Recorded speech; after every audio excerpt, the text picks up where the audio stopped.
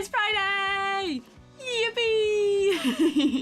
Happy Friday, roommates! I am very happy the end of the week is here. I have been so sleepy this week. I've been working overtime this week. Yippee! Friday! Yes, I am a clown for working overtime. I've been spending so much extra time doing things. Oh, I'm so sleepy. Oh, I'm so sleepy. Oh, wait, I forgot to turn something off. Peanut Bun, I see you. Don't worry, Peanut Bun. You are definitely going today, because you were in the thumbnail last time. That redeem is not going to be.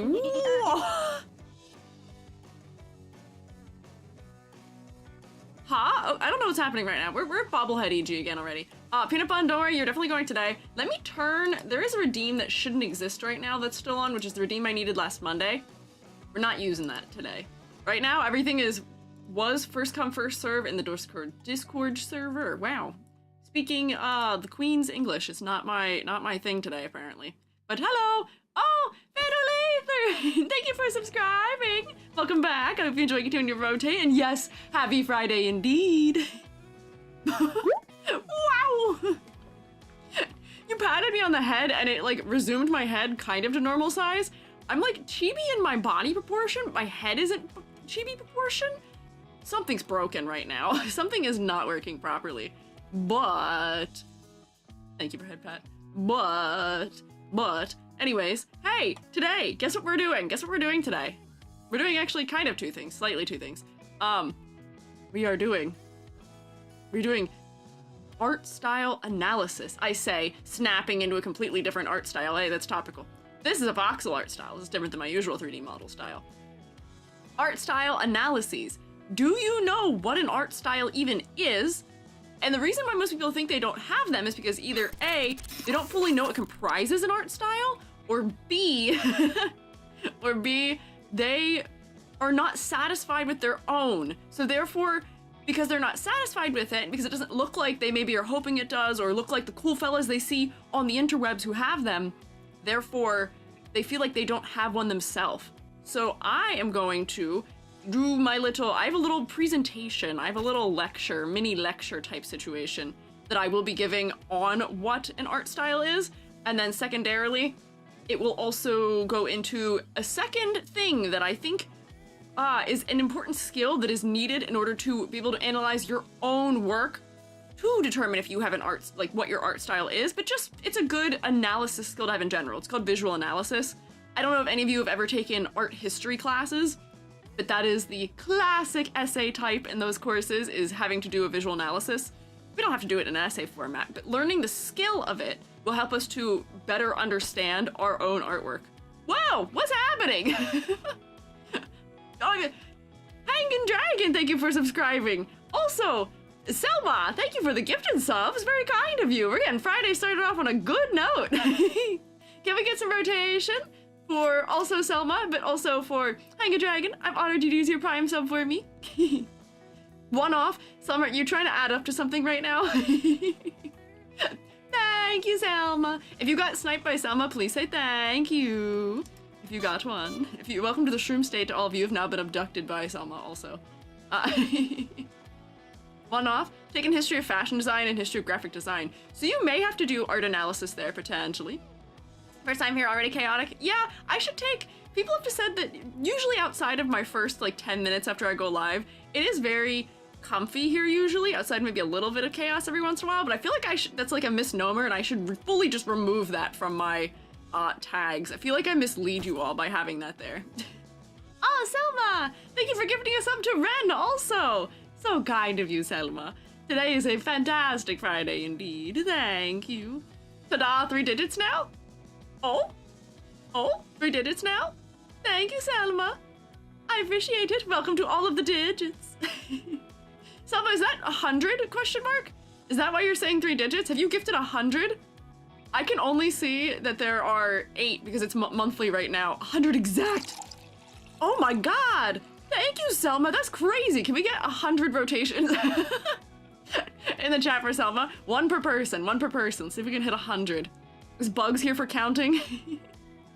Thank you, Selma. And thank you for the head pats I'm getting. You can't see them because my head is so tall and off screen right now. Selma's the Shroom State's Medici.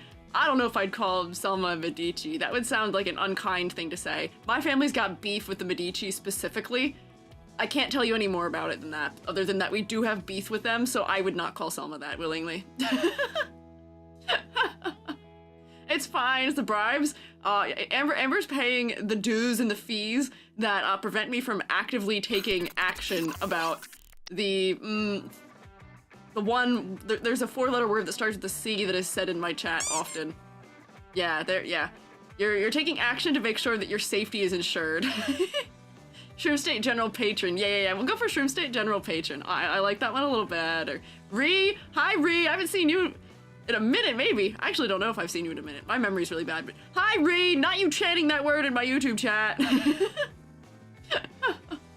Amber is doing what? Amber is hanging out. What do you mean? I'm sure Amber is hanging out. Also, thank you for liking my pixel model.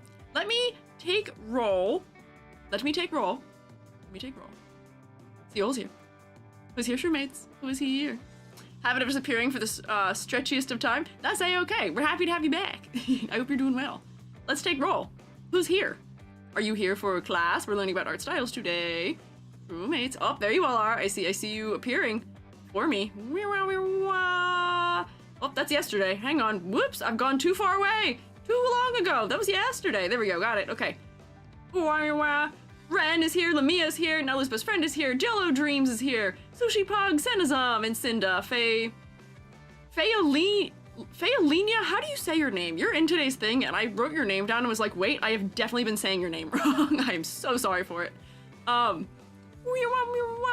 Steus, Peanut Bun, Zine Rune, Sprout Scout, Egg Sweet, Gethiest, Eraser Cat Productions. Somehow there's 2 of you? How does that happen? Oh wait, it's because it's hydrate. I'll drink my liquid, don't worry, fear not. I will drink my liquids. Manzana, Selma, Amber, Benno Lather, Hush und Panama, Izzy the Ace, Animal Guy, Hagana Dragon? I am so sorry. Little Chai Latte, Odgepodge, Ultra Squid, Astrid Fox.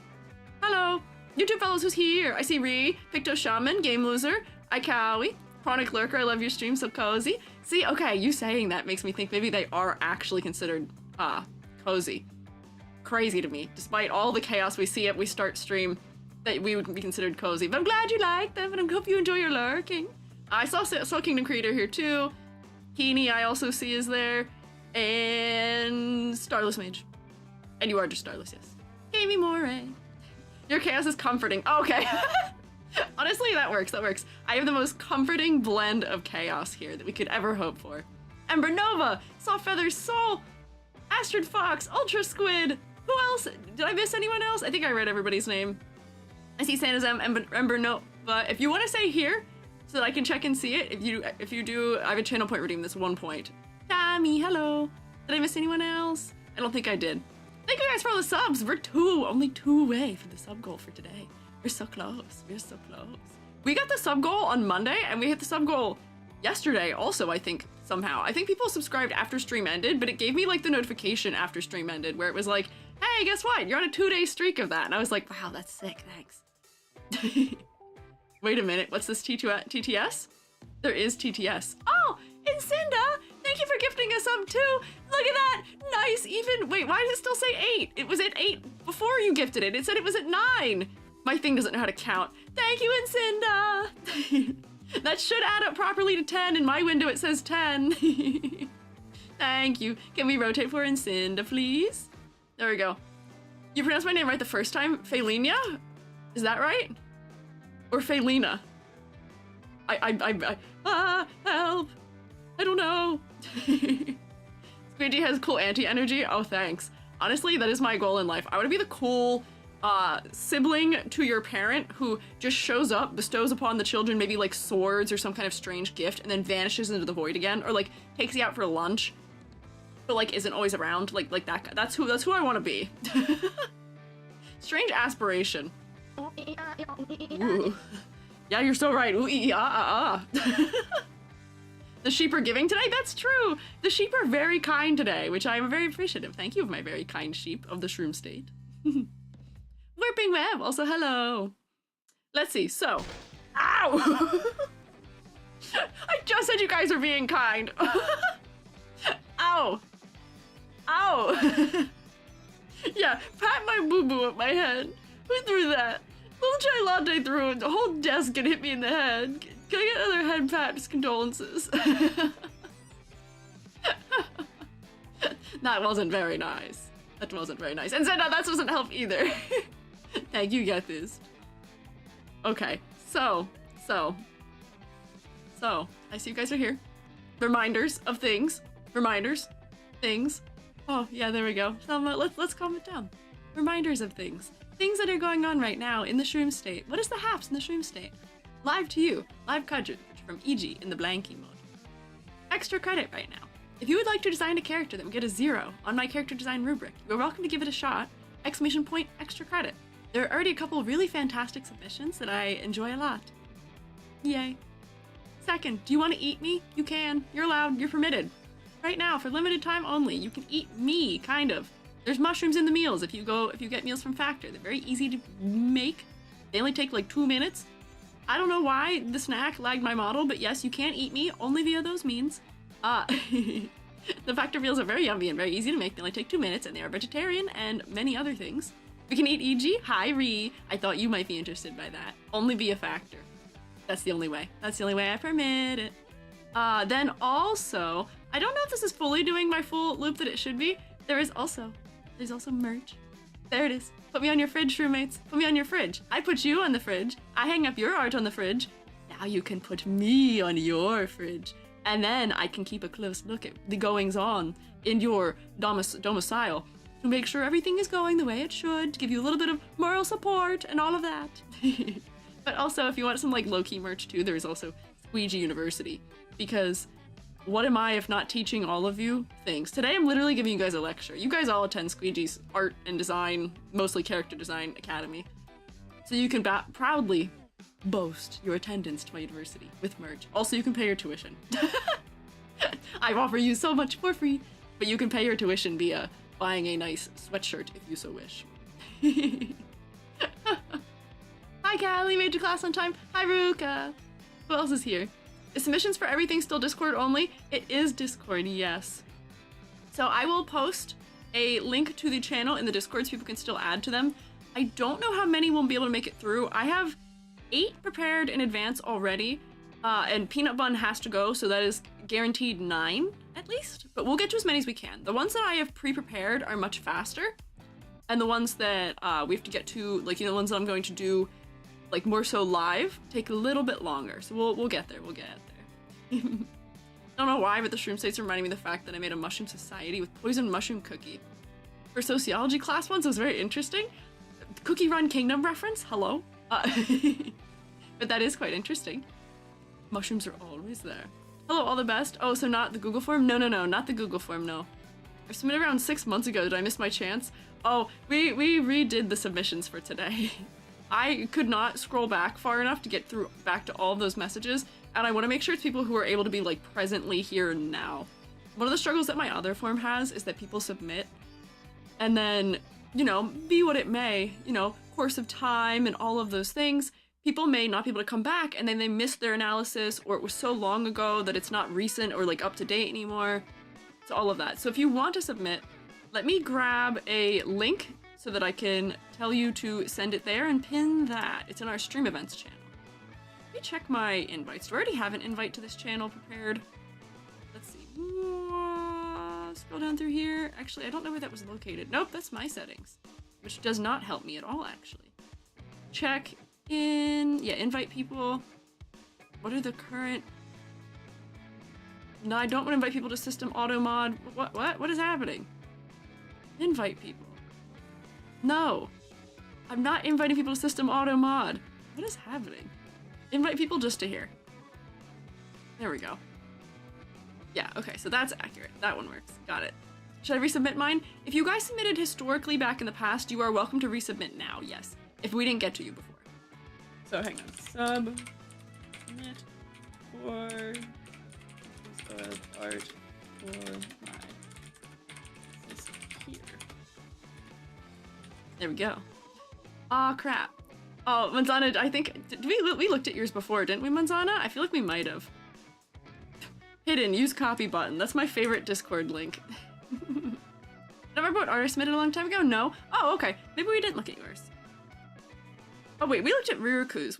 We might not. I can't quite remember all the way. E.g. memory of Fishcracker. Be warned. Where was that link that I had? Create invite. Hidden, use copy button. My favorite. Can I use the copy button? Am I permitted? Will it allow me to use copy button? I tried. Here, try again. No, it says hidden use copy button. I'm using the copy button. Oh my god, it just says the word hidden use copy button. Which doesn't help me. Invite. Copy. It's just copying the text that should be there. Discord, can you work with me, please? There we go. Finally got it. There we go. So we'll pin that. I have a lot of pinned messages these days. Oh, I'm not comfy mode anymore. I can be crazy again. Welcome back to Chaos. Wahoo! I say as if I don't like kind of being like that. I like getting to be a little calmer sometimes. It's kind of a good thing to have as an ability. There we go. Pin this. Yippee. Okay. Now we're good. Wahoo! It's great. Stream only a little scuffed. I'm gonna get a little since last scuff timer someday, some way, somehow. We'll figure it out. Okay. Voxel EG's here, and Voxel EG, and Low Poly EG at the same time, back to back. These EGs are here to tell you, to show you what an art style is. Was doing housekeeping this week? I did my housekeeping already. We're 23 minutes in. I'm on top of it today. Unusual Squiiji move, I know. I am unusually on top of things. But first, I'm gonna start us out with my little slideshow. For those of you who were here back in October, when we did this before, you'll find that this may be familiar, but there is some addendum to it, and it is slightly modified. For the rest of us who maybe have not seen this presentation before, it will be new. Yay. AG, that's a great deal of pixels you have there. It's not that many. It's less pixels than I usually have. I think I usually have a little bit more pixels. Voxel model is so impressive every time I see it. Oh, thank you. Thank you. I'm glad you like it. I made it myself. It doesn't have the full physics it should. My little, drippies aren't working quite right for some reason. And this is before I changed my technique for hair, where you can see the pixels actually, like, stretch, which is weird. But it's okay. I like this guy anyway. So, okay. Let me... Last one was long enough ago that I don't remember much of the criteria. Perfect. Refresher. I think this is where I have to go. Right here?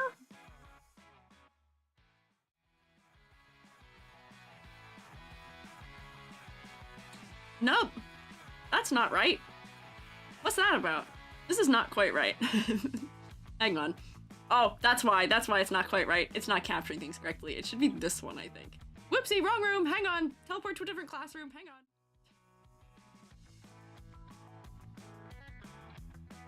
That's still not quite right, but that's closer to right. Let me correct this, because this is still not the way it should be. There. Now it's right. Chaos room? Yeah, we got a little bit of chaos room. Thank you for clipping Live to Thrive. I love snooping and seeing the clips people make of me. Every once in a while, I'll, like, fix something about them. Like, I'll fix the, uppercase. What? Hang on. Moobot. Moobot, do not... What? Moobot. Hang on. Mods, could you unban Eraser Cat Productions, please? I don't know why Moobot did that. Oh my god. Help, help, help. Oh my gosh, Eraser Cap. That was not correct. Hang on. X-Rune, hello. Help. Oh, thank you, Odgepodge. That was not correct. That was the most out for blood I've ever seen Moobot. That was crazy. I am so sorry. I hope you are not lost to the void. I don't know why Moobot, for some reason, on this one case decided that posting a link was case for just fully removal. We are allowed to send links to things, especially Discord is allowed. Why don't you decommission it? Moobot can't be decommissioned because it actually does save me from quite a lot. You guys never see the evil that Moobot saves us from a lot of the time. Sometimes it doesn't announce certain evils it saves me from. It just nukes them and you never know. Because it doesn't give you the warning. But it's not helping me. But anyways, okay, hang on. Here is, we're gonna do art style analysis. I'm starting out voxel. I am so tall right now, which is really not helpful. I'm blocking my own closed captioning. Or my own open captions. Shrink ray! See, is that better? Thank you for unbanning. Oh, there we go. That also helps me not be in the way. Thank you, Selma. Moobot the hidden hero most of the time. Yeah, Moobot is usually a hero and usually helps us behind the scenes. But Moobot did perform a public execution just now, and every time somebody raids and I ask them for art tax, it's always some nonsense. It's always like, no. Trying to link to the art style review thing to submit. It's pinned, so don't worry about it. It should be right there. Moobot is a little bit of vigilante and is a little bit crazy. So what we have here, art style analysis. What is an art style, Shrewmates? An art style is generally the collection of decisions that we make, whether consciously or subconsciously, when we're tackling making art. It refers to the visual appearance of a work of art. It also refers to the artist's creative process.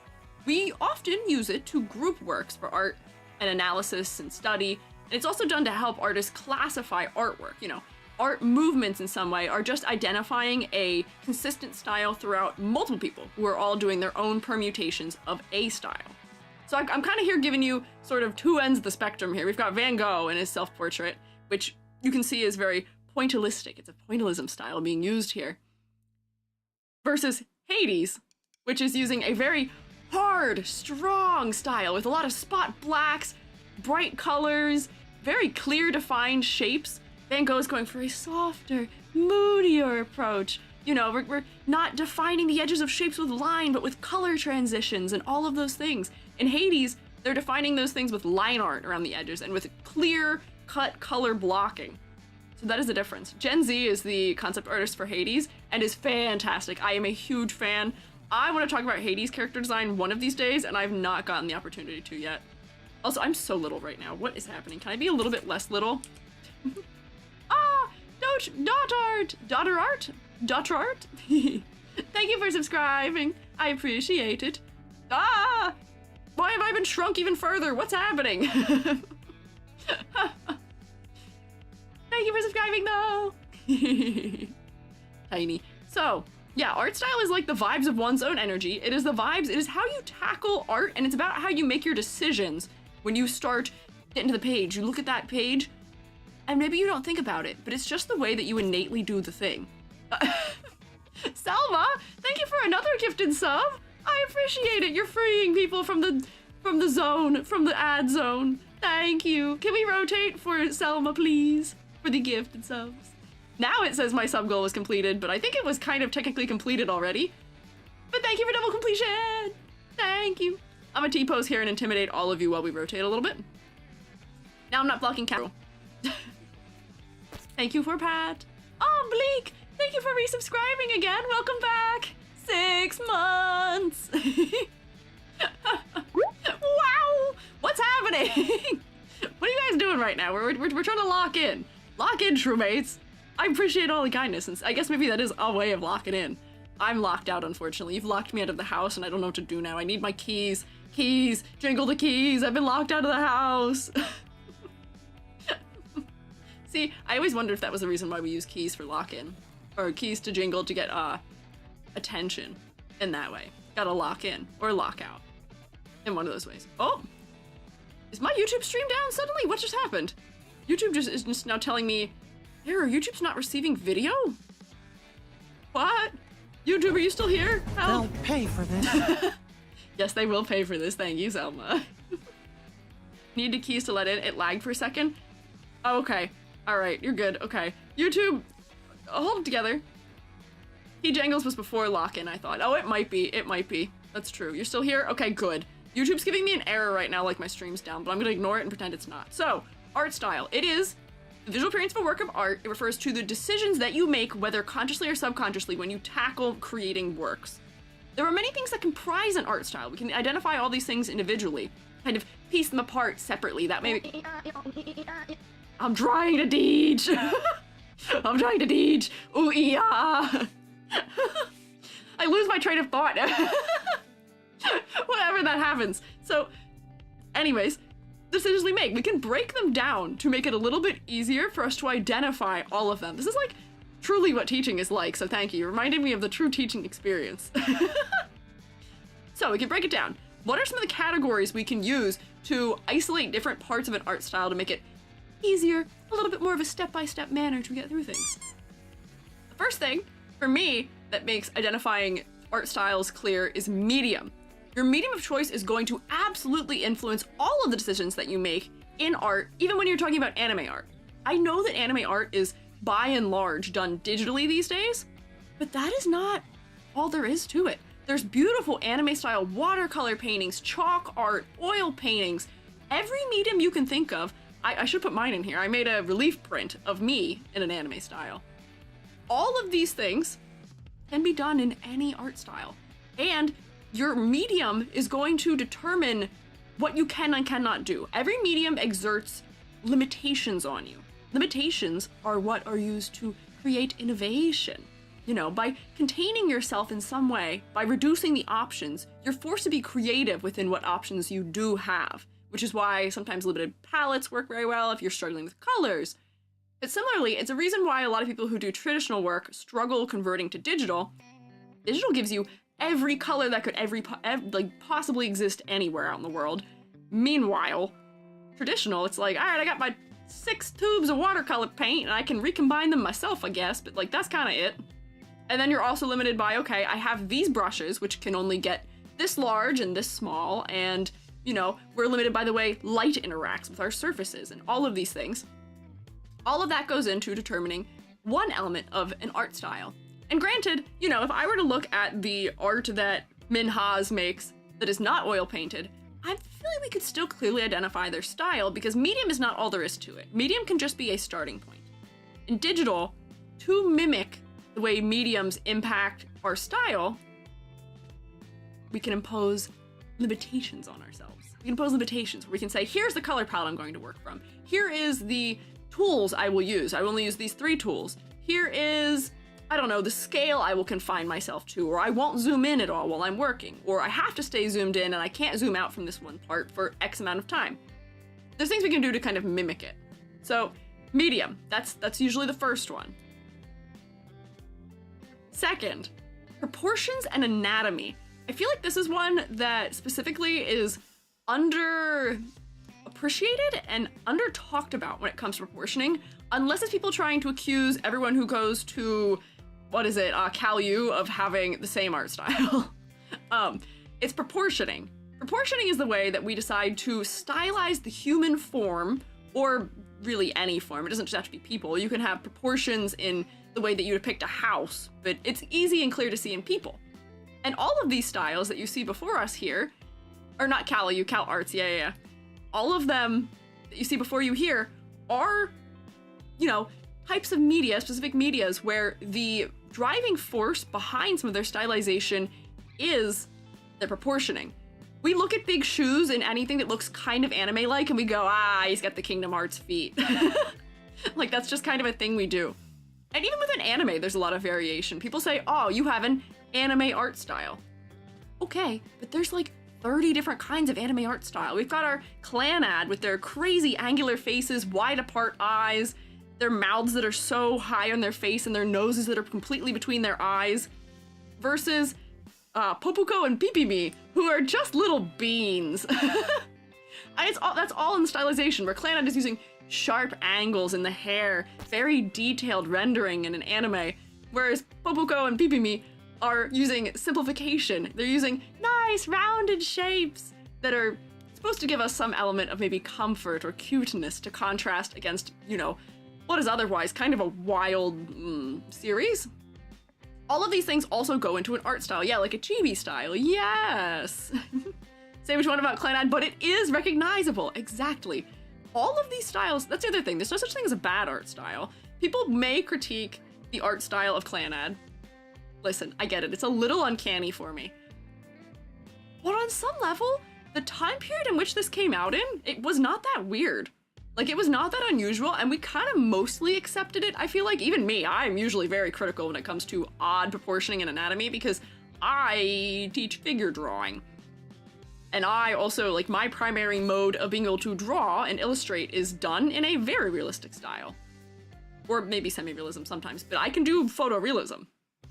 So I tend to be a little more intense when it comes to wonky proportioning, but The hypersized eyes, yeah. Of the 2000s, that was just what the trend was at the time. It's not bad. Maybe it's just a little unusual, but that's just the way that it was. I do also like it in retrospect now. Yeah, it's uncanny in a charming way, which may also be nostalgia, yes. Sometimes a bad art style is a vibe like Crayon Shinchan. That's not a bad art style. It's mimicking something that is a little bit more maybe like innocent and a little bit like looser or less refined inherently, and I don't say that in a bad way. It's supposed to give us sort of that little bit of like whimsical, loose feeling to it. It's not a bad art style. I know you're saying that in air quotes too. It's an art style that's supposed to get a specific reaction out of us. If it makes you feel a certain way, if looking at a piece of art makes you feel something, it's not bad. It's manipulating you. That's what I at least like to say. Also, Control Ray Ray, thank you for following. Style can also contribute to the general, for lack of a better word, emotion. Yeah! Yes, yes, yes. Proportions and anatomy and the way we handle them also deals a lot with shape language, which is also going to affect the way that we view the art made by someone. No Straight Roads, which is these little fellas down here, they're so angular! They're so angular. But as a result, we kind of view them as being these kind of sleek, cool kind of characters because of the way they're depicted. They're kind of got these slim forms that kind of all point down and merge into each other a little bit. They feel sleek and cool. Meanwhile, you know, somebody like Steven Universe is going to feel round and friend-shaped because all of his shapes are drawn with curves and arcs, more or less. So we can, you know, craft the way we want people to think about our works by the shape language we use in our proportions and anatomy. For myself, I tend to be a little bit more chibi proportioned in the way that I draw, mostly because I just like making things that are kind of friend-shaped. I like kind of the goofy energy and friend-shapedness that comes out of more circular things in design, but it doesn't have to be limited to that. You can have overall shapes, you get your big shapes that are round, but you can have smaller shapes there within that are angular and sharp, like Popoko and Pipimi do. They've got their little sharp elements in their clothing a little bit. There's a blend. So yes, we have proportions and anatomy. That's kind of our second tool in our kit of art styles. Our next tool is stylization, which stylization also is kind of a give or take with anatomy. But stylization is the specific way you decide to interpret something out of real life. You know, when we're creating art, we are not creating, you know, something that is like, we're not creating an eye.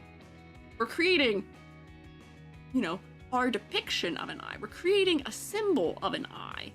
It's not really an eye. It's not a pipe, as they say. So there's a million different ways of doing the same thing, and all of them will give us a different feeling. So I just nabbed a huge quantity of eyeballs here to show it. Yeah, a sign signifying an eye. And there's a million different ways to signify that something is an eye. The same way there's a million different ways to signify that something is a nose, a mouth, a hand, an apple. I don't know, pick any object that exists. These are all options of ways we can signify what an object is and depict them differently.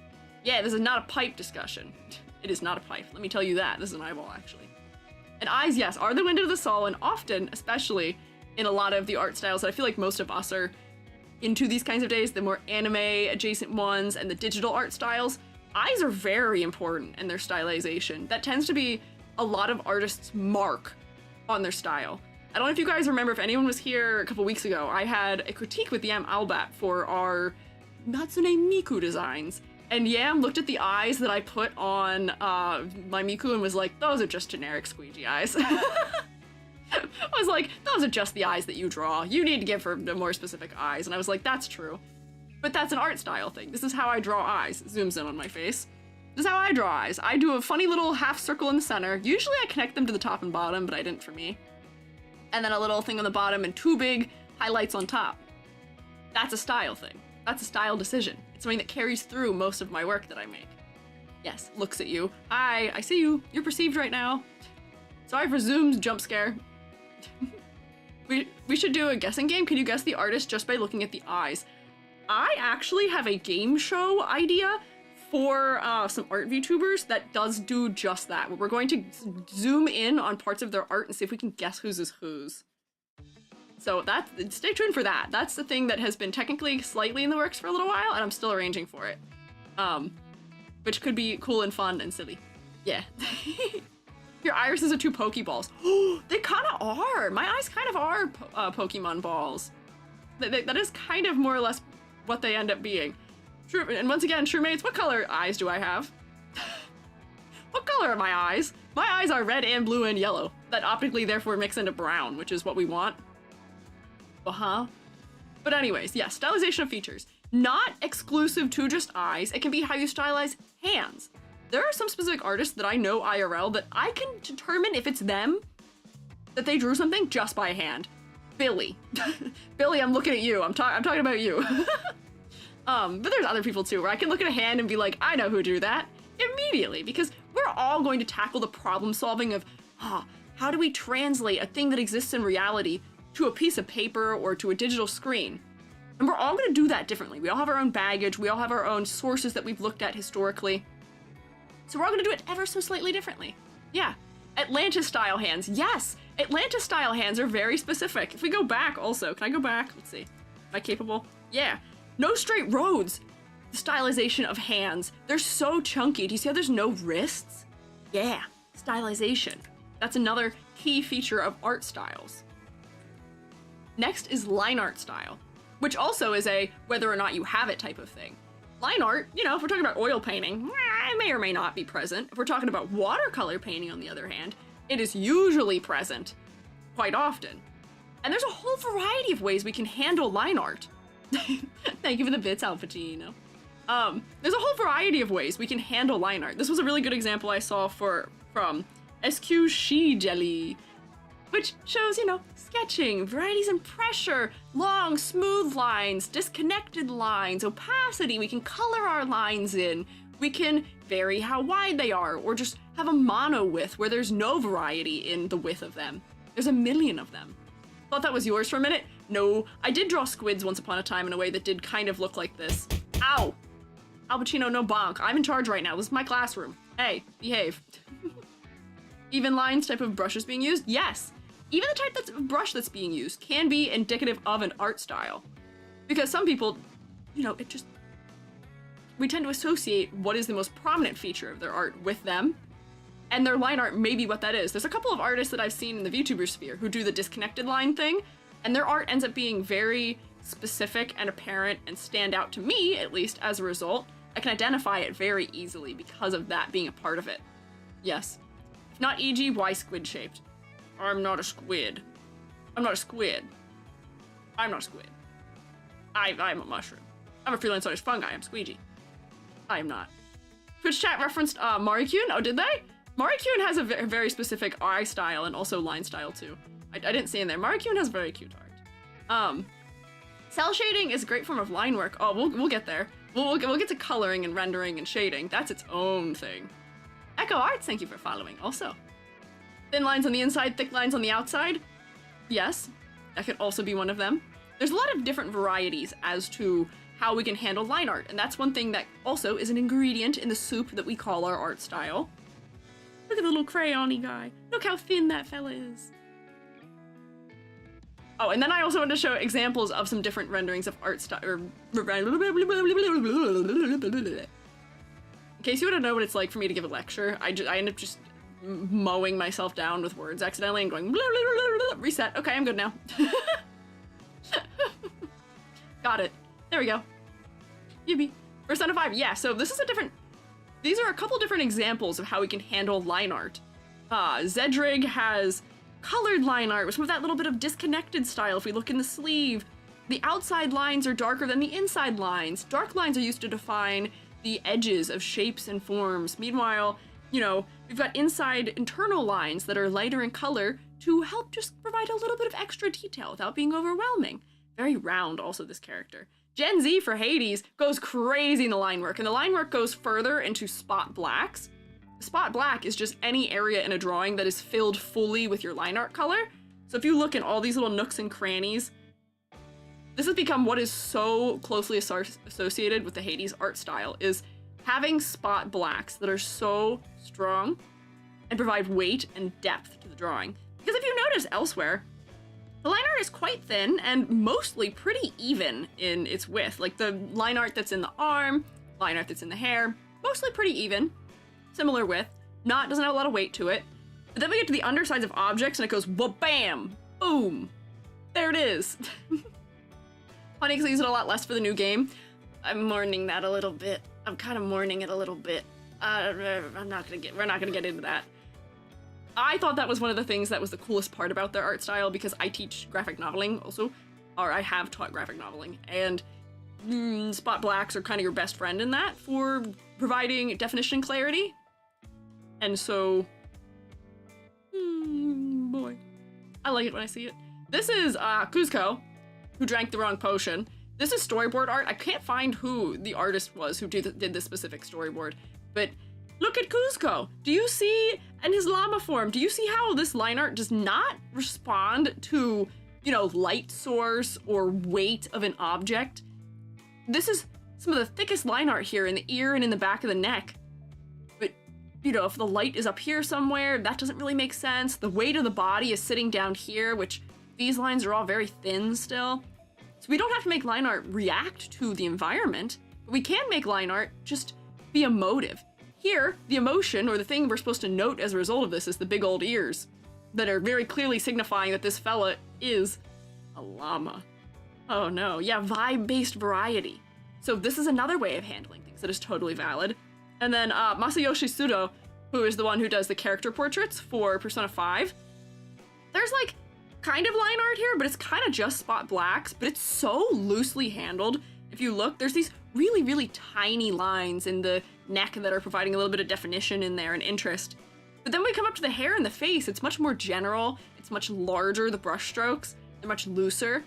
It's about the vibe. This one wants to feel a bit looser, a little bit, you know, they're phantom themes. They're doing some things that are maybe a little undercover, a little more mysterious, a little more edgy than something that is supposed to feel so clear and well-defined, like Hades, where we're looking at gods. So, we gotta think about intentions also when we're talking about art style. What story do I want to tell you through the way I'm depicting things?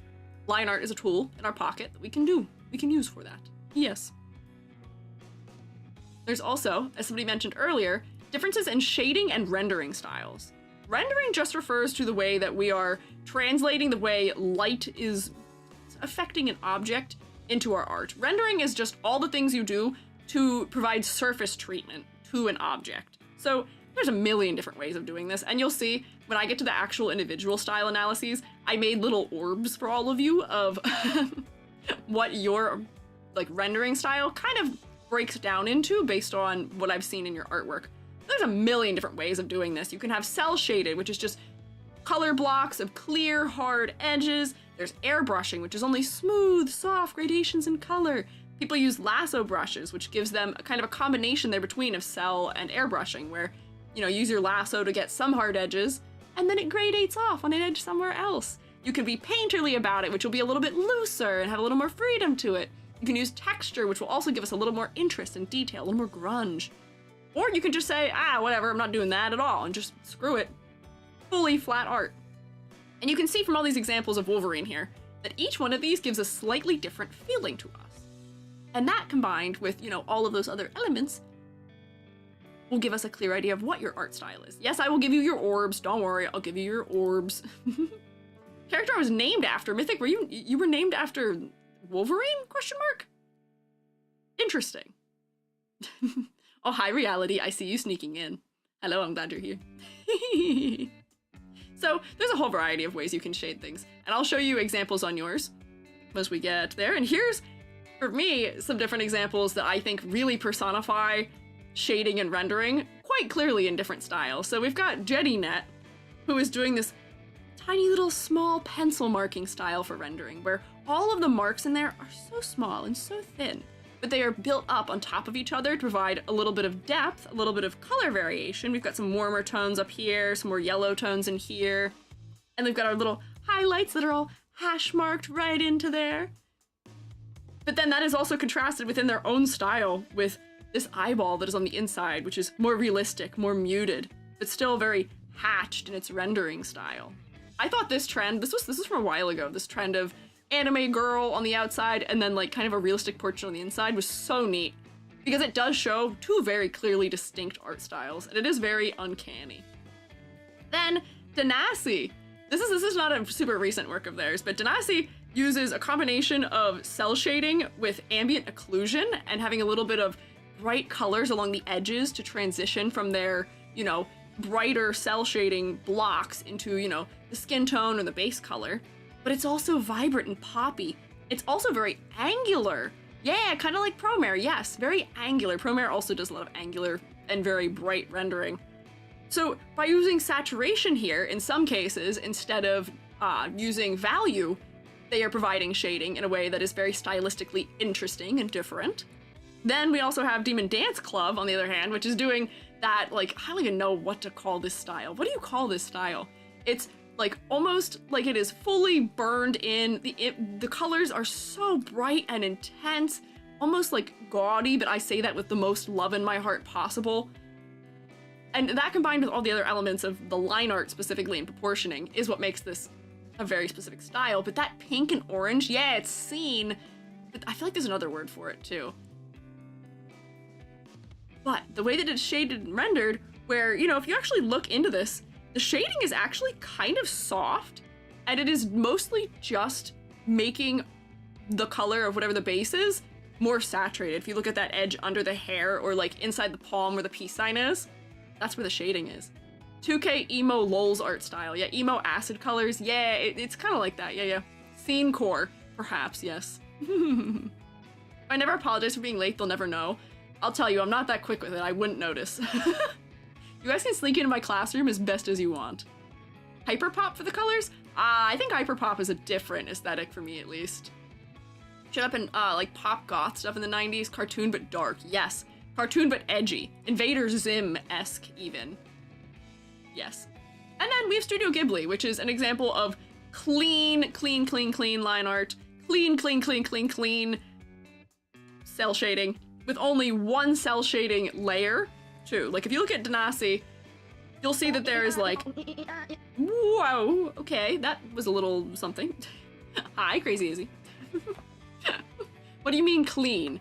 I'll explain. So, if you look at Danasi's here, you'll see that some of the cell shading areas, you know, if we're looking at the shading here, this has, what, 1, 2, 3 different colors in it. This jacket has 1, 2, 3 different colors in it also. Multiple layers in the shading happening here. Studio Ghibli, on the other hand, is using a single cell. Just one. Just one cell of darker color over the skin, you see that, and then over the clothing. And when I say clean, I mean that it is very crisp and it is very precise. Precision is something that I think is very clear in the Studio Ghibli style, where all the line art is very thin and mostly mono width. All the cell shading is very precise and does a lot to define forms. And that's the whole purpose. They only put shading in places where they need it to define form. And then they use the base color in order to give us the tone of the atmosphere they're in. So that's what I mean by that, yes. Bring Angie some fish crackers if you find them. Thanks. Thank you. I appreciate fish crackers. Some very kind roommates gave me fish crackers in the strange Roblox game we played yesterday, and it was very kind, and they will be remembered fondly. You will be safe in the coming days. Know this. So, there is a final thing that I do want to talk about that I've talked about before with art style, which is something that I don't fully believe in. I see it, and I know why it exists, and I know why it happens. It's brush theory. Have you guys heard of brush theory? Well, thank you for head pat. Have you guys heard of brush theory? Brush theory is the idea that just by changing the brush that you are using to draw or work on something, it will modify the way that you work, and it can make you a better artist. Theoretically, that's the way they put it, at least, is that, oh, when I switched to using X brush, it made my art better. I don't think that's what it is. I think what brush theory ends up being is just you using a different brush forces you to think about how you're making your art differently, so it kind of refreshes your brain a little bit. Wow, you guys haven't heard of it. This was more popular. People knew what this was back in October when I first went through this. So I bet this has fallen out of fashion since then. Yeah, it just comes down to how you control your brush differently. There's many ways of doing it. Yeah, new concept. And when people say better, it's like people be like, oh, I found this new line art brush and it made me so much better at doing line art. It's like, no, I don't know if it made you better. I think it made you, forced you to make decisions differently in a way that you liked. More so, maybe. Yeah, strokes are still the same no matter the brush, which, you know, that's construction. That's technical skill-based. Brush isn't choices ending up doing some of the polishing, but like I can show you these little videos so you can see what I'm talking about.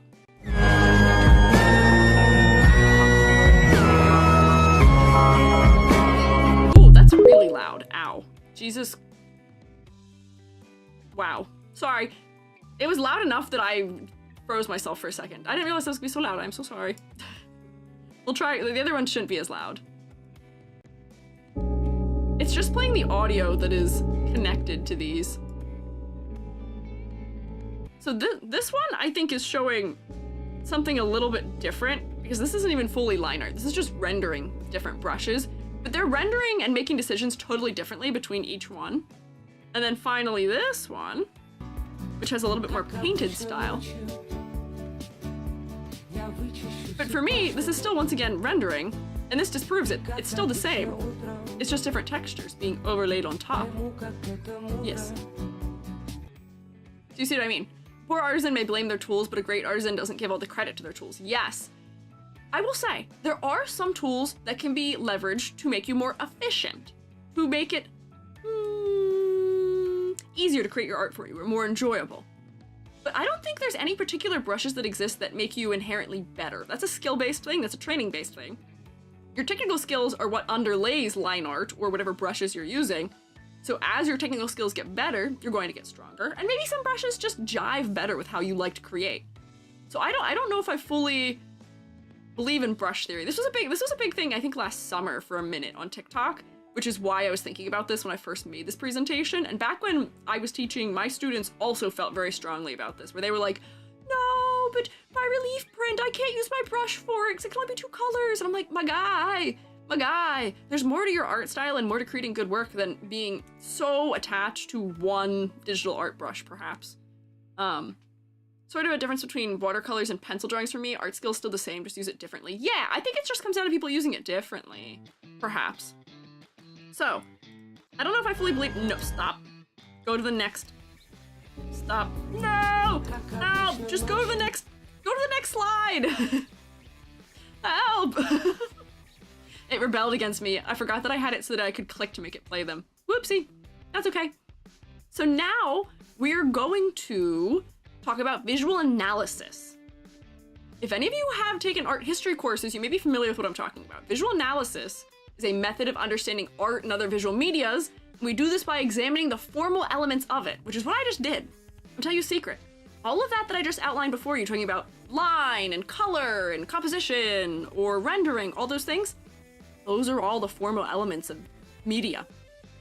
And if we develop that skill where we can analyze them ourselves, then we can determine our own, art styles, but then we can also look at other people's art styles and say, hey, that thing they do in their rendering there, I like that. Maybe I should incorporate some of that into what I'm doing. Hey, I kind of like that thing they do in their proportioning. Maybe I can, because I've been able to identify it, I can see what it is, therefore maybe I can figure out how to replicate something like that myself because I enjoy it.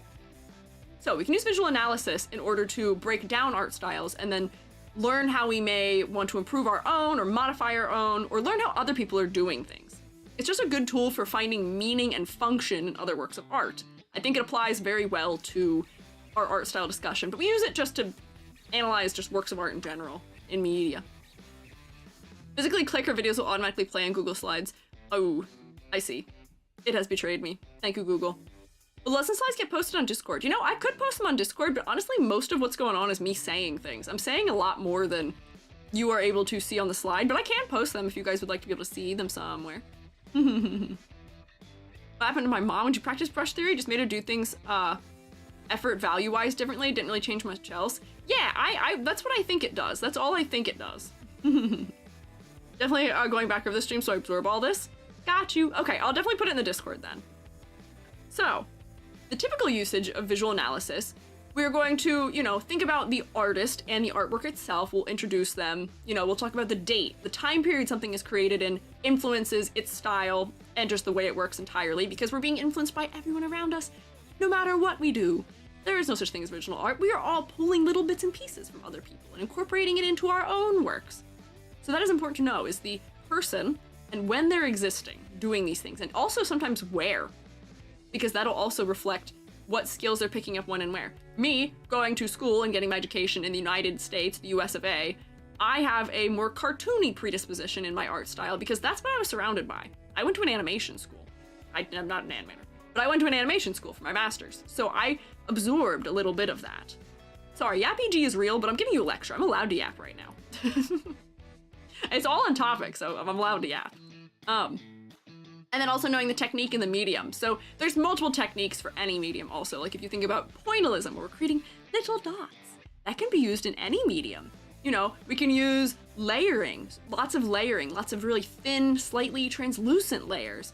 What is the word for that in painting? Now I can't think of it. What's wrong with me? Oh no! Oh no! There's a word for it in painting, where you build up a lot of really thin layers in oil painting or in acrylic painting to create a lot of rich depth. But that's something you can do in digital art as well. People think that there's, you know, one way of doing digital art. Yeah, glazing. Yes, it's glazing. It is. Thank you. It was like not in my brain for some reason right now. But you can do that in digital painting as well. Layering. We've got layers. So those are kind of the first things that go into our visual analysis. Second, we want to describe whatever we're looking at in detail. This is the skill you have to build. You got to build the skill of looking and seeing and noting things down.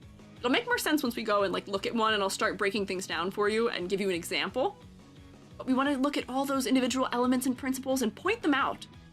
You don't have to say what they mean or what they're doing. You just have to see them and say that they're there. We can analyze them later. We can go into depth about what they mean and how they're used and what effects they're causing later. But step one is just note that they're there. That's the first step. Sometimes that's the most important step. People get stuck there all the time because they don't know what is going on. So we'll discuss those things.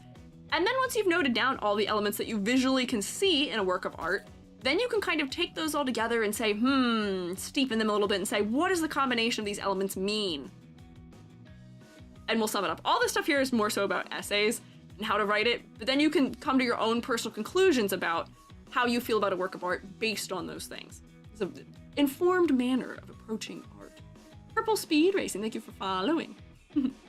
So, I'm gonna give you a little mini visual analysis here, just so you can see what I'm talking about. This is Sakamori Panda's work, who is a both digital artist and I think traditional artist. It's hard to tell. They might be using a program like Rebel, which mimics traditional painting. Some of their work is really, really, really textural, and I love it. So I thought this might be an interesting one for us to look at, also because I want you to see their artwork. So, as I said, Sakamori Panda. That is their name, that is the person that they are. They create somewhat anime-styled works, and they are from Japan, and they do live currently. So these are all factors that we can bear in mind when we're approaching the work to say, okay, maybe there might be a little bit of anime stylization in the proportioning ever so slightly. I know that because I've seen their other work, you know, we've got some context for them. Then, we can move into what are all the details that we can see in this. And I've kind of listed some of them out here. Overall, this is a cooler color palette dominated by that blue color that's on the walls in the background. A lot of the values on the floor are cooler, as well as some of the fringe to the edge of like the veil and the clothing. However, on the other hand, there is the much warmer knife and skin tone and some of the tones that are happening like in that sort of like face area, which is providing us an effect. We'll get to what that is. There is a high vantage point being used here in the composition, where we are standing above this figure, looking down at them, which provides a little bit of an unsettling feeling. The bright white glossy, if we notice the way that it's rendered, the veil, the clothing, it's kind of glossy. It's very detailed, the fabric. There's a lot of folds. The rendering is very defined. All of those edges feel like they went in and sculpted them all individually. Meanwhile, we can contrast that to the background, where everything is a lot more dark, it's a lot cooler, it's much looser in the rendering, it's much more choppy. If you see all those individual brush strokes, from this distance we see all those brush strokes. In the clothing, we don't really see them. This is a central composition, more or less, but the head is placed at the upper third, and the knife is placed towards like a lower left corner third. And then there's splashes of high saturation in places. Mostly, I would say, kind of middle saturation. There's some higher saturation happening in the background on the walls, but then there's higher saturation in the knife and in those little pops of color that are happening in that weird, like, hair thing that's coming out of the face.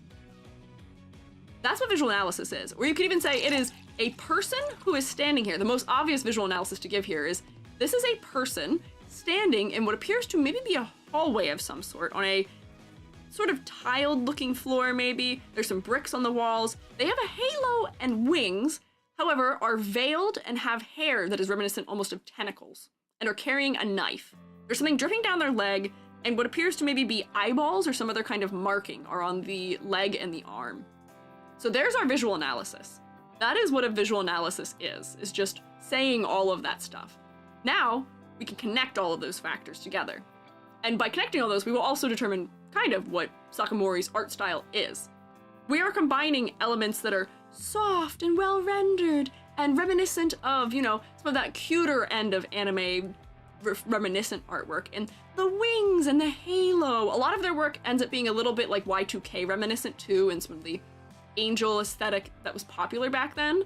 So we're getting, you know, purity, an angel who is rendered in all of this detail and is beautiful and sparkly and shiny, surrounded by a grim, gritty, darker background. They're carrying a knife, which is menacing, but they themselves, this angel creature, is carried out in all these nice round shapes. So we're getting contrast between like edge and sharp versus smooth and kind and ooh yeah, Billy. The high vantage point combined with the central composition is going to make us feel uncanny about this. We're gonna look at it and be like, oh, something's kind of off. As if, you know, the thing being off wasn't just the, you know, ick cascading down the leg and the almost what seems like hair turning into tentacles. That makes it feel uncanny. And then they're also using level of detail to force us to look at the character, to look at the person. And the pop of pink on the knife makes that a focal point. Yeah. Very crisp as it's starched into the shape. The opaque is a thicker, denser fabric. Also going out from the bodies of light fabric. It's confusing. I would say it's not especially realistic in the way that it's depicting fabric. It's trying to give more so a feeling of intensity. It's trying to give us a specific feeling in our read where it is going to feel like it's heavy, but also the juxtaposition of it's being heavy, but also being something that is supposed to be pure and light and maybe beautiful.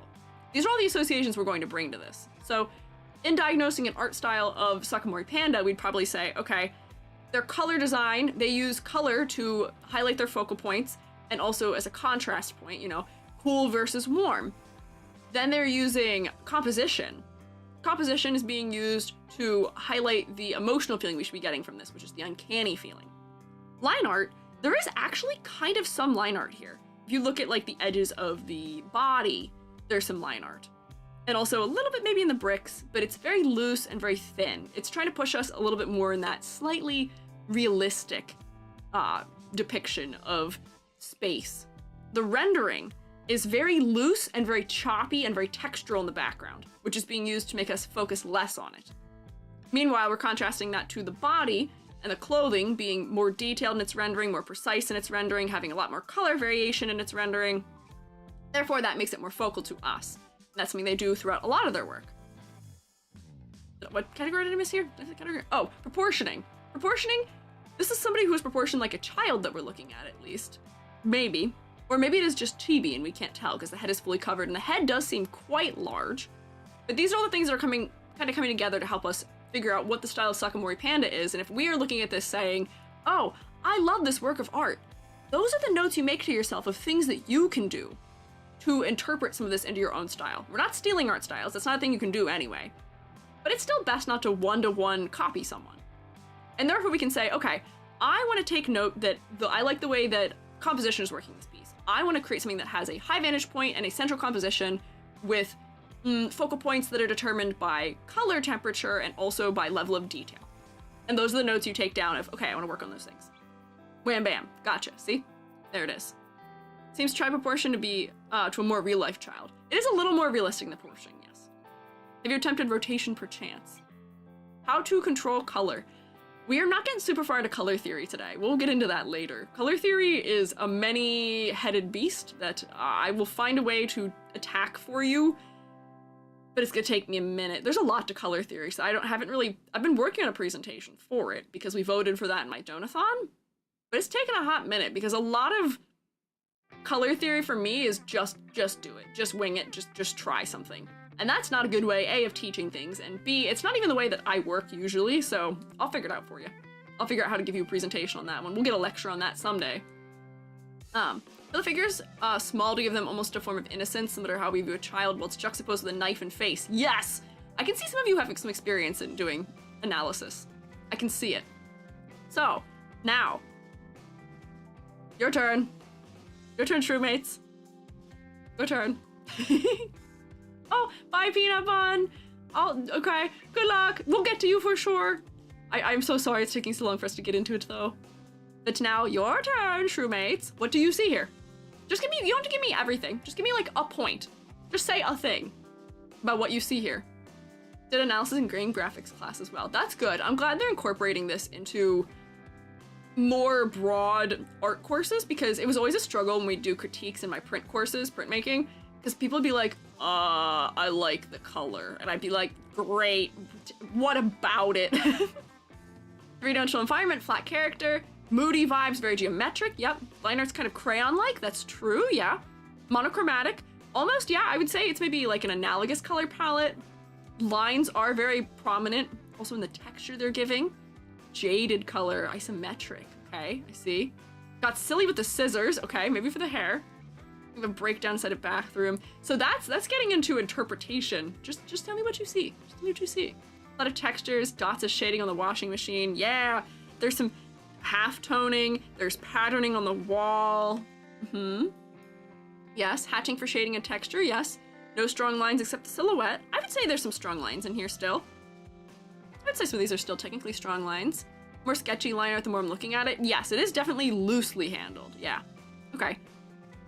Textured, messy art style, monochromatic. Yep. Cross hatching. Yes.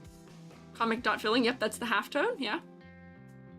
We are kind of hitting all of the major key things I wanted us to note here about this, which is that it is using contrast, you know, of a bright color and a flat color that is rendered in a totally different way than everything else around it is, to act as a focal point. And then secondarily for us, you know, as humans, we want to see faces. We're going to go to the face also. So these become the most important elements as a result. Then, also, the things that are comprising the art style do include the fact that it is very moody in the color rendering. This is something that's specific to Nothing Bizarre's art style when they make these full painted pieces, which is that they tend to have an overall dominating color that is chosen for the mood it will provide. And then it, you know, we've got little bits of changes to it. We've got green undertones for certain objects to provide a little bit of interest and a little bit of hue variation. Yeah, the cool tone is providing, making it feeling cold, making it feel isolating maybe. A little bit sad or a little bit, you know, quiet in an interesting way. Yes, the rug looks like a hole it can go through. It is doing some interesting things with depth maybe. Abstraction of the white body versus very textured surrounding is interesting. Yeah, I agree with that. The surroundings are also rendered in such a textured manner where there is shading that is handled by almost pattern if we look at the wall back here. There's shading that is handled by halftone if we look at the wall here and throughout the washing machines. But there's also layers of shading underneath it that are almost blended out cell shading, which is interesting too. We also get different patterns. There's like a cross hatch in here. This is just a hatch here. I think I actually know exactly what brush this is. There's a variety of different ways of handling the rendering in this. And then for line art, the line art is responding to depth, where if you notice, the lines that are closest to us, this wall here, this is not a corner that's going back in space. No, this is a wall we're looking past to see this person. Maybe this is the door, I'm not quite sure. But this line is thicker, as are all the squares here, as are the lines on the washing machines. Also thicker, providing depth. And then when we get further away, you know, in the face and in the walls back here, the lines stop being as thick, they're much thinner, to show that they're getting further away from us. And then they are also colored in, except for their external edges. So if you see external edge here, these are mostly black, or like black in this universe, as black as or dark as it gets here, along this line as well. And then we come into the center, where it's further away, a lot of the lines become colored, where, you know, even the tiles have these blue lines to them. So those are the things that comprise this art style. Wow! Mostly, yes. Composition makes it almost claustrophobic, boxed in. Yeah, this is another centered composition for the most part, but they're using a framing element to bring us into it. So, you all got your little bit of practice in there on this. So now you can take that and turn it on yourself. Take that and turn it on your own works, completed works you've made, and say, okay, what are the things I see? Take your bias of knowing what you're doing out of it, knowing what your intent was. Ignore that. Or get somebody else to do it. Tell them, just tell me what you see. Make them describe it to you, what it is that they're looking at, and I'm feeling you'll learn very clearly and distinctly what your style is through that. If you can do it yourself, even better. But you can do it. Soft feather soul, lol, I don't know why you're trapped in the void, but I'm glad you thought it was fun. Your shroomate is missing for some reason. I don't know what happened. I gotta fix that. Every time we rescue a shroomate from the void, someone else gets lost. So, that was my presentation that I had for us. So now, we can start looking at your art styles and analyzing and describing your art styles to help you get a little more practice in at seeing what things look like. And then maybe if I don't manage to get to you, then you can also hopefully maybe turn your own discerning eye on your works, right? Also, Star 5 VR and Anna Oryx and Mini Karma. Thank you guys for following. Sorry, I was trying to keep, I was like, I gotta power through it. I gotta power through it. There we go. So now let me come to here. Wow. What happens in the void? Probably mostly Uno. If I was in charge of the void, I'd say mostly Uno takes place in the void. I am one with the void. Mad Buns, you're also one with the void. Why are there a couple of you now that are voided? I don't know what happened. It's so strange. AJ, any tips of making something a bit more edgy, for lack of a better term, like capturing something gritty and dark, like Souls-like worlds? Think about texture. I think about texture a lot when it comes to Souls-like worlds. Everything gets a little bit of that grungy, crayon-y, crunchy texture in it. And a lot of your objects have shape angular edges to them. So think about that maybe for it. So, I prepared in advance for today. I've got like 7 people who are ready, who were already ready in advance that I put these together for. I will say, it is a little bit mind-numbing making these, unfortunately. So I could only get through so many. Last time I had 9 prepared in advance. This time I have 7, and we're gonna get to people beyond that, likely too, because we go through the ones that I already made kind of quick. But they're a little, drains me of my brain ability to make them in advance, so that's why I don't have a whole ton of them. But we're starting with Carmine. Is your name said Carmine or Carmine?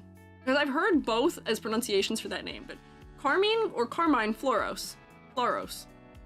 And I couldn't resist having your little Miku Totodile. I saw you earlier, I think, here. So you may be here. Yeah, Carmine! Pokemon Miku, yes, Pokemon Miku. I am such a big Miku fan. Carmine, okay, good to know. I see. Thank you for telling me. I realize I might have been saying your name wrong for a long time, as I tend to do. Also, Aloof FGC, thank you for following. So, first we have Carmine. And we've got a variety of lovely works here that we can look through.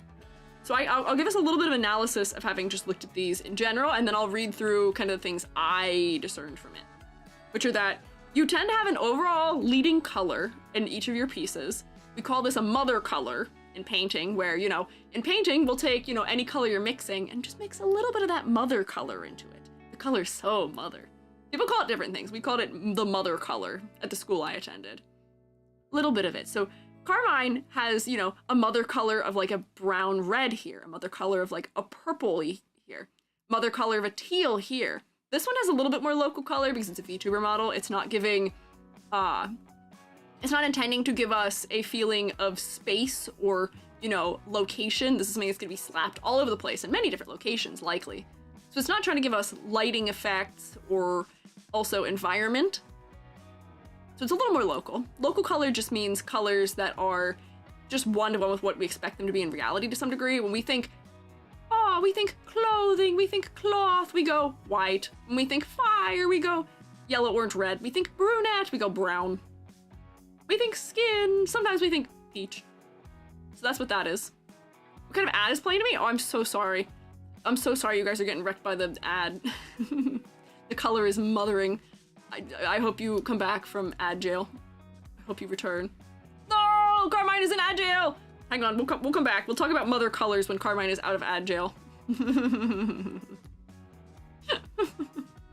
We'll give it a couple seconds here. You know what? I will take a sip of my drink and eat a little fish cracker in the 9 seconds it takes.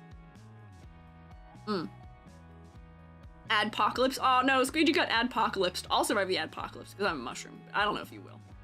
There we go. Are you back? Mother color. We were just saying mother color. Oh, Life to Thrive. Thank you for gifting us sub to Carmine. That was very kind of you. Thank you. Can we rotate for Life to Thrive? Life to Thrive attempted a rescue there. So we're talking about mother color, which is a concept in painting, which is where you take one base color, you pick a base color, say it's red, and you mix a little bit of that into each color you're going to paint with. Whoa. Oh my word, that was concerning. Did you see my head spin in an opposite direction of my body? That was insanity. Oh boy. Whoa. What? Hey, goodness. It'll break server rules, complain about an ad? What? You got an inappropriate ad on my stream? Ms. Direwolf, I give you permission to tell me what it was because I will go after Twitch for it because I am not 18 plus, so if they gave you something that was, yep. Okay, I'm going after Twitch on that one. They can't be doing that. People have been complaining about it recently. People are they're getting inappropriate ads on their channel. They can't be doing that. I have an all ages audience. I'm family friendly. You can't do that. My stream is not marked 18 plus. They should not be having that happening. I am so sorry you to see that. Because I know that Twitch's ads aren't even like specific to people, like individuals. So I will be having a word with, because I'm a partner, I can have a word with the advisor for partners and discuss that one. That's not good. Thank you for letting me know though. Anyways, how should Ms. Direwolf provide evidence to you? If it happens again, you are welcome to take a screenshot and send it to me. We can pull you into the mod room maybe in the Discord if you would like to send us a screenshot if it happens again. If it happens to any of you, please let me know because I really don't want that. That actually really upsets me that Twitch is doing that. How could they? But anyways, we're gonna lock back in. So Carmine, mother color. Mother color is when you mix a little bit of one color into all of your colors that you have. So in each of these three here, I would say that there is a mother color. There is a purple mother color here. There's a little bit of purple tinting all the colors in this drawing.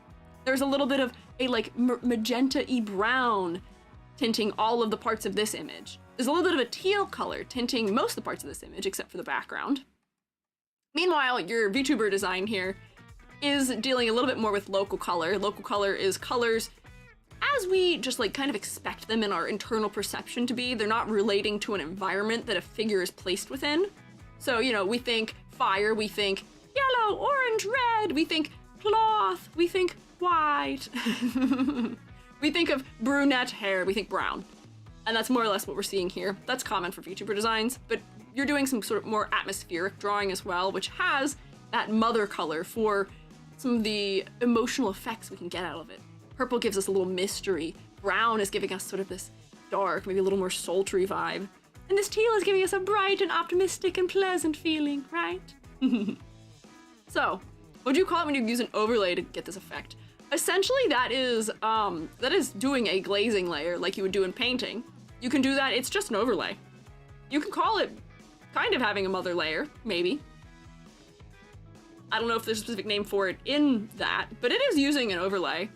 Do you use a hue overlay of one color, some other color makes sense? Yeah, I think we can use the same term for that. I think we can use the same term. But also, yeah, okay, so that was color. Your colors, as you can see, I collected your little palettes off of them. Very warm, and two of them, a little bit cooler, more purpley in one of them, and then your Miku, your Miku dial has more blue and red tones in it. Yes, Miku dial. So then, if we're going to break down further, your line art is very thin and consistent in width for the most part. You will use heavier lines to define forms that you want focus on or to define edges of objects, where if you look throughout most of this image, most of the lines, you know, if we compare this line here that is the edge of the vest to the lines that are inside the shirt to this, to the lines inside the hair, they're all more or less the same width and they're not very calligraphic. They're not giving us information about depth or weight or light source. But then you do use a much thicker line around the face and around the lips and around the outside edges. The ones under the chin and for the lips are providing focal points, making them more important to us visually. And the ones outside the figure are adding clarity, where they're kind of setting the figure off in the background a little more clearly. So these are the decisions you're making in your art style for line art. For anatomy, I was just basing it on your VTuber design because this is just a fully cute little chibi critter. And it seems like these two may more or less be similar in proportion. You're going for about that 6 heads tall, anime-esque proportioning where the head is wider and the eyes are kind of central-ish on the head. Miko doll needs to be protected at all costs. I agree. I agree. Yes, they are beautiful up close. We can like zoom in so you can see them a little better. But also, this one has a little more texture to it. Did all of them have that? I don't know if I noted that down. Some of them feel like they have like a texture overlay. This one has like a Perlin noise texture overlay for it. This one has more of like a watercolor paper texture overlay to it. This has maybe another like Perlin noise or paper texture to it. That kind of gets into the rendering a little bit. But anatomy, kind of 6 head tall, pretty classic anime proportioning. Most anime ladies will be of the 6 head tall proportioning. Just started trying to add more texture. Yes, texture is good and yummy when it is done subtly. It provides a little bit of warmth, a little bit of interest in a drawing without being overwhelming. The Miku doll is newer than the others. Oh, okay, I see. All right. Interesting. I didn't do a rendering. My rendering sphere is not based on that. For stylization, pretty classic in the anime stylization. You've got bigger eyes and more detailed eyes than really anything else happening in the drawing to some degree. So stylization is very classic of anime. Larger, more detailed eyes, contrasting the simplified noses and mouths. Totodile has different stylization a little bit, but it's still, once again, mostly simplified. And for stylization also, oh yeah, as far as rendering goes, some of these things are kind of hard to isolate from each other, but your stylization does also make most things less rendered than hair. Hair ends up being a little bit more rendered in your style here, especially with your Miku dial, where you've got a couple different layers of shading in the hair. It's all very angular. Meanwhile, the rest of the body is treated a little more generally. Kind of the same thing was happening in your VTuber design. You've got a lot of detail here, but this is a lot more general. You've got points of high detail that are important for our understanding of your character. And then for your rendering, rendering.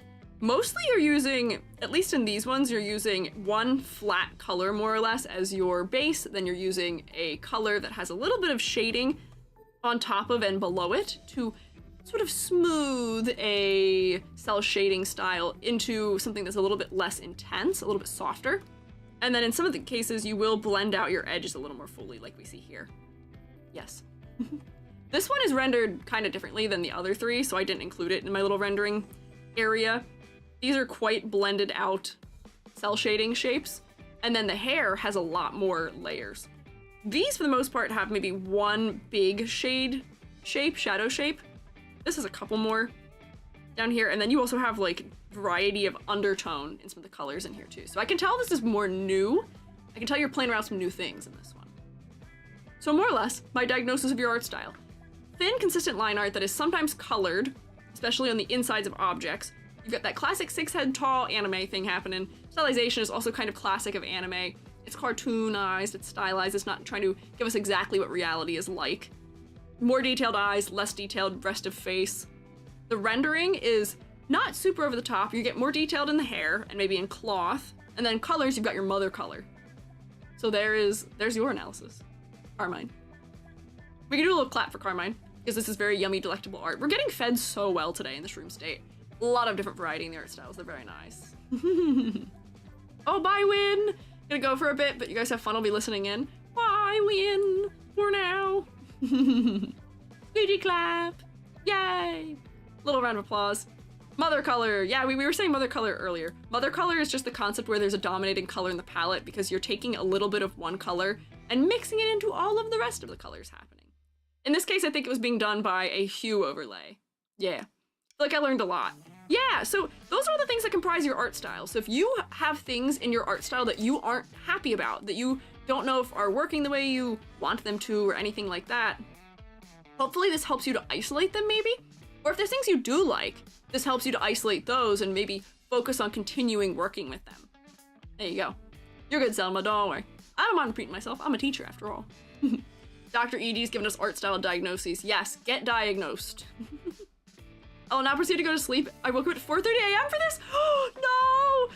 Carbine, I'm so glad you were first then. I'm honored you'd stay up or wake up that early for me, but Thank you for hanging out. Get some snork memes. Jeez.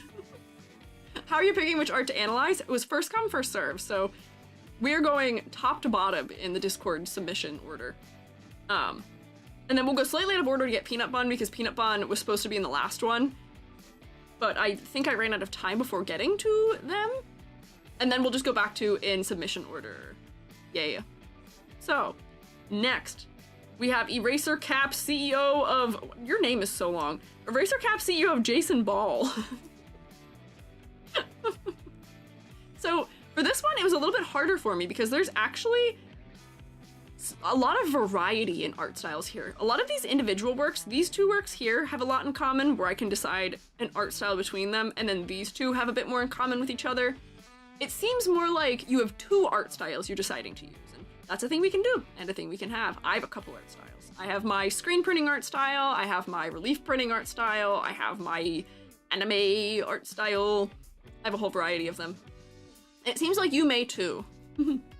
So here's my dad to check on the car before we go. Oh, there you are. Me and my many art styles. Yeah. You can have a couple different art styles. So I was trying to look for some overarching trends across all of them because those are going to be kind of who you are at heart. But I did give examples throughout of what you're doing in one style versus the other. So, line art. You kind of do line art consistently across both of them. Sort of more medium weight line art that is not calligraphic. It's more or less the same width all the way throughout, and it tapers just a tiny tad at the end.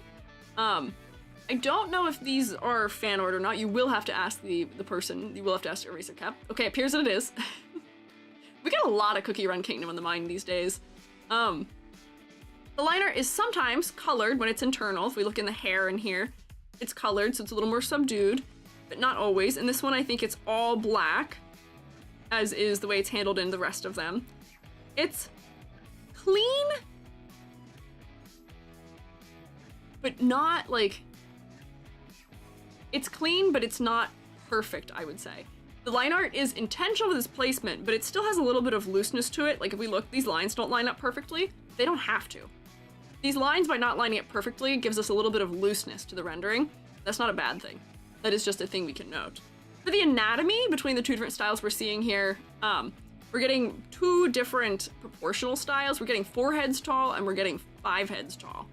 5 heads tall puts us a little bit more cartoony, a little bit more into the sense of depicting older characters in American cartoons. That's usually about the head height they're given is around 5. 4 is giving a little bit more chibi, but it still is giving a little more American cartooning in the proportioning with the huge giant eyes that take over most of the face, the bigger nose that's more detailed, the ear shape. It's feeling stylized a little bit more in a cartoon type fashion. Very expressive in their art, which sticks out to me. Yeah, the strokes do play a role in that also. Yes, I agree with that. For the anatomy, did I miss anything that I had noted here? Yep, 5 heads tall. Oh, larger feet. Your 5 heads tall character uses larger feet. Your 4 heads tall character uses legs that kind of just turn into feet. It's a different way of handling feet. That is notable there in your anatomy. Stylization is cartoony and simplified. We're getting the essence of objects across as opposed to accuracy as to how they really exist. Like, this hair is trying to tell us that it's fluffy and that it's very full and that it might be a little bit heavy. And this line art is not accurate to how real hair works in life, but we get the vibe of it. We get the understanding of what this hair is supposed to be. We're picking up what it's putting down. We can hear what it's telling us. Therefore, it works. And same deal like up here. I think there was something in here that I was noting where I was like, oh, we're not necessarily fully attached to the idea of having to render something the way it actually is. We're instead rendering things as shapes and symbols that give us the idea. Maybe it was the hair here too, where they almost read like they're locks of some sort, like dreadlocks. And therefore, you know, we go into this sort of squiggly depiction in the stylization that gives us sort of the essence of the way that the end of a dreadlock might feel or might look to us without having to add too much detail. It's pared down. Yeah. Then for our rendering, what did I say here for the rendering? For the shading. If it's present, because in this one it's not really entirely present, there's a little bit of shading happening in the back of the hair with a flat color to give a little depth. There's a little bit of red on here, but I don't think that's for shading. I think that's more so defining that the clothing is maybe a little bit dirty or grungy. These two, on the other hand, are handling shading in a very specific way, and they do it kind of the same way, where it feels like there may be a base of cell shading happening. If I zoom in here, you can almost see, do you see this edge here? There's some cell shading in here. The lip has some cell shading. There's some cell shading right there. We've got one single layer of cell shading. And then fully on top of everything, on top of not just the, you know, base colors, on top of the line art too, there is a black airbrushing that it seems like, or maybe it's not fully black, but a dark airbrushing happening throughout the body. And then there's a white airbrushing happening behind a rim light. And the rim light is very stylized and it's monoline width. It's the full width, there's no taper at all. And that's something that feels very distinct in this image. I almost wish there was a little bit of that rim light handling happening up here, like on the back edge of this character where it appears the light source is coming through. Because I feel like that adds a lot of interest to your style. Oh, face tracking, hello. There we go, now it's back. I've grilled him eating food while eating art. This is fun. Yes, we're eating so well. All at once. Yummy. I know a lot of people with that think of hair with those traits is reasonably accurate. That's what I mean. It's a stylization. We know exactly what hairstyle this is referencing, but this is not one-to-one with how hair is or works. Yes. Yomi? Yomi Quinley? What?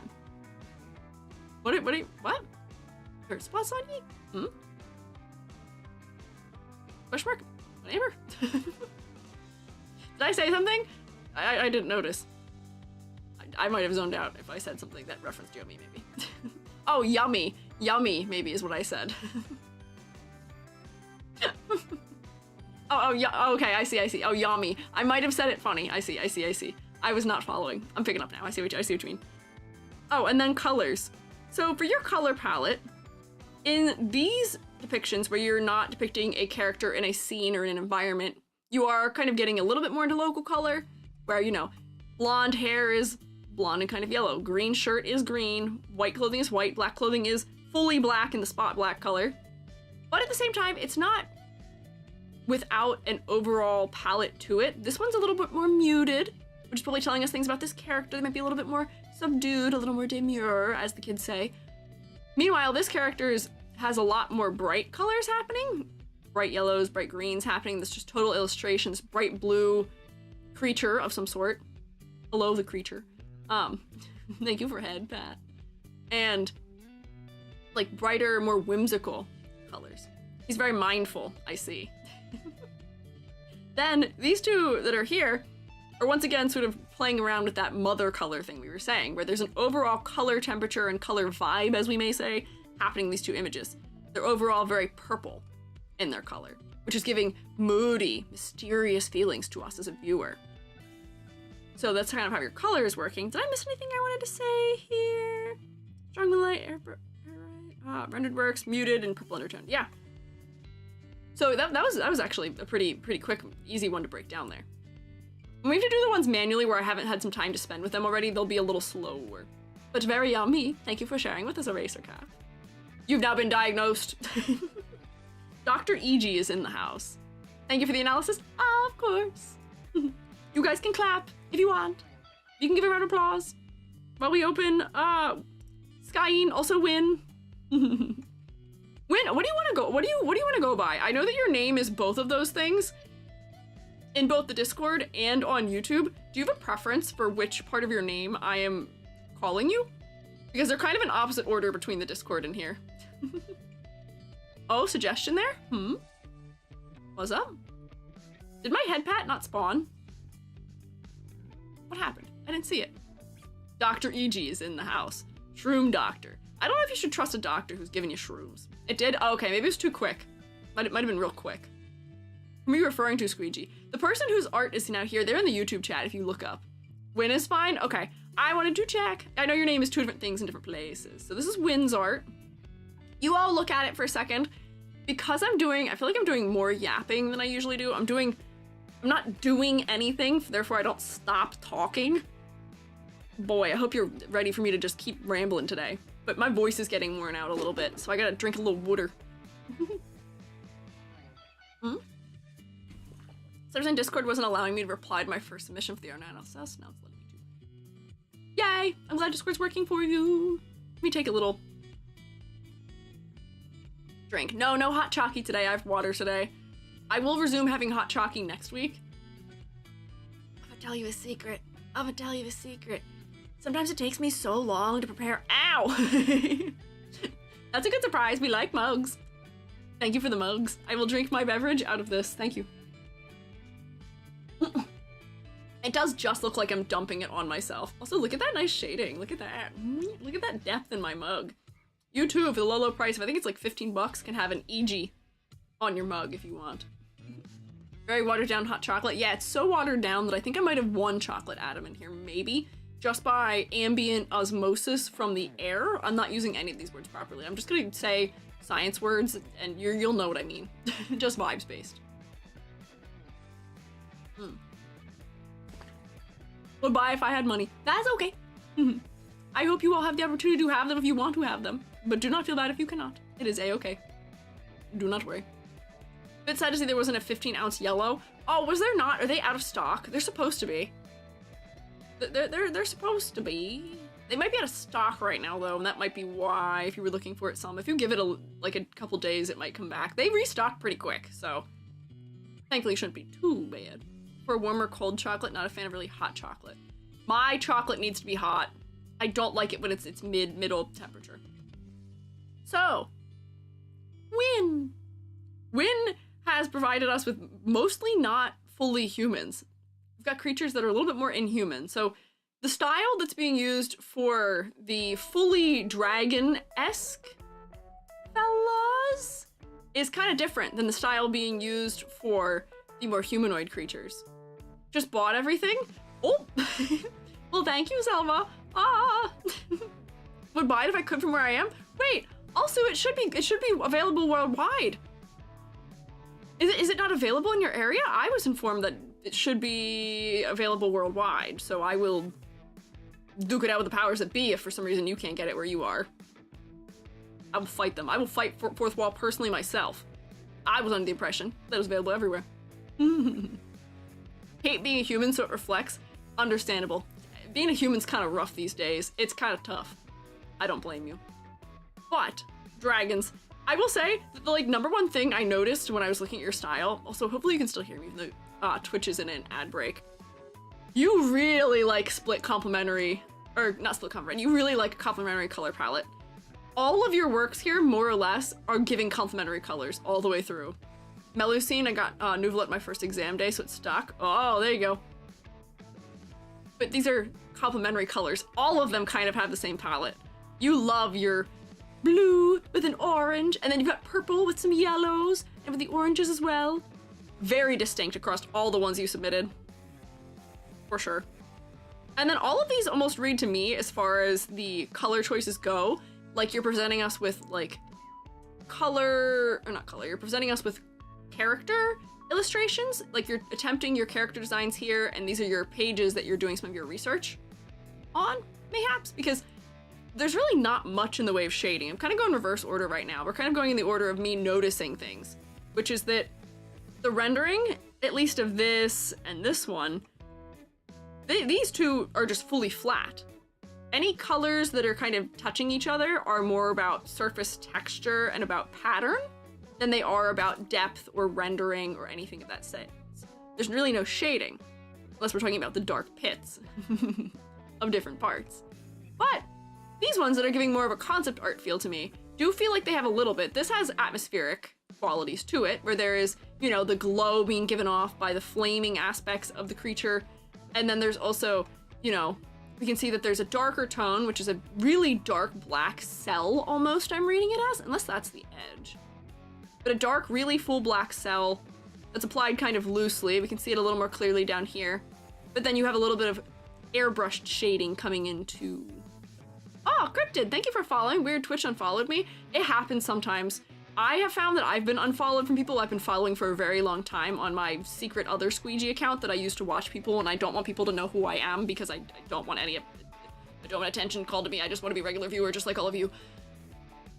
But I have been forced unfollowed from random people for no reason. Not like there was any problem or anything, just randomly, just not there. Yeah, it's been a problem as of late. I don't know. Yes, there's also a very nice glow in the water. This one is very atmospheric. There's even a very nice warm feeling. This is very enchanting. You appear, you see this creature before you out at night, and you're enchanted. It's very mystical and magical. Feels like we've fallen upon something that we aren't supposed to see, maybe. Very beautiful, yes, secret. Yeah, it's majestic, yes. Feel of character slowly but surely. Yeah! This tells me a lot about this character. As does your posing, which I appreciate from somebody who's doing character design. If this is your character design page and you've designed this character with the legs fully upside down, that's so whimsical. I love it. But yeah, so rendering, not a ton of it happening, but your style I think still is able to shine through without needing to have that, and having a flat rendering style is part of the style. For anatomy, these creatures, because they're made up, I didn't have a specific thing to say about how their anatomy works, other than that it seems across all of your work, you enjoy elongation. You enjoy making things thinner and longer in some ways, where we can see that in this character of, look how long these legs are. Look how long this arm is. In this character, even for the proportions that this character is, which is, what did I say, 4 heads tall, the legs are still pretty long for that proportioning. Get a long tail on there. This character still has very long arm-like structures for the wings. This is very big and wide and exaggerated. I appreciate that you're not afraid of exaggerating in your proportioning. And then, you know, these limbs also feel long and narrow to me. Very long boys indeed. Yeah, and then this guy who's fully twisted. Yes. Oh, hi, Manzana. I see you've multi-lane drifted back into YouTube chat. Which is too much for my connection. Oh, I see. Gravity? Who's that? These guys, very long. So that is a consistent factor of your anatomy style. You also have a good feeling for rendering musculature in these characters. I think the first example we've seen where there's been defined musculature, you've outlined it with your line art, which is very loose, by the way. I don't think we talked about your line art yet, which is that your line art's very loose and almost what we call hairy, where it's all sort of a sketched quality, where these lines kind of intersect and cross over each other and are parallel to each other in different ways.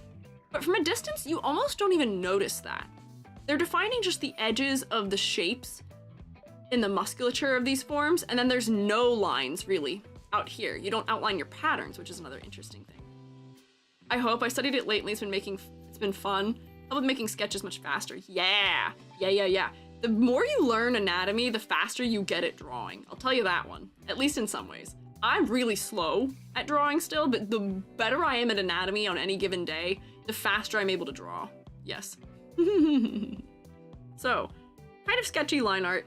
These two are lined in a different manner, where I'm almost relating the way that you're using line art to scale of creatures.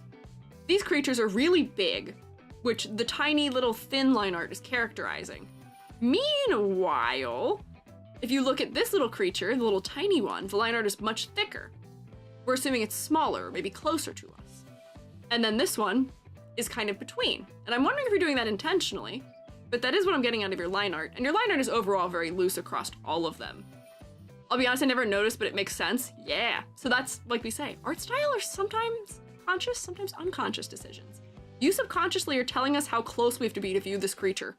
You're telling us here we gotta be pretty far away. You're telling us here we can stand at a medium distance. Here it's like, I'm right up in your face. I can see you're small and close. So that all makes sense to me. Oh, and then stylization. Your stylization is very different between your creatures that are fully creature and your creatures that are humanoid. Here your stylization is more realistic proportioning. Smaller eyes in a skull that isn't super huge on the body compared to the shoulders. The nose is small, the mouth is small, but they're all kind of proportionally similar to what you'd expect of a lizard, almost.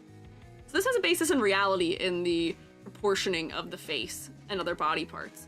These creatures, on the other hand, are leaning more into, this one's a little more anime, this one's a little more, like, American graphic novel styled, where we're getting, you know, big head, big round eyes. The eyes are detailed, but the nose and mouth aren't as detailed. And I thought the hands were a good comparative basis for you. Do you see the sliding scale?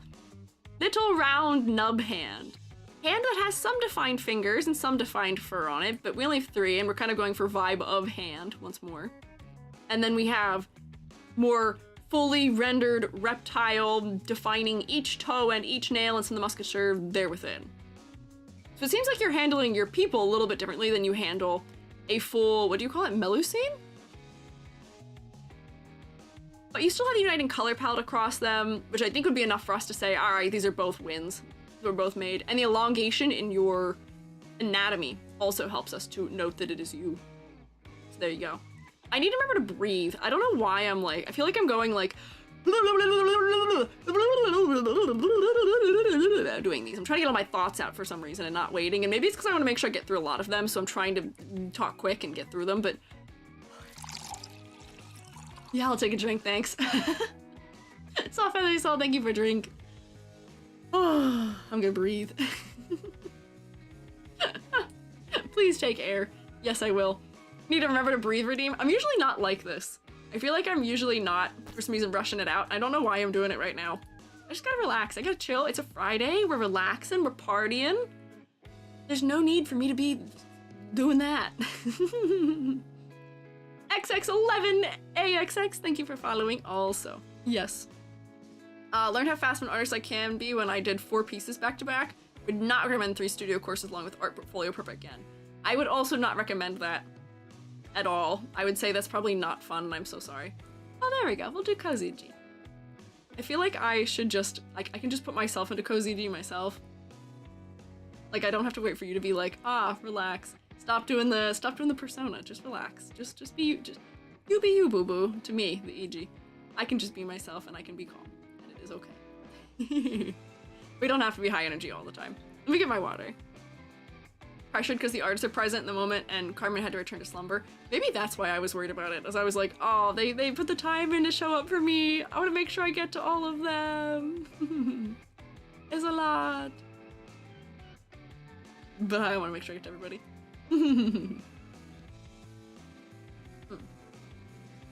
Yes, we are vibing. Maybe I'll have a fish cracker this time. And I'll put us under the next one. But can we get a round of applause for Skyne, please? I do some fully rendered pieces, but I didn't feel like adding them, to be honest.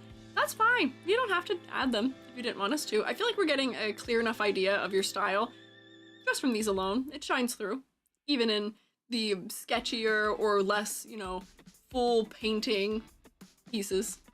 I think we still see it. Oh, I mean, I got accepted to SBA again, so I'm all right. Hey, congrats. Congrats on getting accepted to SBA, Mazana. That's exciting. Bows clap. Thank you, every neon. Recently, I've started saying yellow. People, because I think it's funny. I like having a little cat aspect happening. Here, we'll open this one. I think you're here also. I think I just saw you.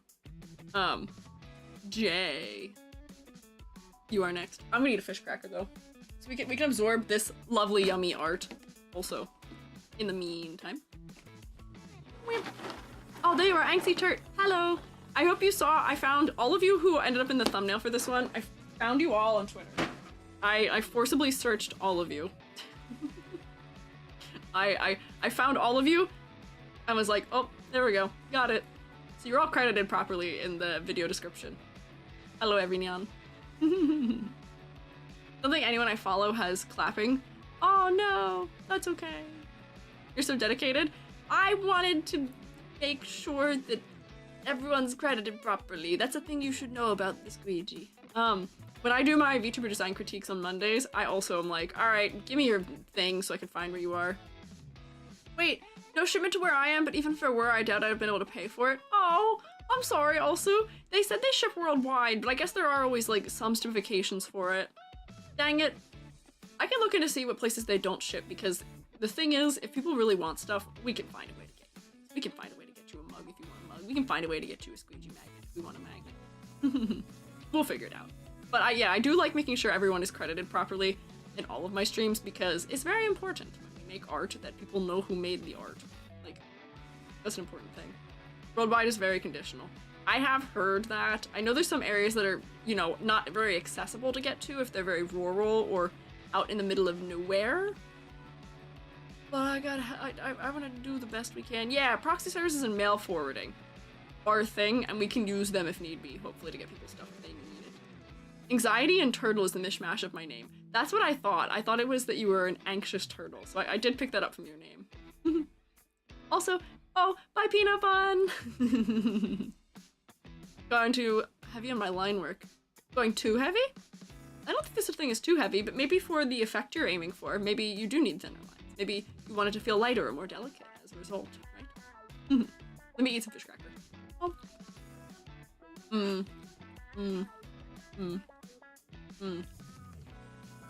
My salt levels get a little bit low. You know me, I'm not very salty. So if you wonder why I eat so many goldfish crackers, it's not bad for my health. I had a doctor tell me to eat tortilla chips. At one point. Sodium's good because I have poor circulation. So I have to eat extra salt sometimes. I don't retain it very well. So don't fear for me when it sounds like goldfish crackers are a major part of my diet. They're actually allowed to be. I got permission. Yeah, my medical tortilla chips, yes. And a doctor told me to eat more salt because my heart is silly. That may be what's going on with me. I don't have a specific diagnosis for whatever silliness is happening. I just have poor circulation. Maybe related to a number of other things I'm going on. But I do like that I'm allowed to eat more salt. I was salt conscious most of my life because my mother was like, it causes, elevated, like, blood pressure or, like, all those things. Not me, I don't have to worry. I'm not at risk for any of that, actually.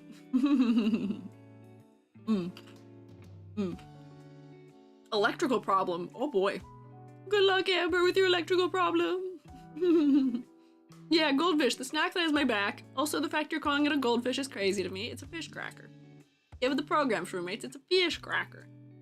Fish cracker. Need a couple more. Yeah, government mandated fish cracker consumption. Not government, it's doctor. My doctor is not part of the government. But she did mandate I eat tortilla chip. And I think fish cracker's a pretty good stand-in for that. Need to exercise more, which I need to do anyways. I feel like all of us need to exercise more. I do not hit my exercise goals. I do my physical therapy, and that's it. I gotta do more. Now that it's nice out, it'll hopefully be easier for all of us.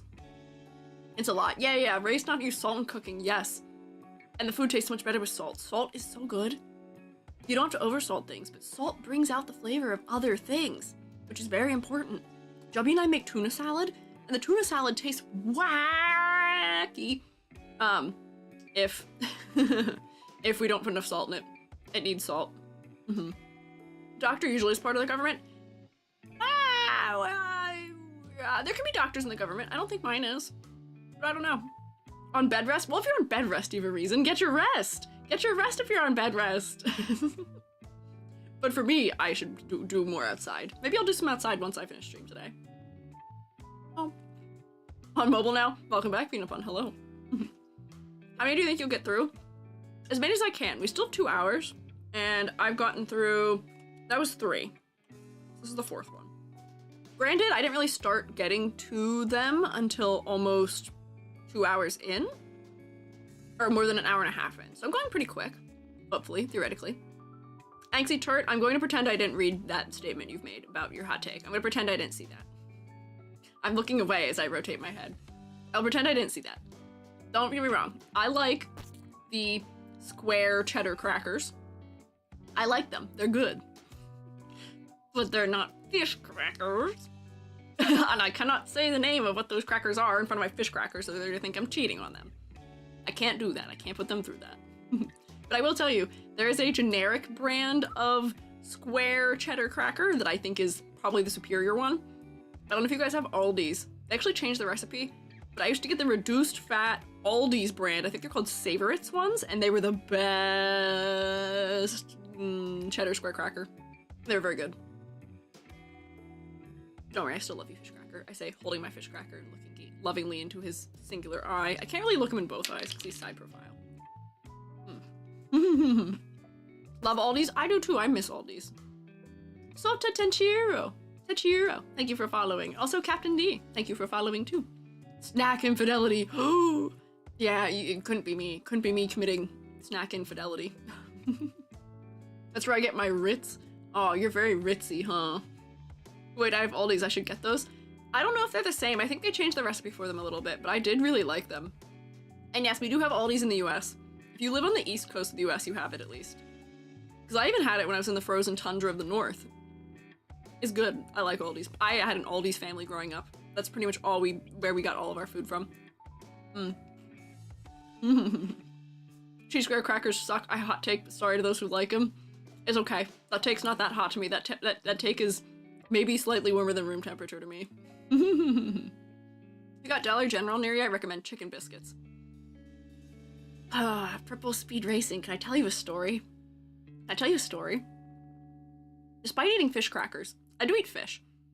I guess I'm technically pescatarian. I'm mostly vegetarian. I eat fish occasionally. I visited Jubby, my partner's family, for a holiday. And Jubby and their dad were like, oh, chicken and a biscuit. These crackers, they're so good. They're very yummy. I was like, oh, okay, cool. And both of them were like, oh, there's no chicken in them. I was like, really? They're like, yeah, it's like how bacon bits. There's no bacon in bacon bits. I was like, oh, okay, yeah, I know that's true. I know that there's no bacon actually in bacon bits. They're just a thing that's meant to seem like bacon and is flavored with smoke and like other seasonings. Same deal with like stovetop stuffing. If you buy like turkey stovetop stuffing, there's no turkey in it. That's just the serving suggestion, is you put it with turkey. It's just seasoned in a way that is complementary to turkey. I was like, chicken and a biscuit. Naturally, that makes sense, that it is likely the same way. Take a guess. Take a guess whether that's true or not for me, please. I smell and always read the back coming soon. Yeah, this is what happened when I ate that s'mores ramen also, where I got the panic over why is there protein in this? Jovi still feels bad about that. But I do get teased. They're like, well, clearly you were fine eating it. I'm like, it's not gonna kill me to eat the chicken. I just don't want to eat the chicken. That's just not what I want. It was rude and mean and not nice, but they didn't do it on purpose. It was rude and mean and not nice of me to not check the back and put them in that situation also. I should be more diligent about reading the back and seeing what the ingredients contain. And granted, it was really far down in the ingredients list. But it was still there. Yeah, there was chicken in there. Always read the back, especially if you have allergies. I'm too trusting in life very often. I will often find out I've accidentally eaten a red meat because I don't know what it tastes like. I haven't had red meat in more than 10 years now. I don't know what it tastes like.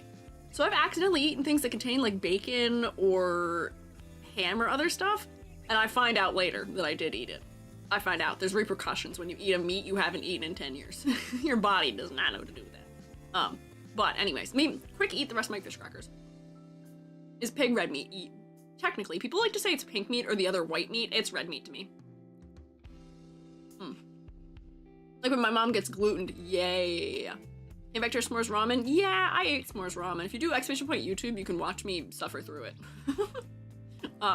It's on my second channel. It was an experience, I'll say that much. Was it a good one? Jury's out on that.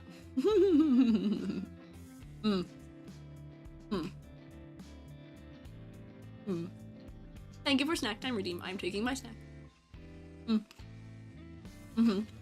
Oh, read Leo's for anything I pick up. I'm allergic to onions and onion powder. I am so sorry. Onion allergy sounds rough. Onion is in everything. That's gotta be a really tough one because people don't label for that too. I am so sorry. That is a rough one. Somebody who can't eat most farm-raised animals because of stomach issues can 100% relate. Yay. It's not stomach issues, but I'm not allowed to have red meat. For reasons. We won't get into that. But I'm allowed to eat chicken. I just don't want to. I just elect to. I don't miss it. Crazy, but I don't really miss most meat. People are like, what do you miss, E.G., in your vegetarianism? What do you miss? People are like, oh, I bet you miss bacon. I bet you miss, I don't know, chicken something, turkey or ham for holidays. No. No. That'd be too simple. Far too simple, actually. If I missed those things, I actually don't know. I don't miss those things. I was never really into bacon. But the thing I do miss is corn dogs. I miss corn dogs so much. They make vegetarian corn dogs, but they're not as good. You don't eat meat, what do you eat? Vegetable. Fish crackers. Clearly, obviously, I eat fish crackers. I don't know. I mean, I do eat some meat. We ate tuna fish last night and the other night. But like, I make pastas. I make. I'll make like a mozzarella sandwich, which is kind of crazy. I eat a lot of stuff with tomatoes in it. I eat a lot of arugula. I eat things that have like meat replaced things in them, where it's not really meat, but it's protein stuff, tofu, that kind of stuff. Yay. I do eat animal products though. I do drink milk. I eat butter. I shouldn't drink milk. I do mostly drink almond milk. Reading from Shek. Oh, you guys are saying hi to each other. Better as bacon 20 years ago. Maybe. Yeah, I'm kind of pescatarian. I eat fish sometimes. Sometimes. Yeah, but pescatarian usually refers to people who eat chicken too, which I don't eat. So I don't know if that term works for me. I don't know.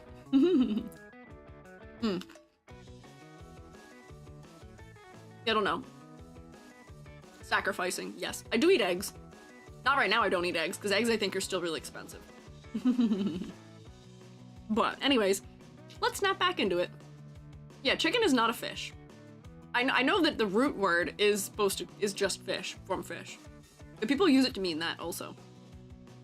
So, those that I thought it was only seafood. No, people always, when I used that word to describe myself, people would assume that it meant that I ate chicken and turkey. So that's why I don't use that word.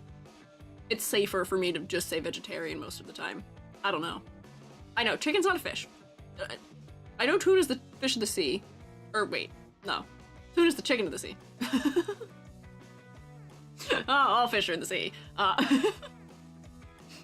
They went down in price? Oh good, if eggs are down in price, I'll get eggs again. I've missed eggs for a minute. Anyways, lock in shroommates. Jingle jingle keys, shroommates, lock in. Jingle jingle jingle jingle. We have here Jay's art, Anxie Turt, who we've been staring at this yummy, lovely art for quite a minute. For quite a second here. So, things I noted. Your line art, at least in this one, is very light and subtle. Very low contrast in this piece, which I feel like is a stylistic decision. But otherwise, you're using near black line art colors for your other pieces. And you do this really clever thing that we're not allowed to look at right now. We can kind of see it. You're not allowed to look at it. But you see this thing here. You're doing double line art. You're treating the edges of surfaces with a lighter line art color to give us a better sense of depth. To give us a better sense of depth. Thank you very much, E.G. speaking. And clarity for the hand. It really brings this hand forward to us. And then similarly, you use it often. I'm blocking it fully. I'm fully blocking it. E.G. move, you're so in the way. E.G. you're so in the way. Assert dominance later. You're using it to also outline the eyebrows and the hair. Because often eyebrows are very lost in anime art styles because they're fully pushed back behind things. And even when they're rendered fully on top, oh thank you, Live to Thrive. This is a valid shrink opportunity.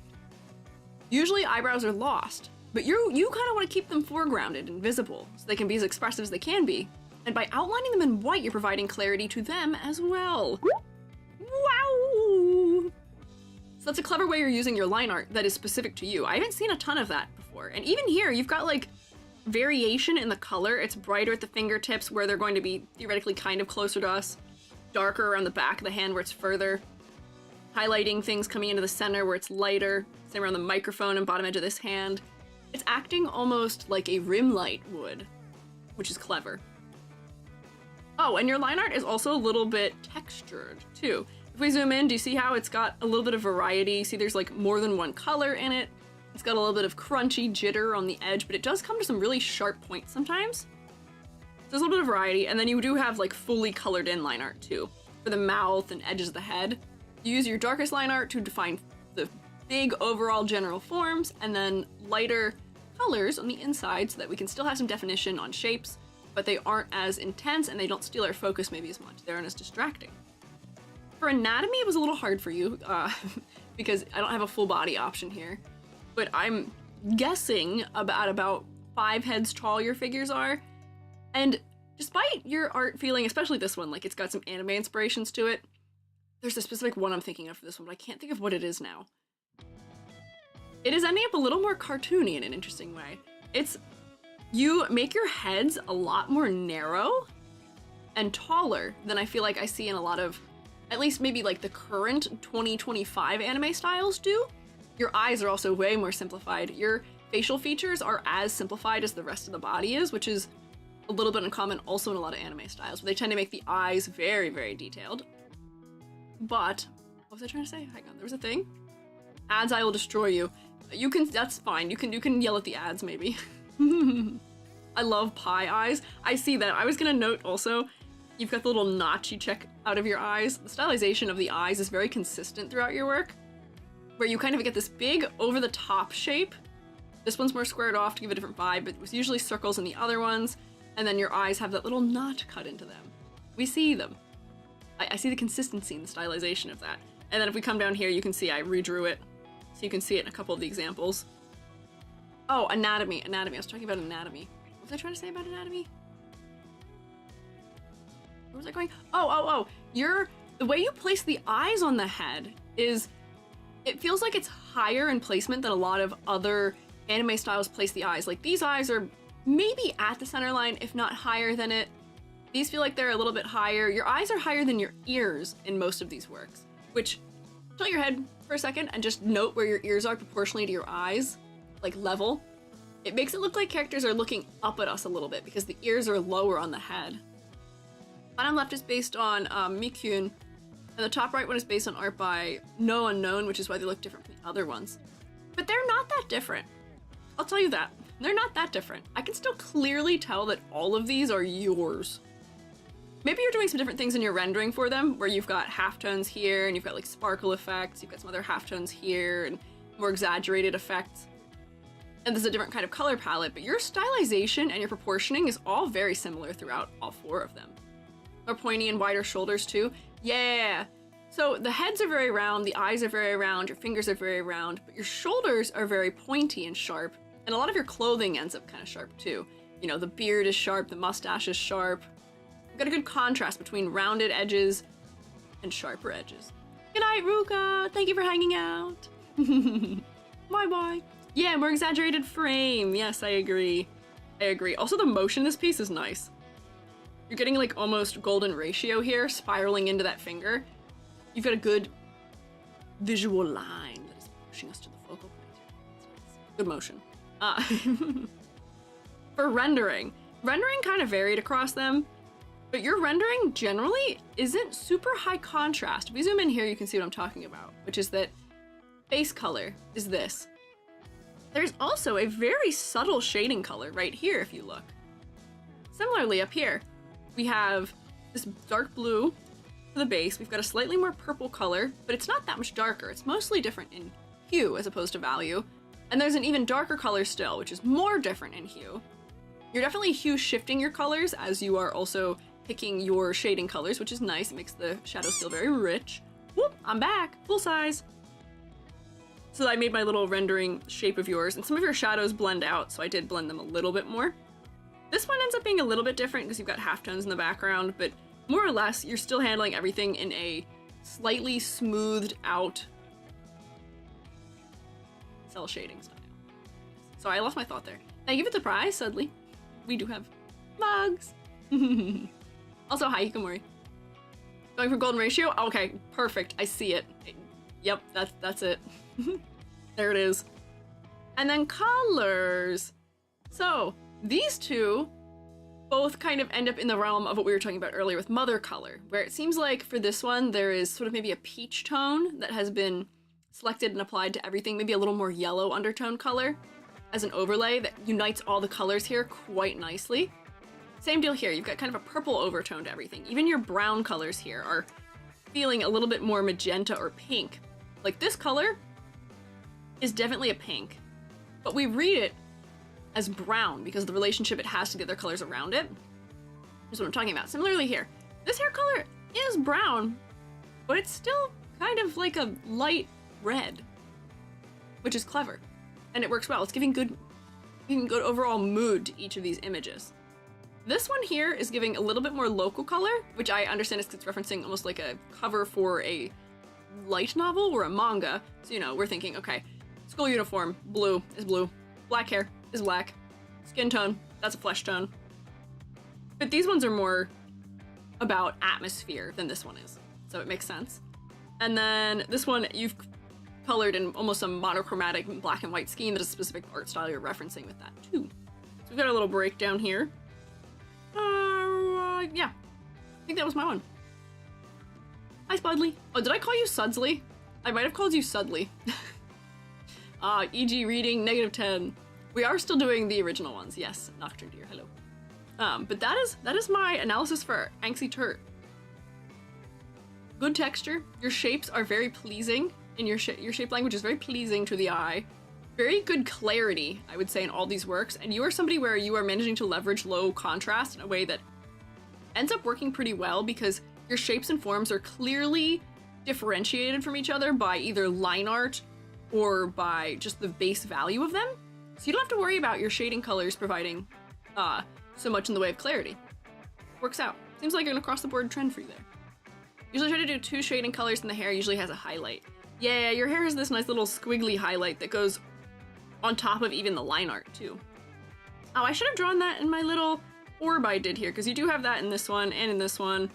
This one, the highlights are ever so slightly different because you have a rim light a little bit. But yeah, very consistent. Can we have a round of applause here? Please? Can I get a little round of applause here for Angsty Turt? Also, speed paints for a couple of these on my channel if anyone wants to check them out. Yeah, there you go. That's true. Hey, Angsty Turt. Oh, actually, wait. YouTube won't. I don't know if YouTube will let me do it. Let me see. Can I steal you? Oh, here, wait. I can do it. Here's aforementioned channel. Bam.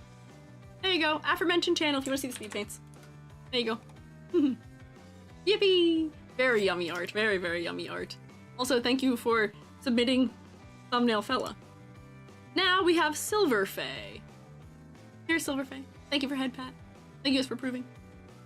Silver Fae is next. Silver Fae, you have, it seems like to me, this is sort of my read as I went into this, it feels like you may have had a breakthrough upon reaching this piece. I'll tell you why I feel that way, why I think that might have been the case. Or alternatively, it may be that I can often sometimes I can see when someone has used a reference, which is a good thing. Use references, roommates. It's not a bad thing. But I can see people use a reference sometimes. Because for this one, the shading that's happening on the body and in the clothing is so specific. It's so specific. Where it's a lot looser and more general here, where it might be referenced to something. But here I'm getting a light direction very strongly. I'm also getting much more variety in color and hue. We're getting transition colors between our highlights and our shadows, which is very nice. It makes it feel very full. So it feels like to me you either had a really good reference or you had a breakthrough when it comes to your rendering. That was the first thing that stood out to me looking at these pieces of art, because this one is rendered quite differently than these two. And it's quite lovely. It has a lot of really, really nice depth to it. That skin feels very three-dimensional to me, which is very well done. These two feel a bit more flat because their rendering is done differently. Flat isn't bad. It's all about intent. If you want an image to feel flat, that's often what we want in anime styles too, then that's a-okay. But this is more dimensional. Your line art, I was noting, is mostly full black, mostly all the same width. It's most notable probably in these two where we can see that all of your line art is more or less the same width. I know this brush you're using.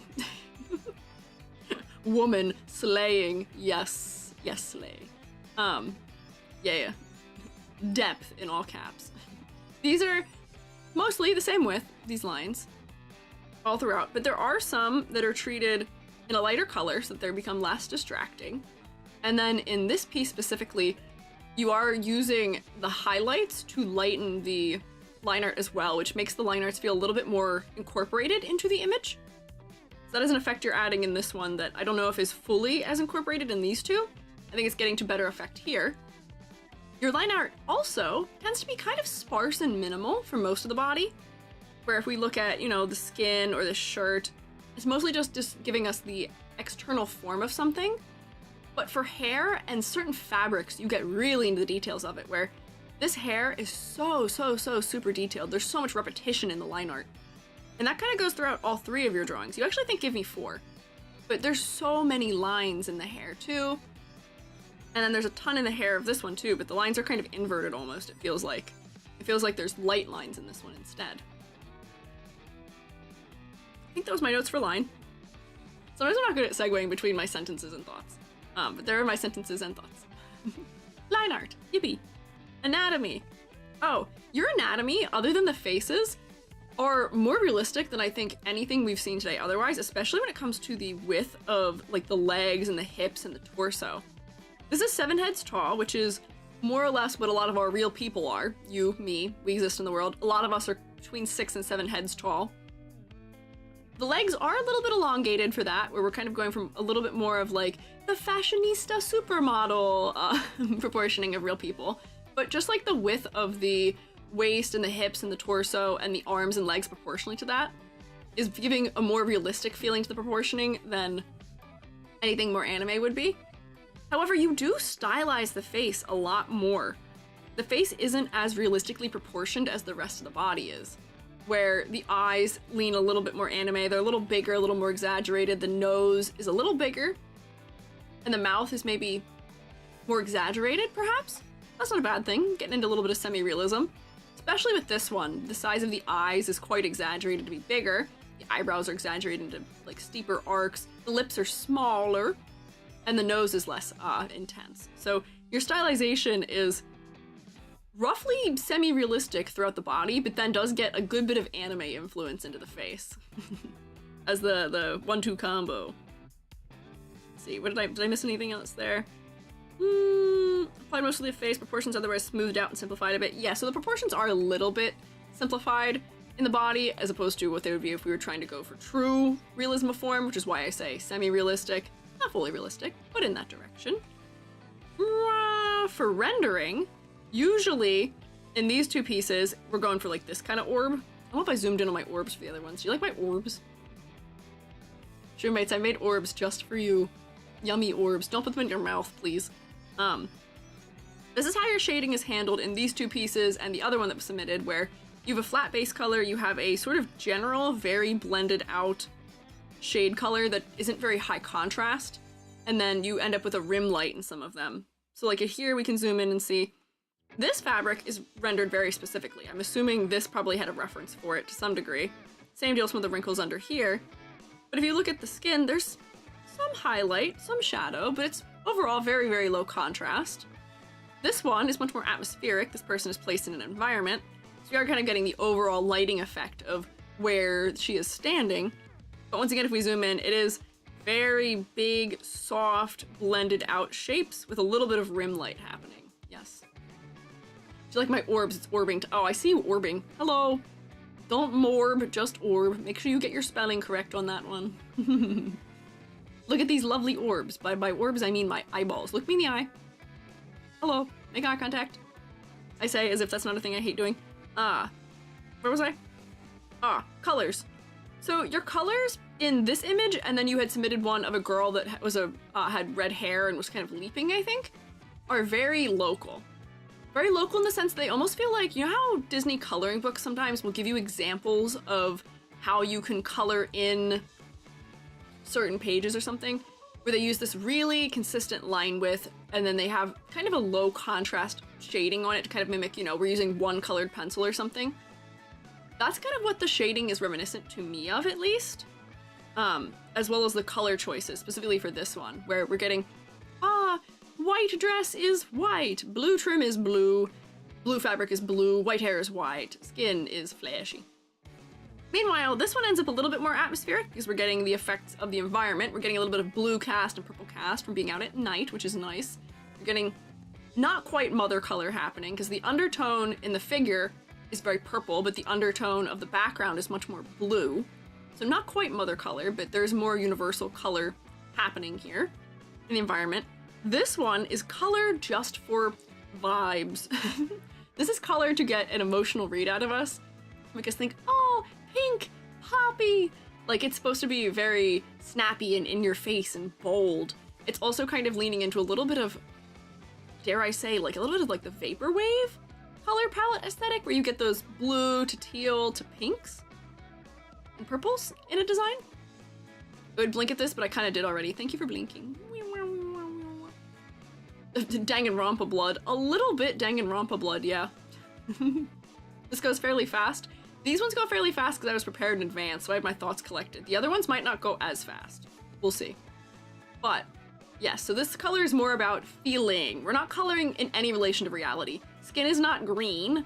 I'm gonna guess this person may not have blue hair, but we're coloring it in association with how we want the viewer to feel looking at this. It feels a little otherworldly. It feels a little unusual. But it's a vibe. It is very fun for that. Yeah, so that, yeah, for mood, we're not describing materials in this one. We're not describing any of the things that are actually contained by color.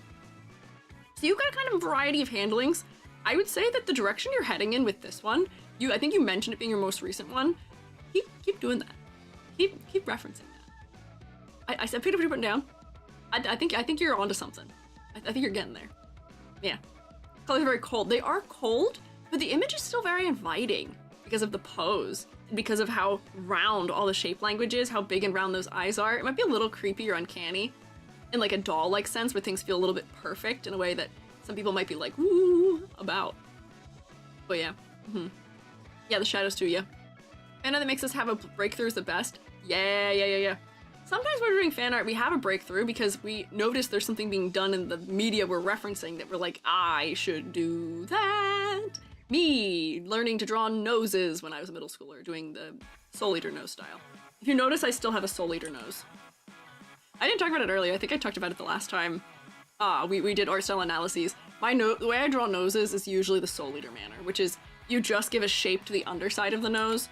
I love noses that are like that. I like that you're giving them, it gives like depth, a little bit of light source, yes. The girl you ask out even though you shouldn't type of feel. This is the girl that you ask out, but she feels a little bit too perfect for life. The character is actually blue, Abadi Abadu. Oh really, is she really blue? It's called Knights of Guinevere. Oh, I am not familiar. I didn't know that. Character does have blue hair, skin too even. Oh, neat. So I guess they are actually rendering what those materials are, but it feels to us like an aesthetic decision, which I think still makes it feel like it works. It feels nice. It feels purposeful. I don't have concerns about it. I have a question. If I want to submit a drawing, what is the Discord? And secondly, does it have to be drawn on a program like tablet or something? Can I submit hand-drawn? If you look, there's a pinned post at the top of the chat. You might need to drop it down. It has a link where you can submit if you would like to. I think it goes right to the channel you submit it in. And no, it doesn't have to be. As long as there's a good enough picture, we can tell what you're doing. Go for it. Digital Circus and Murder Drones, guys. It's in 2D too. Huh? I'm not sure what you're referencing there. But this is very yummy and delectable. Shroommates. Round of applause. Or Silver Fae. Very yummy. So here's my breakdown for you. We do have to draw all these things out for the people whose stuff I haven't looked at yet. So that's when it's gonna start taking a minute to get through them. Oh, the guys behind the animation. Oh, so they did those ones also. Okay, I see. It's always neat finding out that creators from one thing worked on something else, and it's like, oh, I see it. I see it. Yeah, also could be any form of art. Yeah, Lamia, I hope we got to Lamia. Lamia has handcrafted dolls and embroidery. Hodgepodge has some relief prints, I believe. There's a whole variety, which is very nice. Upcoming the animation show by Dana Terrence, Owl House creator, and more. Oh, I think I saw something about that on Twitter at some point. I feel like I remember that, but not fully. Also, I'm glad I did a calm down, because this is much better. Next we have Ren. It's funny, some of these, I recognize your styles without having to know it was you, because I see you post your art in the Discord, and I'm like, yeah, that's Ren. I see that. I know that's Ren immediately. There's a whole number of you where I can see a thing and be like, that's definitely you. More Miku. Kind of Miku, but not like fully Miku. I think that's a butterfly character in the sense that Ren also is a butterfly creature of some kind.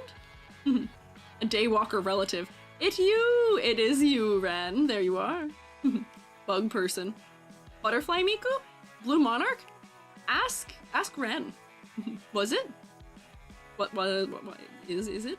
It is very butterfly-y. So, you did provide me a full range of your process, whether, you know, full rendered or not. I will say, things that are more in the sketch phase are kind of hard to, you know, deduce things about style from other than anatomy, and maybe a little bit of stylization and some of your color choices.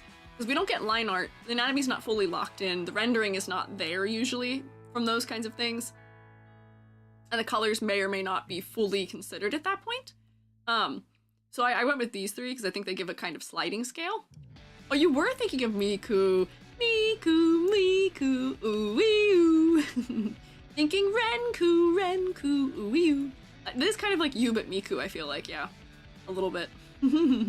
Flyku, Butterku. There's many things we could use to make the correct name for the Miku in this case. So, what I was able to gather from these couple of instances you gave me that are somewhat different from each other is that your line art is very thin, it is close to black, if not fully black, and it is loose. If we zoom in, from a distance it reads like these are all lines that are fully complete, start to end, no overlap, very clean. When you zoom in, you find out that they're actually pretty loose. Like, do you see the overlap and the lines around the edges there? We find out that there is some calligraphy, some calligraphic nature in the lines. When I say calligraphic lines, I don't think I defined that earlier. Calligraphic lines are lines that have a variation in their weight. They start out thin and then they get thicker. So like a calligraphic line would be like...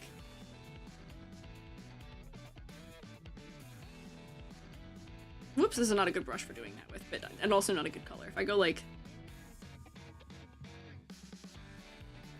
Do you see how this gets much thicker here and it's much thinner at the ends? That's a calligraphic line, as opposed to if I draw a line that goes... That's not a calligraphic line. Perfectionist when it comes to line art, to be honest.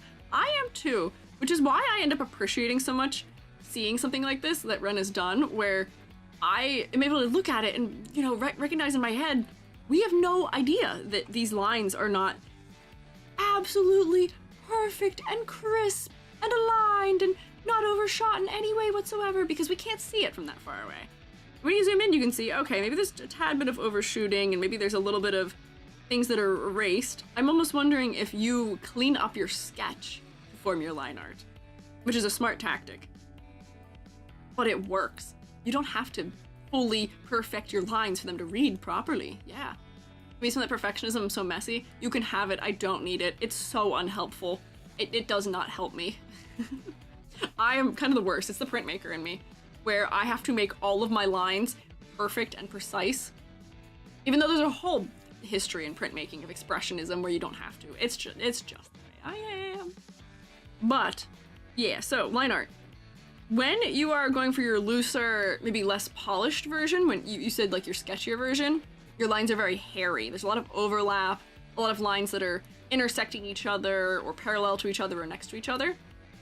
In your more cleaned up drawings, you still have some overshoot and things like that, but they just make the drawing feel looser, which is nice.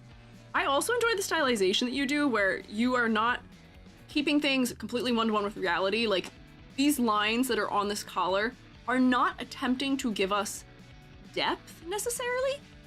They're just telling us that this is a sweater that is slightly ruffled, maybe. And then same deal with these.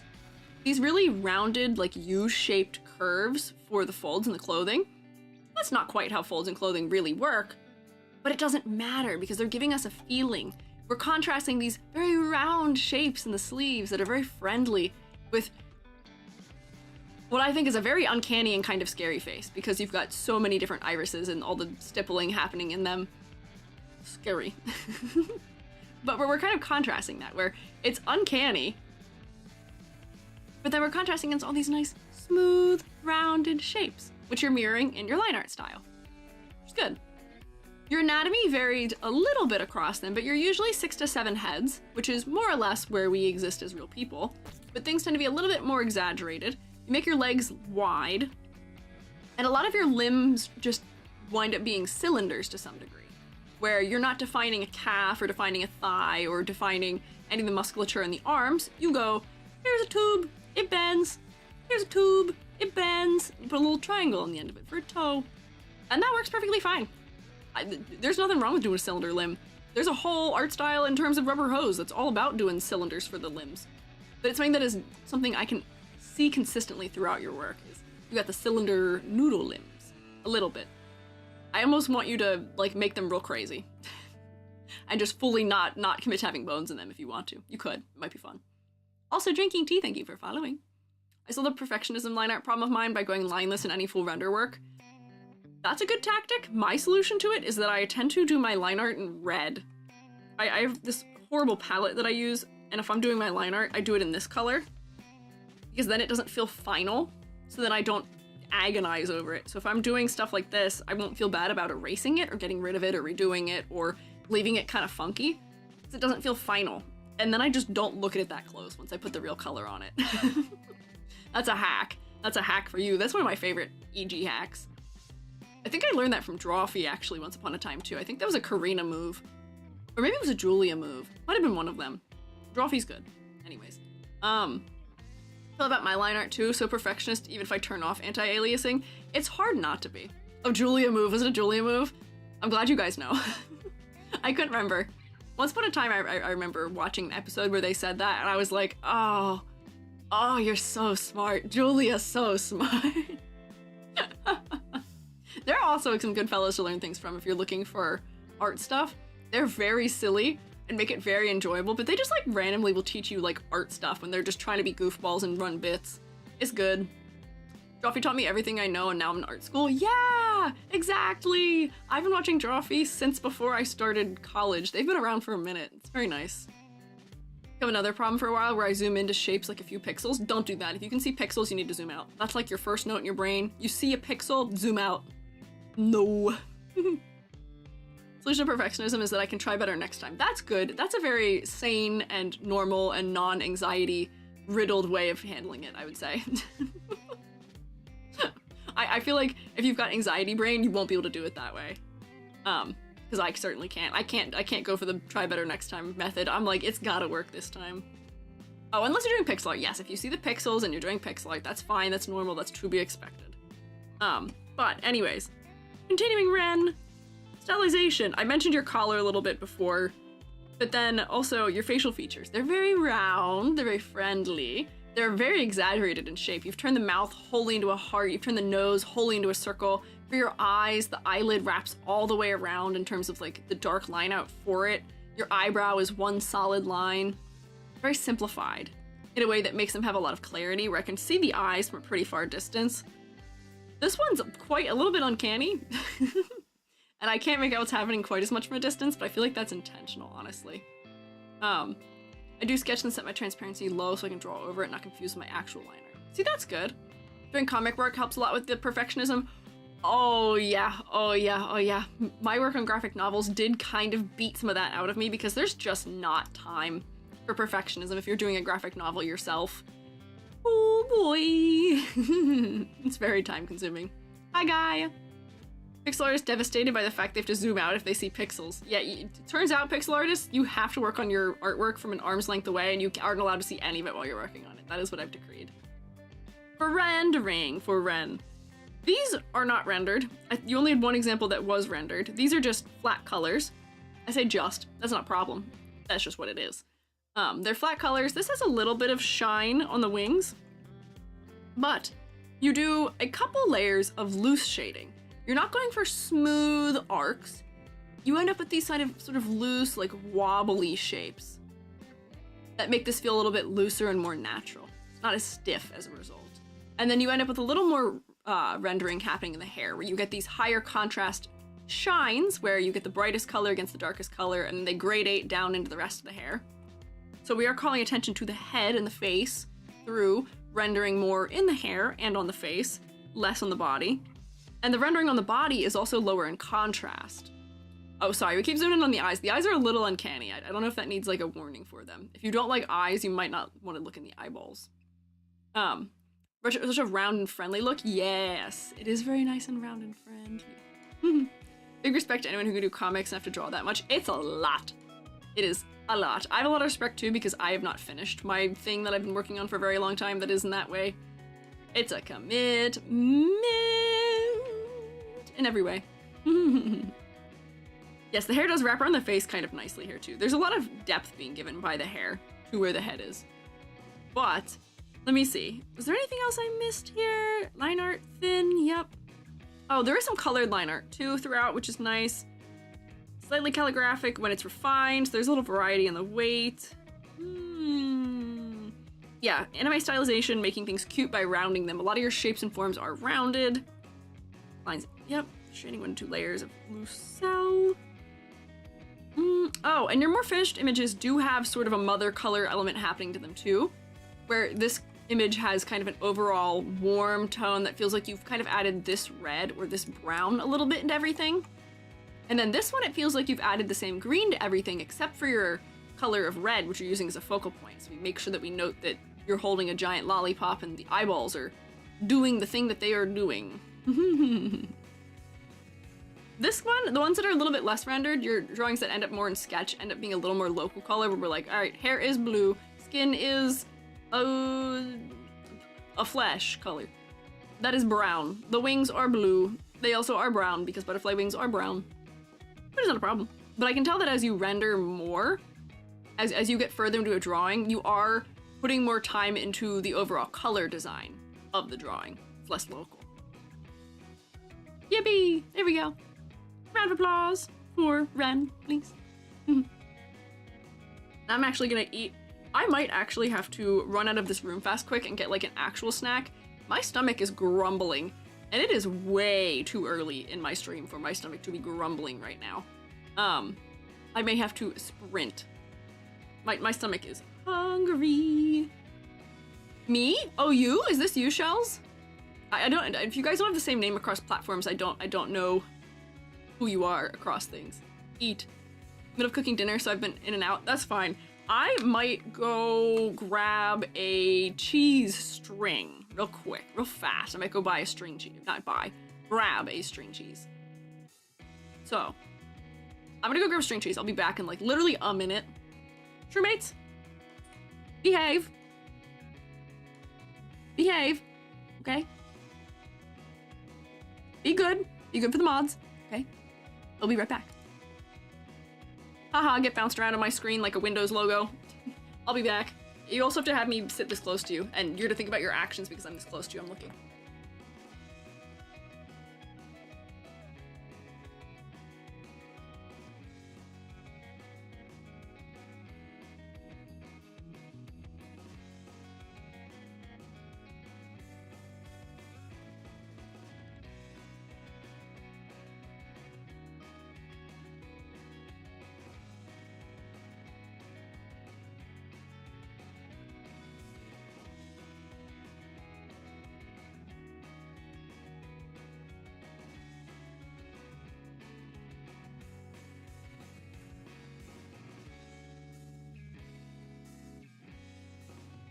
Oh, that's scary.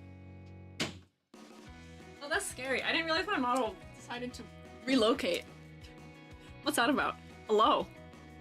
What'd you guys do? Tiny fire? Small fire? No fires. Amber and Odgepodge, and I think Reality also, are all here with their fire extinguishers. So I don't think we're gonna have that problem, actually. Don't set fires in my classroom, please. We didn't start the fire. Very kind of you to give me a head pat while I was away, though. That was nice of you. I was afraid I'd come back and see that you all had redeemed, like, desk throws or something, to fully rebel against me while I was not in my classroom. I would have been sad. That would have been so mean. Don't do that. Let's see. No fire? No fire. No anarchy. Absolutely not. Good work. We held it down. Thank you. YouTube, chill as per usual. I see the shoot their back scatter. But it seems like nothing ill is actually transpiring, so that's okay. Ask for desk eat, receive desk eat. Love to throw, don't throw a desk at me! Don't throw a desk at me! I would open my string cheese and eat my string cheese in peace. Please don't throw a desk at me. I can't eat if I'm defending myself from desks. Drag you next. Thank you for following. Starting a candle and making a tiny fire. Okay, you're allowed to light candles. I'll permit that. I don't mind. Thank you for head pat. Thank you for other head pat. How many from Discord are you reviewing today? As many as I can. I'm doing this until 6 p.m. I'm doing this for another hour and 15 minutes. I will get through as many as I physically can. Is my hope. Oh, run for the hills, run for your life. Do a little Iron Maiden there, Kenny? Potentially. Candles for a ritual. No, not for a ritual. No. Oh, I will drink something too. Thank you, Gear. Will there be another one in the future? Probably, because there's popular demand for it. You guys seem to like it. You guys seem to like these, which I appreciate. I'm glad I can help you all. I like doing them too because I like helping people. But I will say...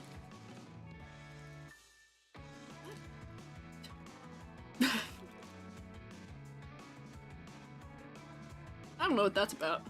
Go away. I'll join the next one. I don't know if I haven't been following it. That's okay. I do that all the time too. I may do it again sometime in the future, but it takes me a long time to do these in advance, like to have the ones pre-prepped, and it's kind of, the prep is not fun, unfortunately. I know you guys like being judged. I've kind of noticed that about you all. You like your Monday streams, you like your art style analyses, you like me judging other characters also in their designs. I just become... You guys just want me to be judgmental, In a good way, of course, in a good, helpful way, of course, in a positive way, of course, in a way that is approved of by the people who are being judged. They did ask me to provide some critique and judgment to them. So it is permitted, it is allowed. But, you guys do tend to like that. We maybe will do another one sometime, but I gotta space them out. So like last time was a couple months ago, and maybe we won't go as many months before we do the next one, but I can't do a ton of them back to back. But I'm glad you guys enjoy them, and I'm glad I can help you guys with this. It's one of those things where I like being able to do things where I can help you guys identify things. I like being able to use my powers to assist you. Squiiji real. Squiiji's gonna be more real. Hey, I'm gonna tell you a secret. I was gonna tell you the secret anyway.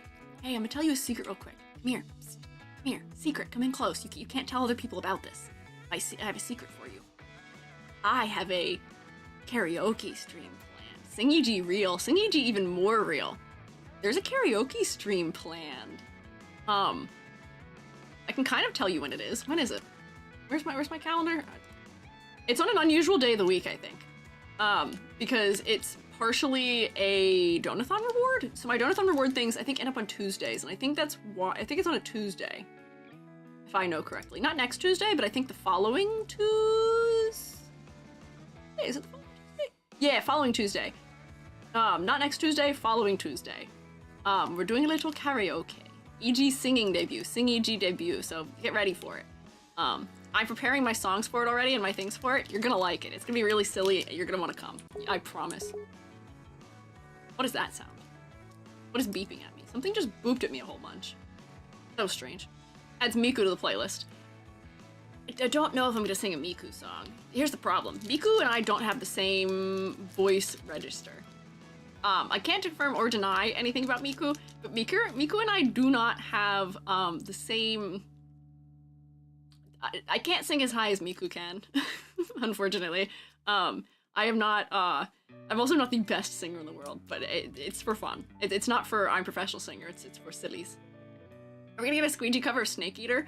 When I finally show you my Utao covers that I'm supposed to also as a part of my Donathon rewards, there is an EG Utao Snake Eater cover that exists. Maybe I'll cover it for real someday. I genuinely do like that song. I give my life, not for honor, but for you. Do intense voice. Oh no, I have a song. There's a song I am covering, however, that is in production. It's maybe specific about my wording here. I recorded my portion for it. I am still in the process of recruiting someone to do the things you do after recording, and then I am also making a music video for it. I have a cover. It will happen eventually. It's gonna take a hot minute because I'm going way too hard on the movie for it, but that's okay. You'll see. Secrets. But anyways, not next Tuesday. Tuesday after karaoke. EJ, I don't care how much I need to pay. I'll hear at least one song from The Greatest Showman. I'm flattered that you think I could make any realistic attempt at those songs. Those songs I feel like are technically challenging. I am just a baby.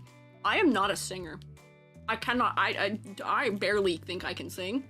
I used to think I was tone deaf. I've kind of worked on that a bit. I'm not as bad as I was before, but I am not ready for technically challenging stuff like that. I don't have my range isn't super fantastic either. I'm working on it, don't worry. I'm improving, but AG rock cover when there's so many things you guys want me to sing. I'm just a teenage dirtbag baby. There's a lot of things. Ariana Grande high note. How about a Mariah Carey high note? I think if I tried to do it, my neighbors would get mad at me, and also my mic would clip me out. So I won't. I will not do that right now. Deflections will not aid you. I shall have it. Okay, Kenny, someday maybe. Is that going to be a day that is soon? Not likely. But someday maybe. Just Rammstein? I don't know if I have a Rammstein register, no. They have a song that is, oh my gosh, what is it? What is it? What is it? Auslander? Something like that? Auslander! Dun, dun. There's a really silly video of me dancing to that song with my father when my sister looks on in pain, because we're goofballs.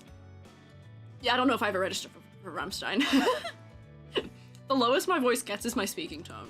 I can't make my voice any lower than like this. This is the lowest my voice goes. So if it's lower than how I usually talk. If I'm talking like this, it doesn't get lower than that. This is my normal voice. This is my Squiiji voice. This is where I can sing in this register though. I gotta eat my cheese, hang on. Eat my cheese really fast so we can look at Tara's work here. Trees can grow in dirt bags too. Oh, that's fine. If I was just a teenage dirt bag, well, I can't be a teenage dirt bag. I can't be a teenage dirt bag because I have to grow in the dirt bag, question mark. I'm not gonna get into logistics or whatever that is. I'm trying to, that's not a, eat your cheese, EG. Cheese, gimme? No, I won't share. And the amount of cheese that an EG eats is so tiny. So tiny. It'd be less than a bite for you. You need a string cheese in one bite and it scares my friends. I am biting my string cheese right now. I hope you know that. Hope you guys don't hate me for having done that, and I hope you can forgive me for just biting off the string cheese. I ain't got the time to string my cheese. I don't have that kind of commitment. That takes so long, and I unlearned doing that because my sweet little baby boy idiot of a cat would follow me around the house and try and slurp up the little bits that fell off. He shouldn't be eating cheese. No. So I don't string my cheese. It's too much. We are getting off track, but I had to eat a snack, okay? You criminal. Oh, my worst offense. EG's most cancelable move. Just biting my string cheese. Lamey, I'm glad you're so supportive of me. Efficient, I approve. Wow, you guys are really supportive of me.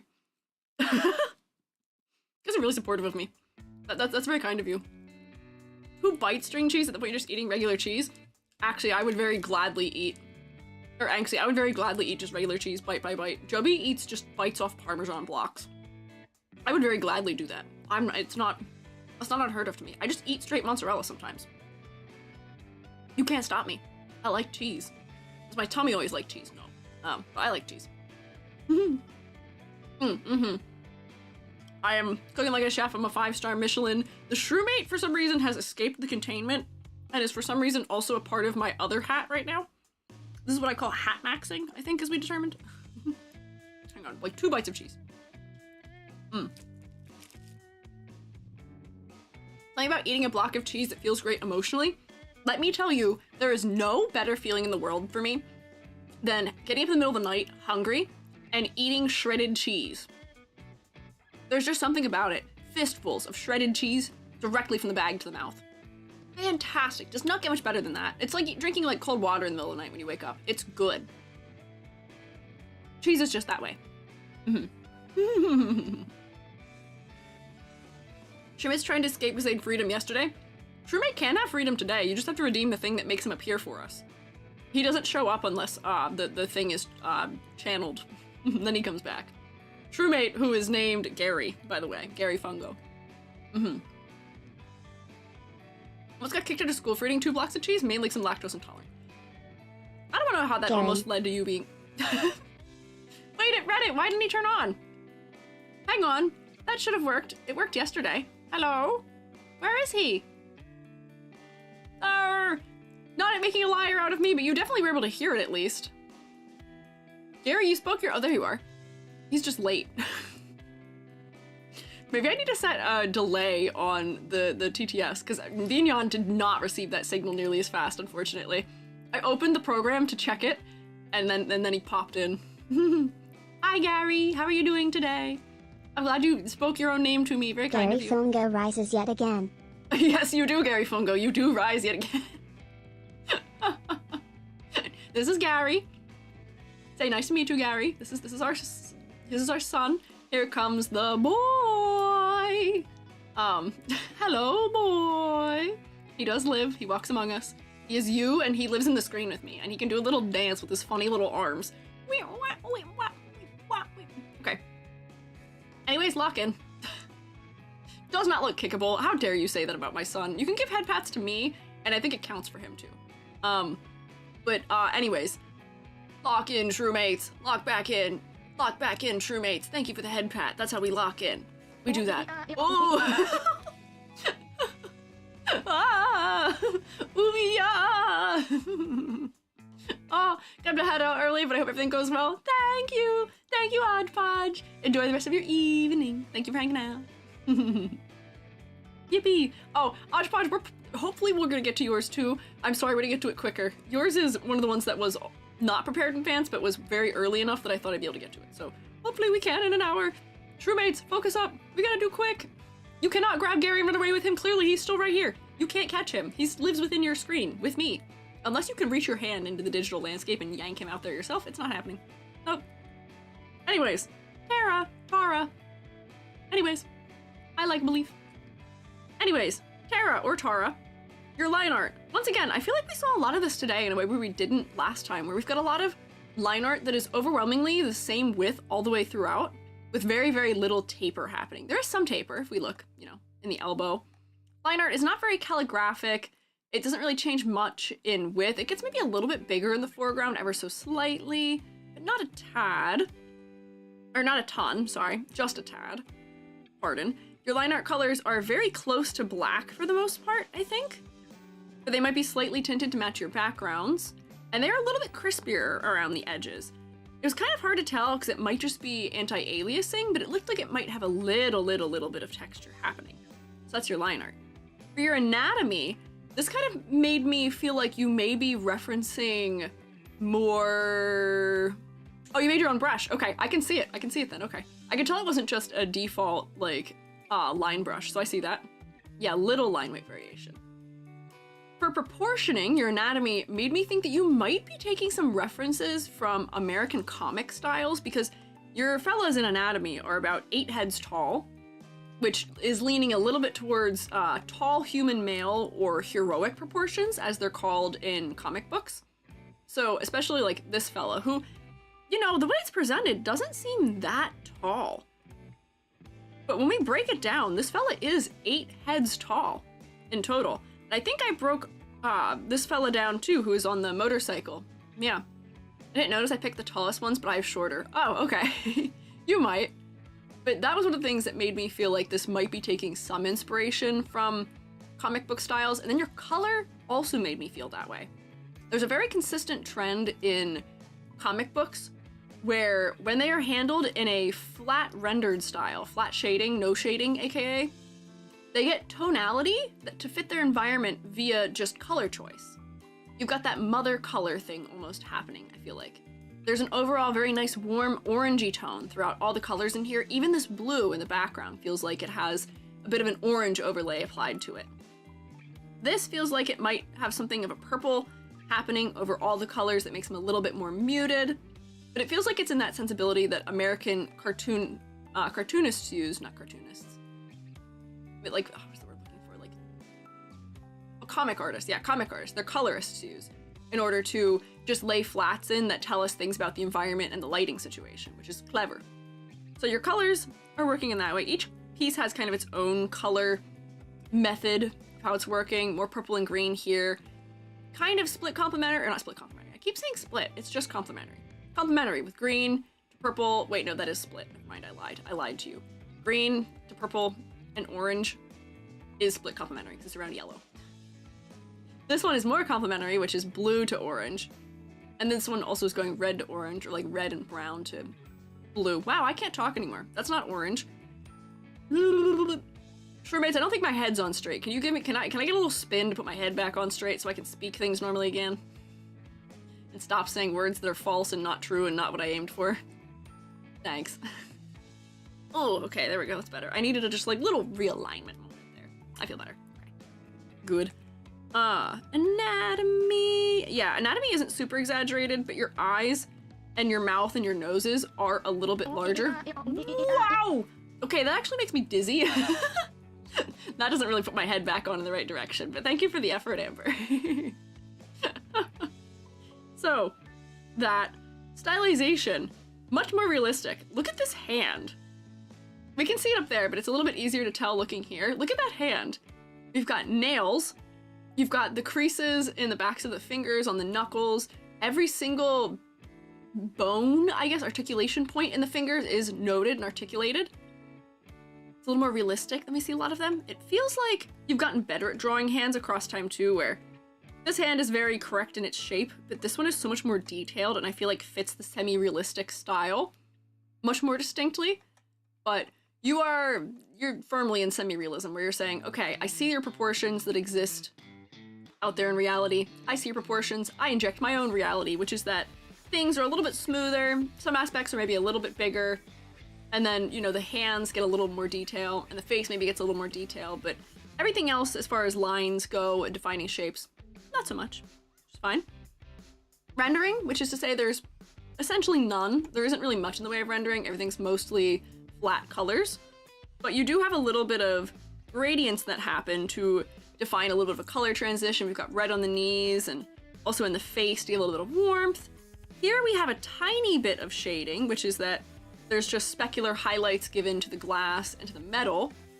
Here, I believe there's no shading at all. All the gradients are just transitions in fur color. So we can note those things. And then we did talk about the color kind of briefly. Oh, also, the other thing that made me think of American comics is that pure black and pure white are not used in these drawings at all, which is sort of one of those hallmarks of American American comics. I gotta stop saying wrong C word.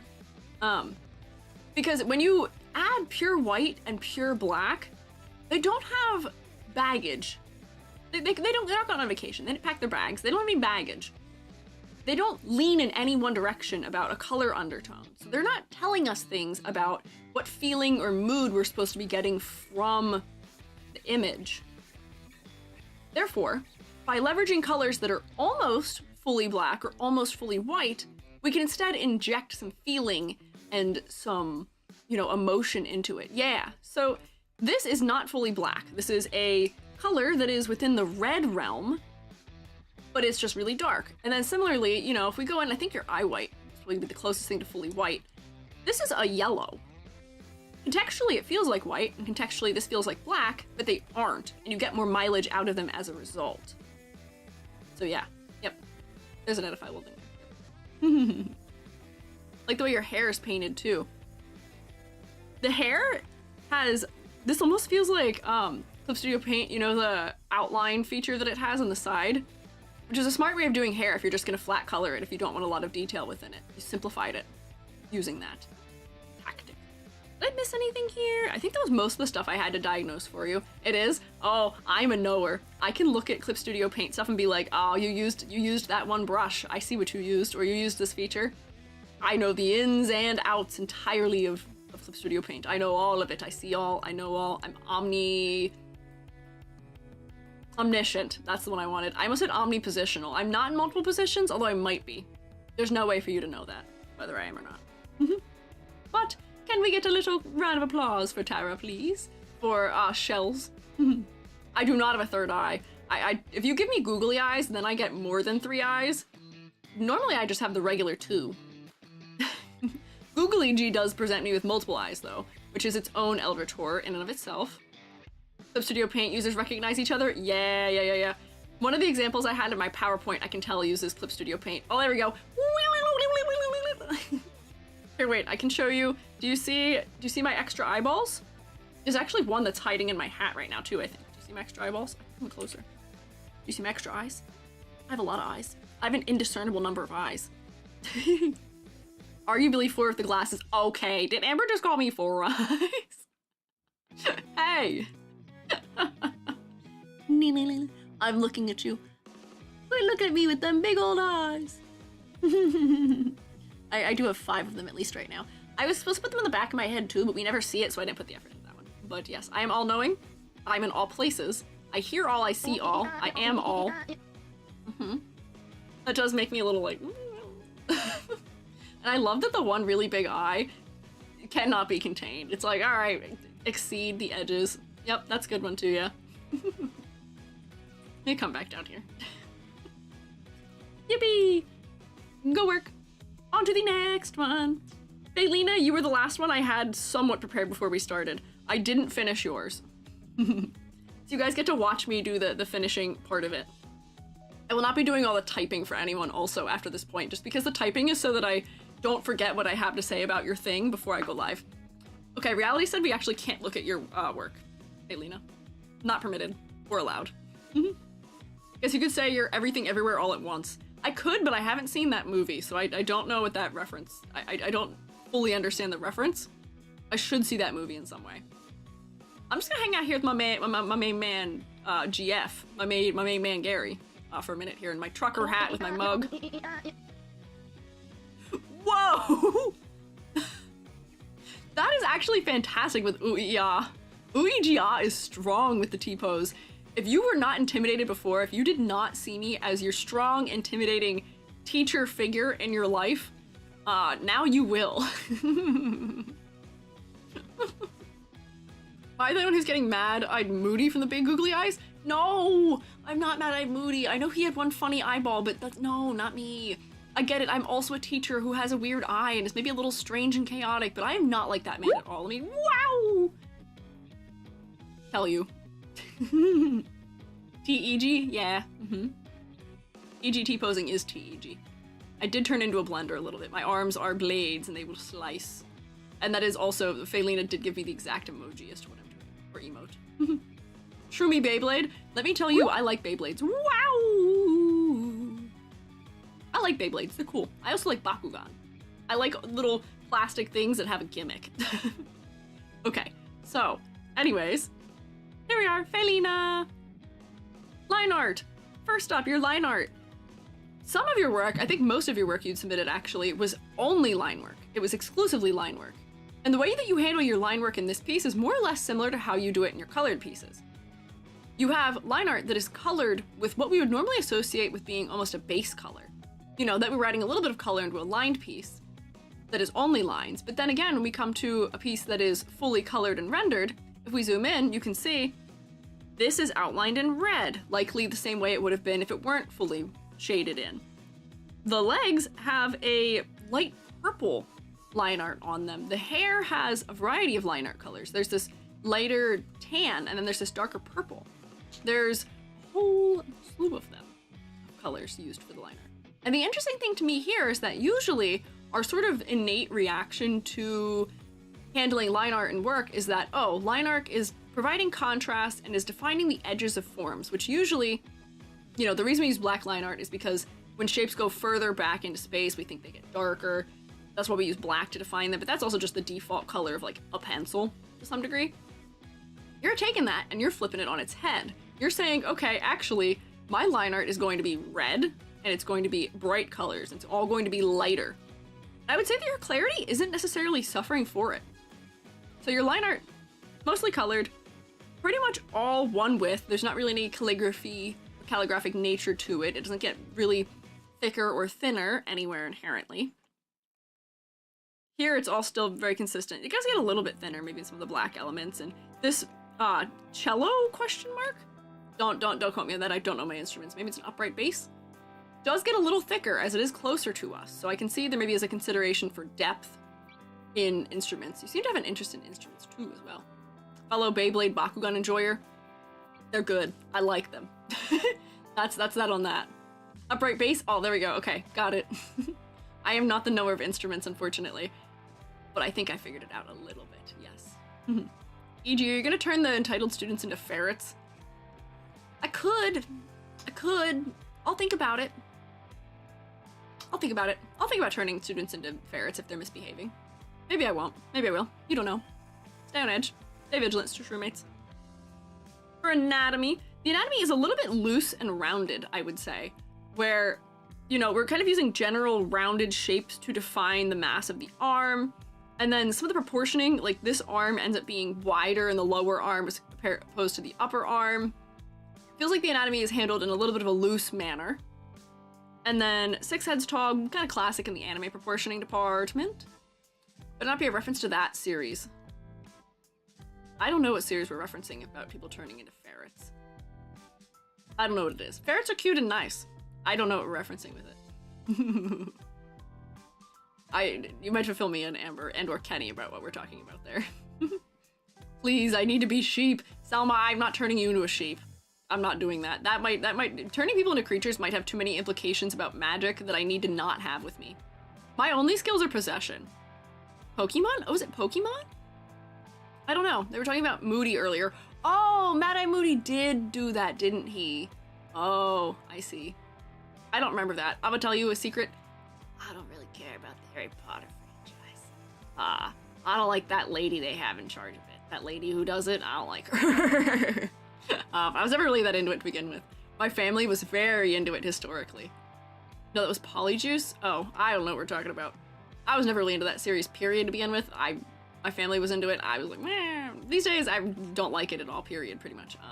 I don't like that lady. She's up to some nonsense.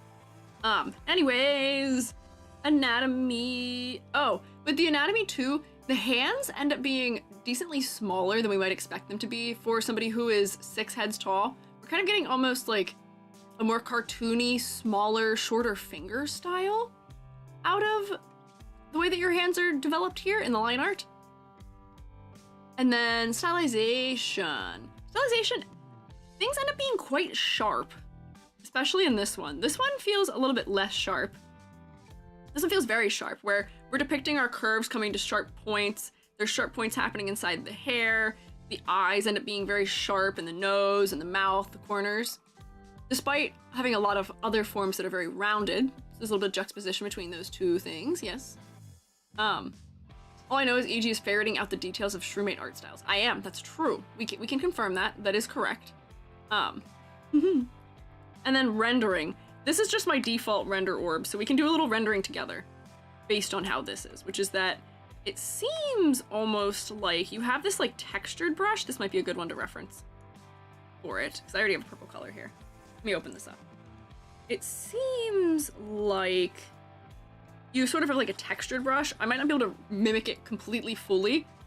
I don't know what brush you're using. It almost has like a marker quality.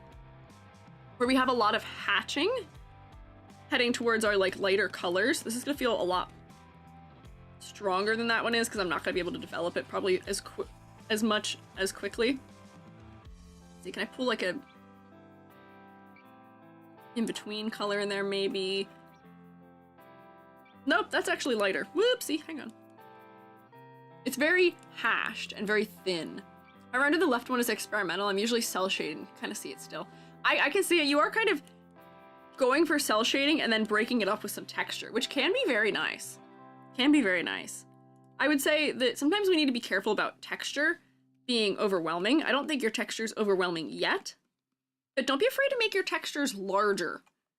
Like, there's so little that I don't think we're getting to fully appreciate the amount of time you're spending on just how many brush strokes is contained within this thing. If we made it a little bigger, we might be able to appreciate it a little more. More to the scale where I have it. Might look a little furry depending on how you do it, but there's a way. I think it's worthwhile. Also, I'm not capturing correctly. All of your lines that you're using for that kind of go in the same direction and are kind of parallel, so I need to do that a little better in my rendition of it. My lines can maybe used to be thinner to provide an example of it, but I'm just kind of getting the essence. And then you have a little bit of rim lighting, it feels like, on a lot of the objects, which might be your line art. There it is. That's what I would say. Speaking to the zoom out tip earlier, I absolutely remember being zoomed in a lot while drawing this in general. Yeah, zoom out, zoom out. What my hack is for you, if you're doing shading and you find yourself zooming in too much, apply all of your general just big shapes for shading at a distance. So like you're doing your hair, be like, all right, here's my hair shape. Whoa. Oh, my tablet didn't like whatever I was just doing. Apply your big shape out here and be like, okay, here's the big defining shape of this side of the hair, big defining shape of that side of the hair. Okay. Highlight goes here. And then zoom in like an increment and then say, okay, I'm gonna break this up more where I'm gonna see like, okay, that relates to this thing and this is gonna be in here on the inside and I'm gonna make that jut in a little bit more, define your shapes a little bit more. And then you can zoom in ever so slightly further and say, okay, I'm gonna define that a lot more, where I'm gonna say, okay, here's a hair coming through here, there's my highlights, all of those kinds of things. Alternatively, depending on what program you're using, you can actually have a second display window from a more zoomed out perspective, where I have it up here. You guys actually can't see it. Hang on, I'm just screw things if I do that. Hang on, let me go here for a quick second so you can see it.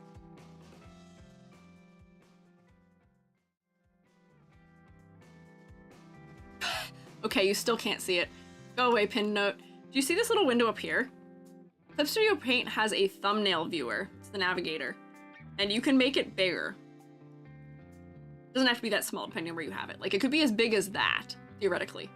Maybe. And alternatively, you can also, I forget how to do it, window, I used to do this sometimes, where you can tell it to just have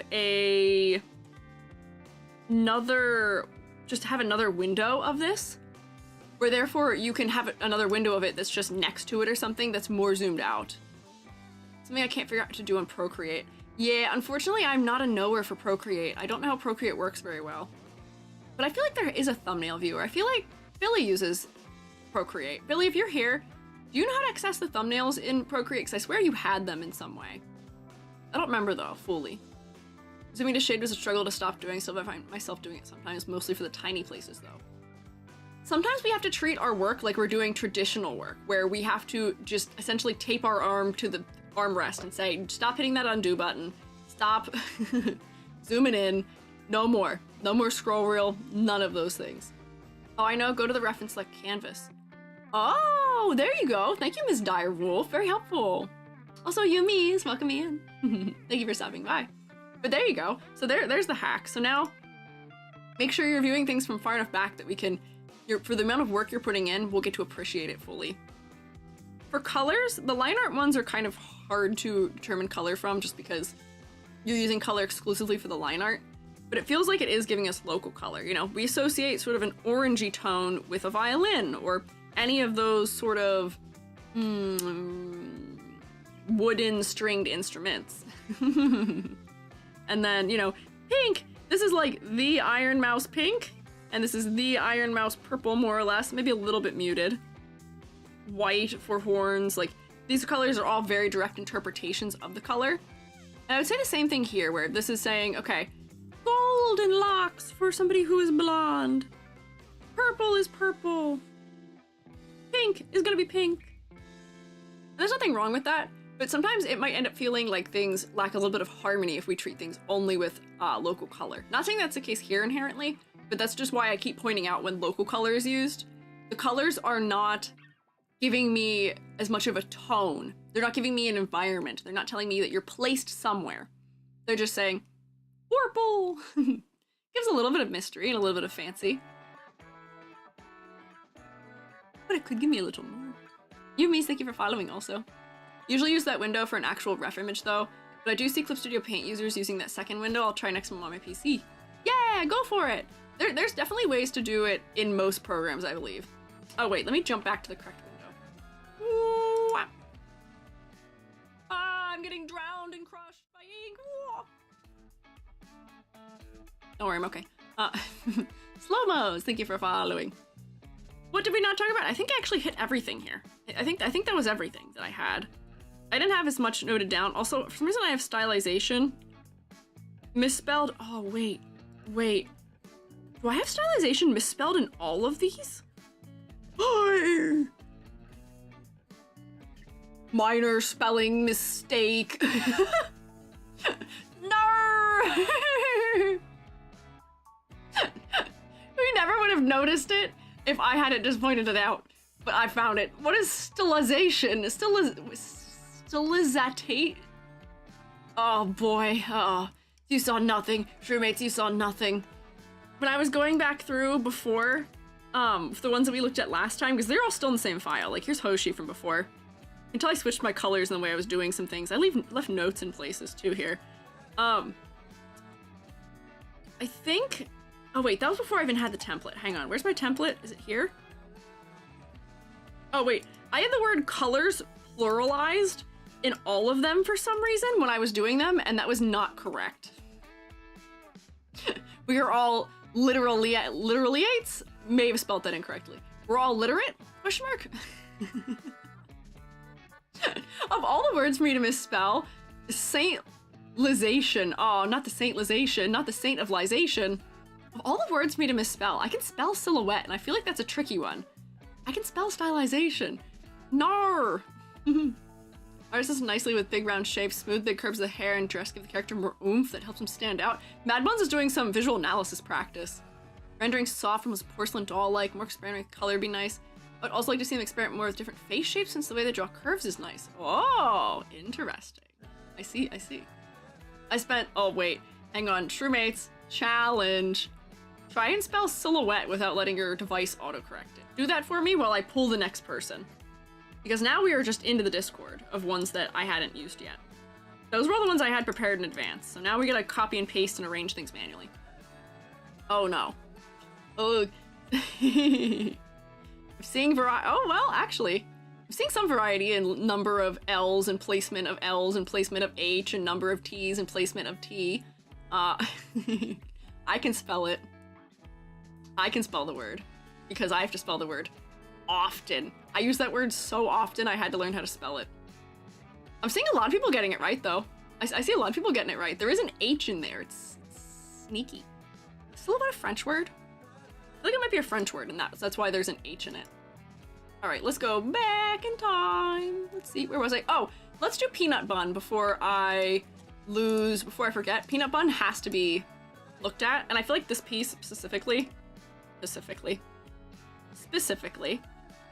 is a good characterization, whoops, of peanut bun's style. There we go. Put that like, wham bam, right there. Perfect. Perfect. There we go. Silhouette is the easiest way I find to break it down. Yes, S-I-L-H-O-U-E-T-T-E is the correct way of spelling it. Oh, your autocorrect thought you're spelling solitude. Arr, nar! They couldn't figure it out. Oh, hi, Peanut Bun. Look, it's you. Look, it's you. It's your turn. Also, this food looks scrumptious, by the way. I can spell stiletto, but not silhouette. I think stiletto is still an easier word to spell. Also, my other one, the one I never spell correctly, I'm gonna tell you a secret. I don't actually think I know how to spell this word. Shroommates, how do you spell palette? As in color palette? I think maybe I just get confused with how you spell it if it's like a wooden palette. How do you spell palette?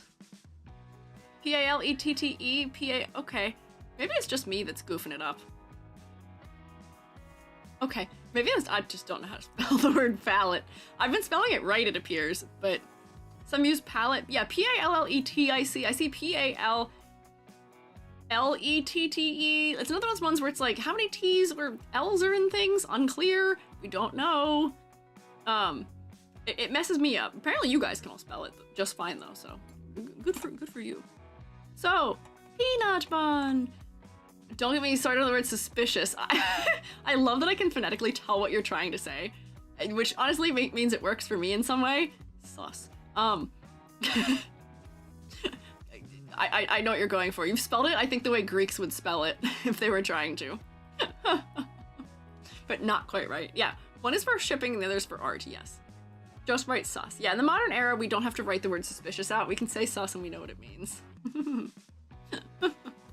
Palette is wooden, but how many L's is in palette? How many T's is in that version?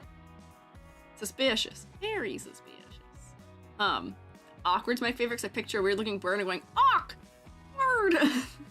Just make it onomatopoeia. There you go, that works. Okay, peanut buns! Peanut buns! Your line art style. Your line art is mostly consistent in width, but you do use what would usually be called spot blacks, but aren't, because none of your line art ends up being black. Almost all of your line art ends up being these like nice muted light colors that have gradients cast over them, which makes it very atmospheric, makes it feel very pastel and light. So I'm gonna come down here and I have like layers prepared where I can say, okay, line art is very thin, and then I can even sample your colors and say, okay, the line art is changing between colors, so I can lock this and airbrush it over it to do the color gradation. So we can see that. Your lines are all colored. Some of them are colored more closely to your shading colors so that they fall back a little bit. They're not as noticeable, they're not as overwhelming. But you do go for darker colors, specifically in the nose and mouth and on the edges of the face. That way that becomes more focal to us. Like using colored line art. I see that, yes. Color versus color.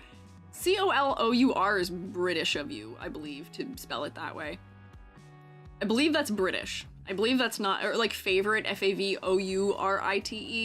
I believe having the U in it is the British way of spelling it, but I don't remember. And then there's the way you're supposed to spell gray, G-R-A-Y or G-R-E-Y. I'm not getting started on that one. That one drives me nuts. I don't know what the way you're supposed to spell it in American English is, and I don't care. It don't matter, but my teachers cared in school. You'd be surprised. The number of essays that people tried to correct, my art historian would be like, oh, it has to be in proper American English. Oh, has to have the correct, whether it's E or A. I don't remember. You can see how well that worked on me, by the way. Doesn't work. Anyways, so line arts, very consistent in width, but you do have what are kind of equivalent to spot blacks, especially like if we look down here inside some of the folds. Prevents over detailing. They work nicely to break things up. And then you also do this nice little hack that I do. Do you guys see how, if I trace over this, do you see how the lines, woo, my brush is way too big. Unless it's an airbrush. Do you see how the lines, you know, this doesn't just intersect at a right angle. It doesn't intersect like that. No, no, no, no. Do you see how they've been given transition into each other? Little corners they form are rounded out manually. That is a smart thing to do. It adds a lot of clarity a lot of the time, and for defining forms, it can be very helpful. As a perfectionist, I tend to do it a lot because it helps me go back and reanalyze my line art to make sure it's working. But that is a line art thing. I don't think we've seen it yet today, but that's a good line art thing to note that you're doing. So I might even draw that down here on this, so that we remember that this is a part of the style that was important. I can't draw. Hello? There we go. There we go. So it gets that little, like, thing where it rounds into the corners. Yes, rounded tangents. I mean, they're not tangents inherently. Tangents are if you were to have two objects that are, like, starting at the same edge. So, like, if I were to draw, like, a heart and a square, that's tangent. But if things are intersecting, they're not inherently tangent. But it can help provide clarity if you do have things that are tangents. It can make them feel less like tangents, because it feels like there's actually space between them when you round the edge between them. Yes. Oof! Oof! Not the ad, no! Roblox oof noise. Minor detail that helps clarity indeed. Oh, it does. I should show you what it looks like when I draw with and without it, because you can tell the difference very clearly. It's very helpful. Art submitted in yes, in brilliant in color, not color? If Shakespeare can spiel his name 5 different ways, then spelling is optional and grammar is a formality. That's true. I feel like to some degree, the over-enforcement of proper spelling ends up being a little bit ableist sometimes, and ends up being a little bit hostile to people who are not first language speakers. Therefore, I tend to be very lax about misspelling as long as there's an effort being made. As long as if it's corrected, it is remedied in the rest of the element, if it's in a paper or something. I tend to be kind of lax about it, because you never know what people know or don't know. It happens to all of us. As you can see, I can't spell color palette. Happens to the best of us. Even teacher doesn't know. Hey, I just want to be not wrong when I'm writing. No, you can be. You don't have to be. It's okay. Monday, Moon Day, Tuesday, Tweez Day, Wednesday, Woodens Day. That's an interesting proposition you make there, and it sounds very Pittsburgh of you. I have family that says Monday, Tuesday, Wednesday. But anyways, we're getting distracted. Anatomy! Anatomy might actually be hard for me to discern from this because it looks like we're in a very strong perspective right now where it looks like your shoulders and your head are really coming towards us. Solomon Grundy, what are you guys talking about? I've lost track. Let me come here to anatomy. I can try and do my little draw over thing, but I have a feeling since we're looking at this in perspective, it might be hard to tell. Oh, Monday, Tuesday. I see, yes.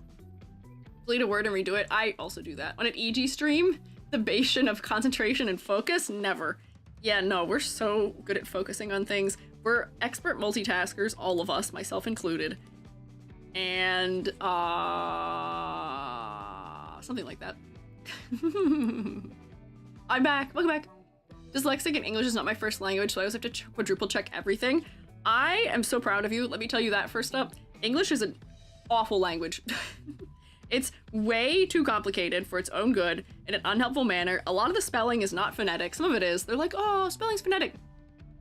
No, it's not. There's so many borrowed words from other languages too that end up making things less phonetic. It's a whole thing. I'm proud of you. You're doing fantastic. There we go. Yeah, I think this is definitely forced perspective. Or not forced perspective. Peanut Bun, are we looking at this in like an upper perspective? I feel like as I'm drawing this, it's making it even more clear that like, you know, if we're doing limbs, that foot is like that big. Unless you do draw legs that small, mayhaps. Or like this is the way you do proportion. If English was a phonetic, it would not look like this. Hi, Kenneth. That's true. Yeah, random double consonants. I before E except after C. Like there's all these rules that don't work. Yeah to what? Yeah, is this how you draw legs or is this a perspective thing? Neither of them is a bad thing. I'm just trying to clarify whether or not that's how you drew drawing it. Either is a-okay. Ignore. Origin analysis time. Yes. Shroommates. Jingle, jingle, jingle. Jingle, jingle, shroommates. Look here. Look at Peanut Bun's a very cute little creature that I'm turning into a green alien. I used the 3D reference Clip Studio. Oh, okay, I see. Okay, noted. They're very helpful, I will say that much. The 3D references Clip Studio has are nice, especially for perspective. Perspective? Okay. So you may have to tell me then, Peanut Bun, what your proportions actually are, because this is not going to be accurate. But it does seem like you're getting like, you do have big head, almost like maybe like mascot proportions. Big head and then like smaller body, almost like that kind of proportioning maybe? Made the arms a little bit thicker than probably they would be here. But like that feels more or less kind of how I'm reading the anatomy to be right now from a distance. Thin neck, big head. Feet and hands are usually quite big. Can do that too. Hello, Sora Kingdom Hearts. Not really. Doesn't look like Kingdom Hearts proportions. I am just kidding. So we'll say that. Can send another pic? I mean, it's okay. What we can say is that you are using cartoony stylized proportions. The amount of heads tall it is less important than just taking a look around and noting that, okay, the feet are kind of large, the head is big, the eyes proportionally are really tall for the head. Like they take up almost the entire upper third of the head. The limbs do have some nice width to them. They're not like pencil thin. Those are all things that we can note for the anatomy that's important. For stylization, I can come back and grab this and that. And we can trace over things so we can see even more clearly how the face is stylized. There's that the nose is quite little. We've got these little like blush marks on the cheek. The mouth is quite simplified. We only have a tongue. Whoops, I didn't quite draw that all the way. Things are generally quite round in the shape language. I think this is a mole we have here. And then the eyes are so big and very cute. I'm not gonna get perfect accuracy as I do this, but just so we get the general shapes. Whoop. Big and round and friendly, thin line art. Eyelashes are very spidery. They're really long and exaggerated, which is nice. It does draw us to looking at the face. I am not doing my best at overlining this, but you kind of get the idea. I go a lot slower when I'm doing them beforehand. And for what? Spending all that time. And then the eyebrows are kind of treated in the flat black color. They're already all the way fully shaded in and depicted on top of the hair. You get a little bit of secondary line activity if we look throughout the hair and other places that define the edges of shapes. You like outline where this eye is too. The pupils are quite small. Or not, well, I mean the pupil too, but the iris is quite small in the eye. Almost to the point where it's like, that's it. And now I can shrink this down and put it in the box. Whoops, that's not what I wanted. There we go.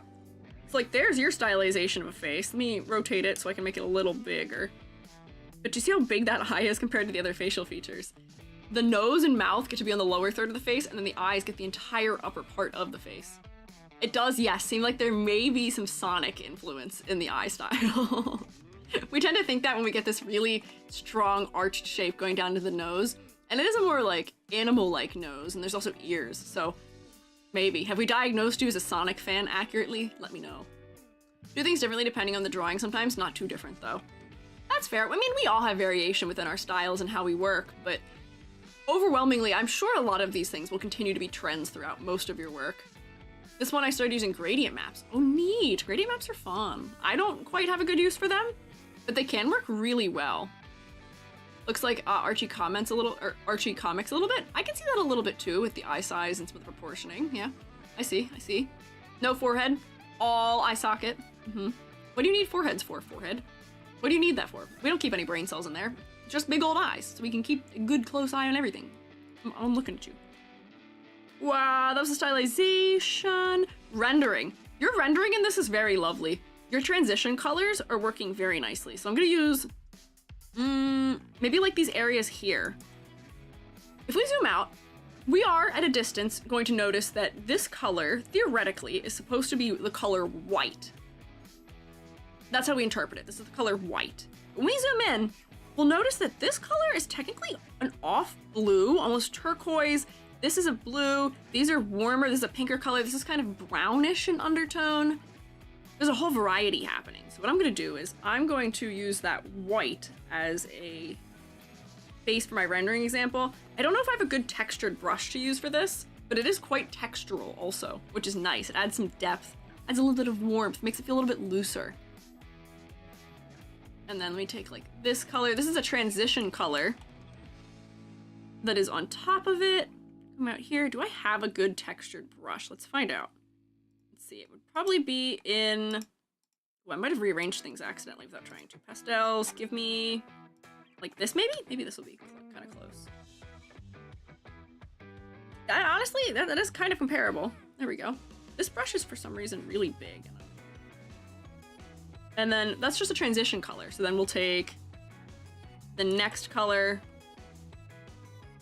put it in here against it, and then we'll take our final darkest color, which is the blue, which theoretically I think is not even a darker color. It's actually a lighter color, but it is pushing the depth by using saturation instead, and using not just saturation, but also color hue. Feels like that's further away from us and the shadows are cooling off. I use rough wash in Clip Studio. Oh, I wonder if I have that. I might even have that one. Rough wash. If I looked in my watercolor, I might find it, but I feel like the brush I used is kind of close enough. I use straight white. Where? Is it in the eyes? It might just be the eyes. You're using it not in the clothing though. Using straight white in the eyes is interesting because then it makes the eyes more focal if it's not helping, or if it's not happening elsewhere in the drawing. So maybe that is more accurate then, but then you're also not using like a straight black either. You have, this is the darkest of your line art color there, this is the darkest of your line art color there. This might be one of the darker tones in the whole image, theoretically, some of these ones that are kind of in here. Oh, Studio, what are you doing? There's no true black tone either. It's the gradient overlay, so that's why it changed the color. But I think that's working to your benefit. It ends up feeling more, like it ends up with more of a tone as a result of having your whites being off-white. Those feeling colder provides a nice contrast to the warmer elements of the rest of the dress and the rest of the background. It sets you within this environment that is this warm, glowing space. I think it works quite well. Why are you guys saying rawr? Why are you saying rawr? But there we go. There's your very nice interpretation of orb. And then you also, your character itself, because I've seen your character before. I've seen this character before. I think I spliced you together with other people historically previously on stream. Usually is very strongly united and harmonious in its color palette, where it tends to be very analogous in the warm tones.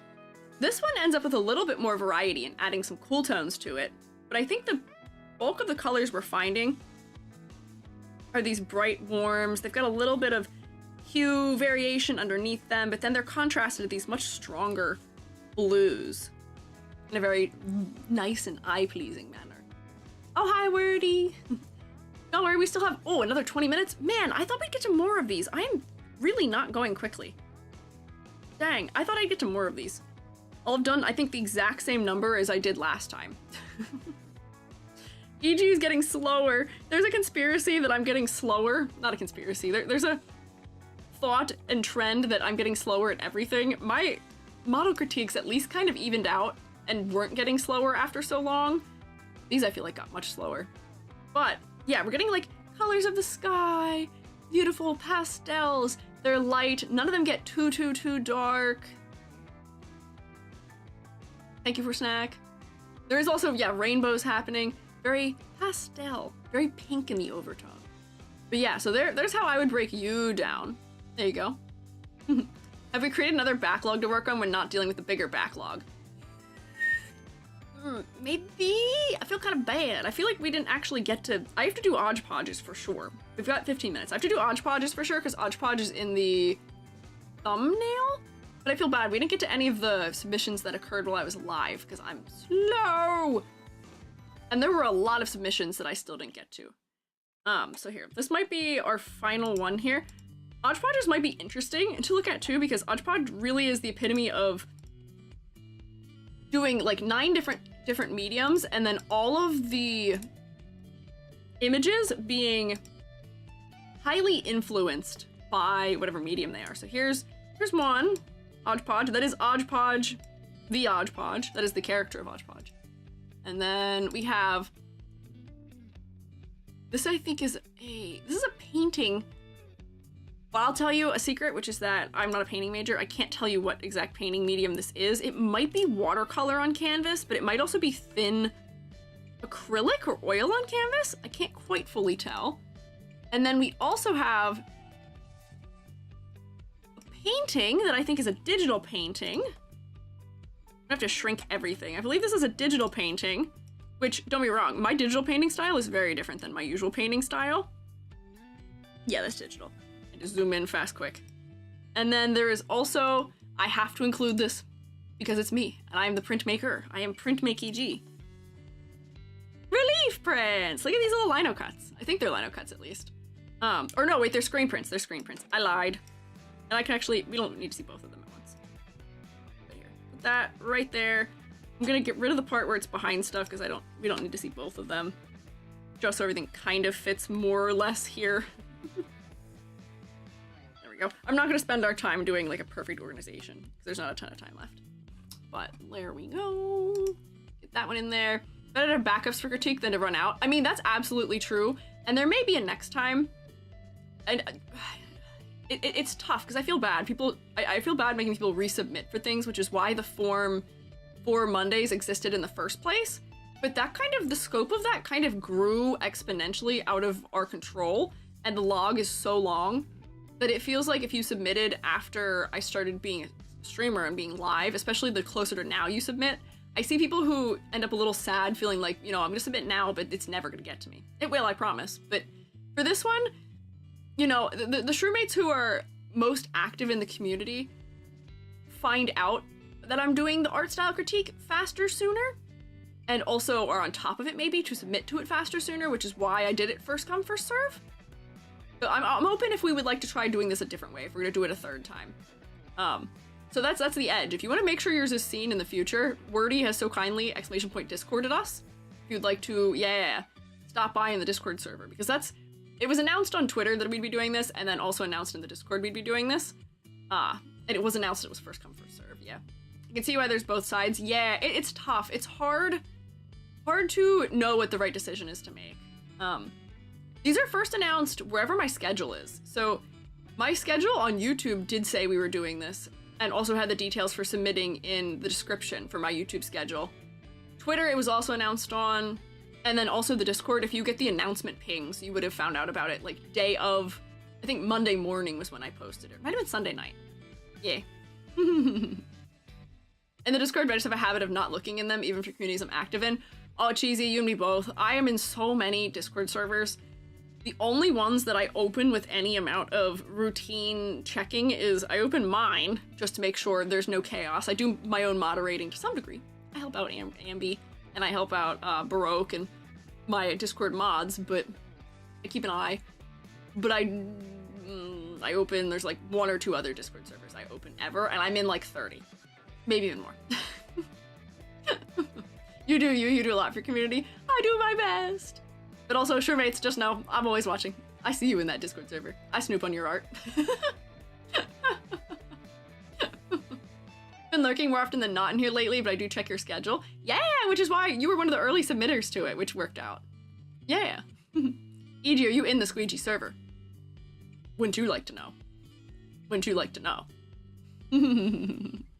So, anyways, let's look at Hodgepodge's art here, which might be a little bit difficult for us to go through all these factors for, because inherent to each of these mediums is a different working style. But I think the places we see the most overlap, at least in these three for me, are in stylization choices.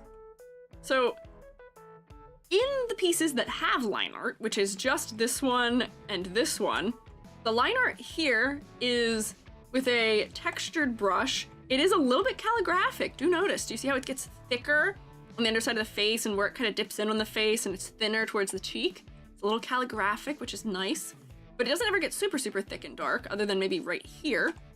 It's not necessarily showing us depth inherently or overlap or weight by having that thickness to it, but provides a nice little bit of variety. This piece, this painted piece, has line art in it, but it almost seems like it's lines that are painted on top, which is a very different method of working, where often if we are working digitally, line art comes first. You get your lines down and then you fill them in after.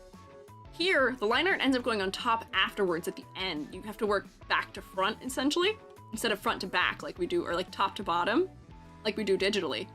And I can see that influence in the way this has worked, where the proportions and the color boundaries might be a little bit looser as a result if you're somebody who's used to working with line art. Here, there is line art, kind of, technically. It's very clean. This is a beautiful one-layer screen print, let me tell you. Lovely. You get a 10 out of 10 from Professor E.G. This is assignment number 1 if this was your first project.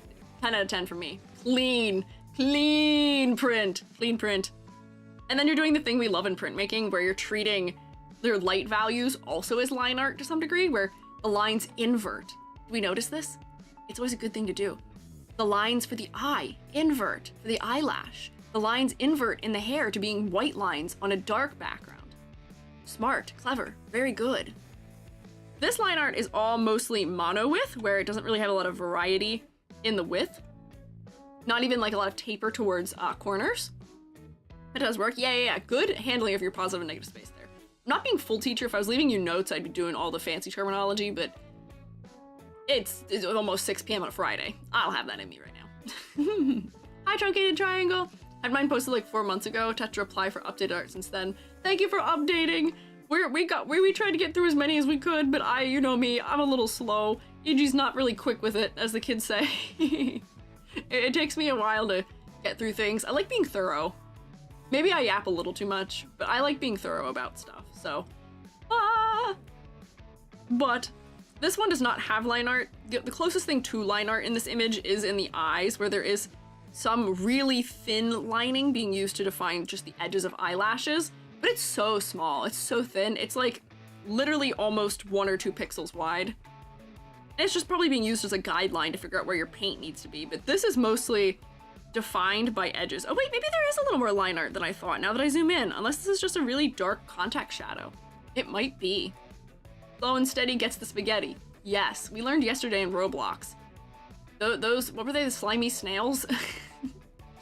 They slowly took down the much stronger roaring lions.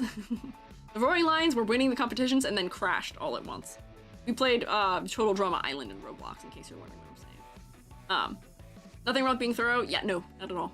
That is me. I am a thorough person in every way. That's just how I am. So, line art, very significantly across all 4 of these pieces. So I'm not even gonna fill that box in, because I don't think there's a consistent move being made in the line art. I think Hodgepodge is adapting line art to each style. However, when we get to anatomy, there's a little bit less variation. The proportioning of this figure in the painted style and this figure, despite being rendered very differently, both is sitting firmly within that sort of semi-realism category, where it's clearly referencing human anatomy, especially this one, in the color choices. It's kind of accurate to real shapes and forms. This is a little more exaggerated.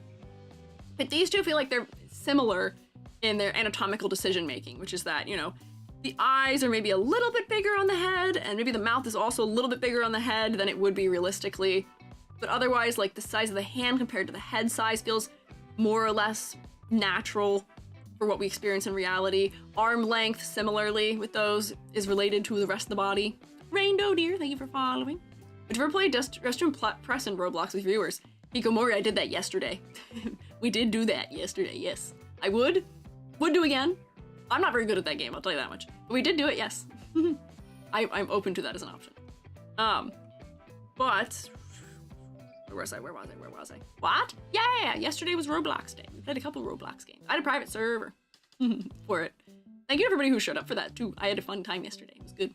I was not in a fantastic mood yesterday morning, and playing Roblox with the community did in fact cheer me up quite significantly, so that was good. But what was I saying? Where was I? Anatomy. Yeah, I'm seeing similar decision making between these two. This one is super stylized because it's a print. It's a print. We're gonna make it super stylized because we only have 2 colors to work with, which is the color of your paper and the color of your 1 ink layer you're laying down. Thicker lines just make things work a little bit better in printmaking often. It takes a lot more technical skill and a lot more practice and experience to get thin lines in screen printing. And sometimes it's even your facilities.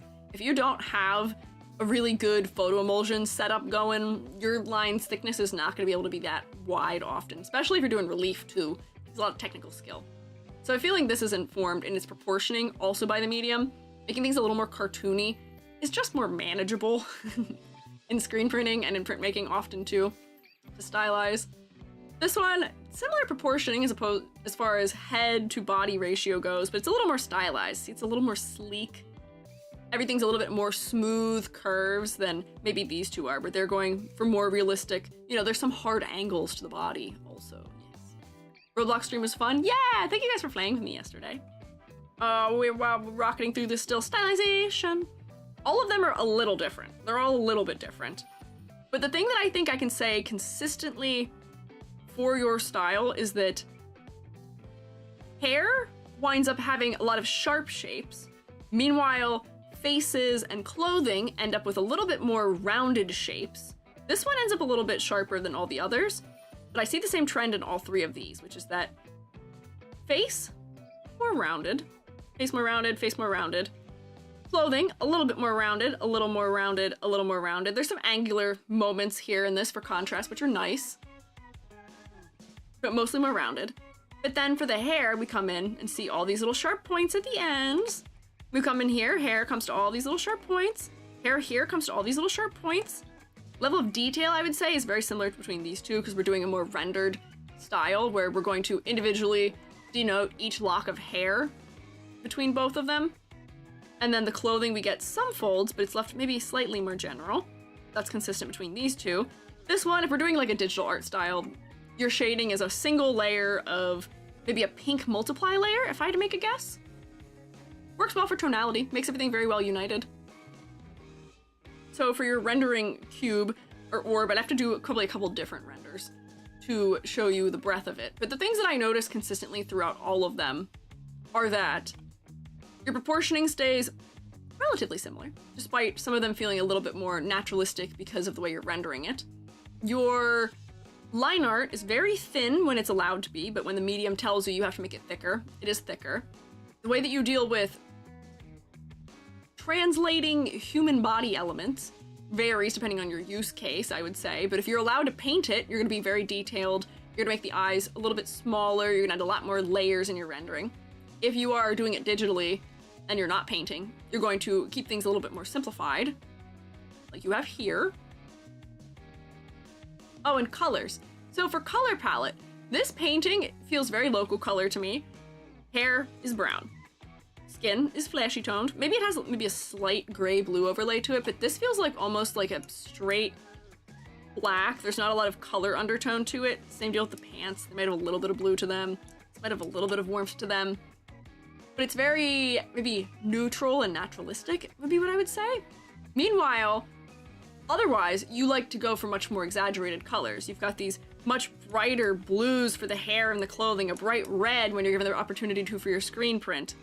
Because despite this being naturalistic depiction of light, perhaps, the color isn't. The color is all these exaggerated yellows in it.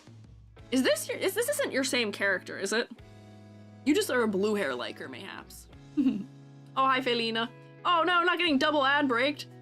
No, not the ads. Adpocalypse is upon us. Help. We're we back? Are we back from ads though? I think we are. But I think that was all of the notes I had here.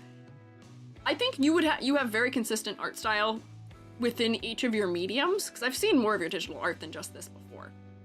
And they all end up feeling a little bit similar to this in style. This for color also feels like it does have a mother color that is also pink, which might be because of your pink multiply layer happening. So, yay.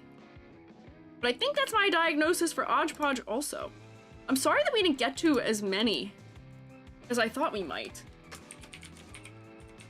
I may have yapped maybe a little bit too strong. Yap is very strong with this one. But thank you all for coming and hanging out and cheering on each other as we looked at everybody else's art styles. And theoretically, even if I didn't get to you, maybe if I didn't get to yours, you can take some of the things that we, were looking at today, some of those visual analysis skills. We can look at something and analyze, okay, what is the line art doing? What is the color doing? What is the rendering doing? What is the stylization doing? How is the anatomy working? And apply those things to your own art, so that way you can give yourself your own diagnosis. Technically, theoretically, you don't need me. I know it's always nicer and sometimes easier for people to, hear it from someone else, and I can be more unbiased towards your work because I'm not familiar with it. It's something I made. But you can try and tell yourself the truth and look at things in an unbiased manner and just say, flat out, what is my line art doing? Draw it in a little box. What is my anatomy doing? Grab the overall shape of it, put it in a little box. How do I stylize? Shapes in the face and things like that. Put it in a little box. Make a little render orb. We talked about this when I was talking digital painting a couple weeks ago.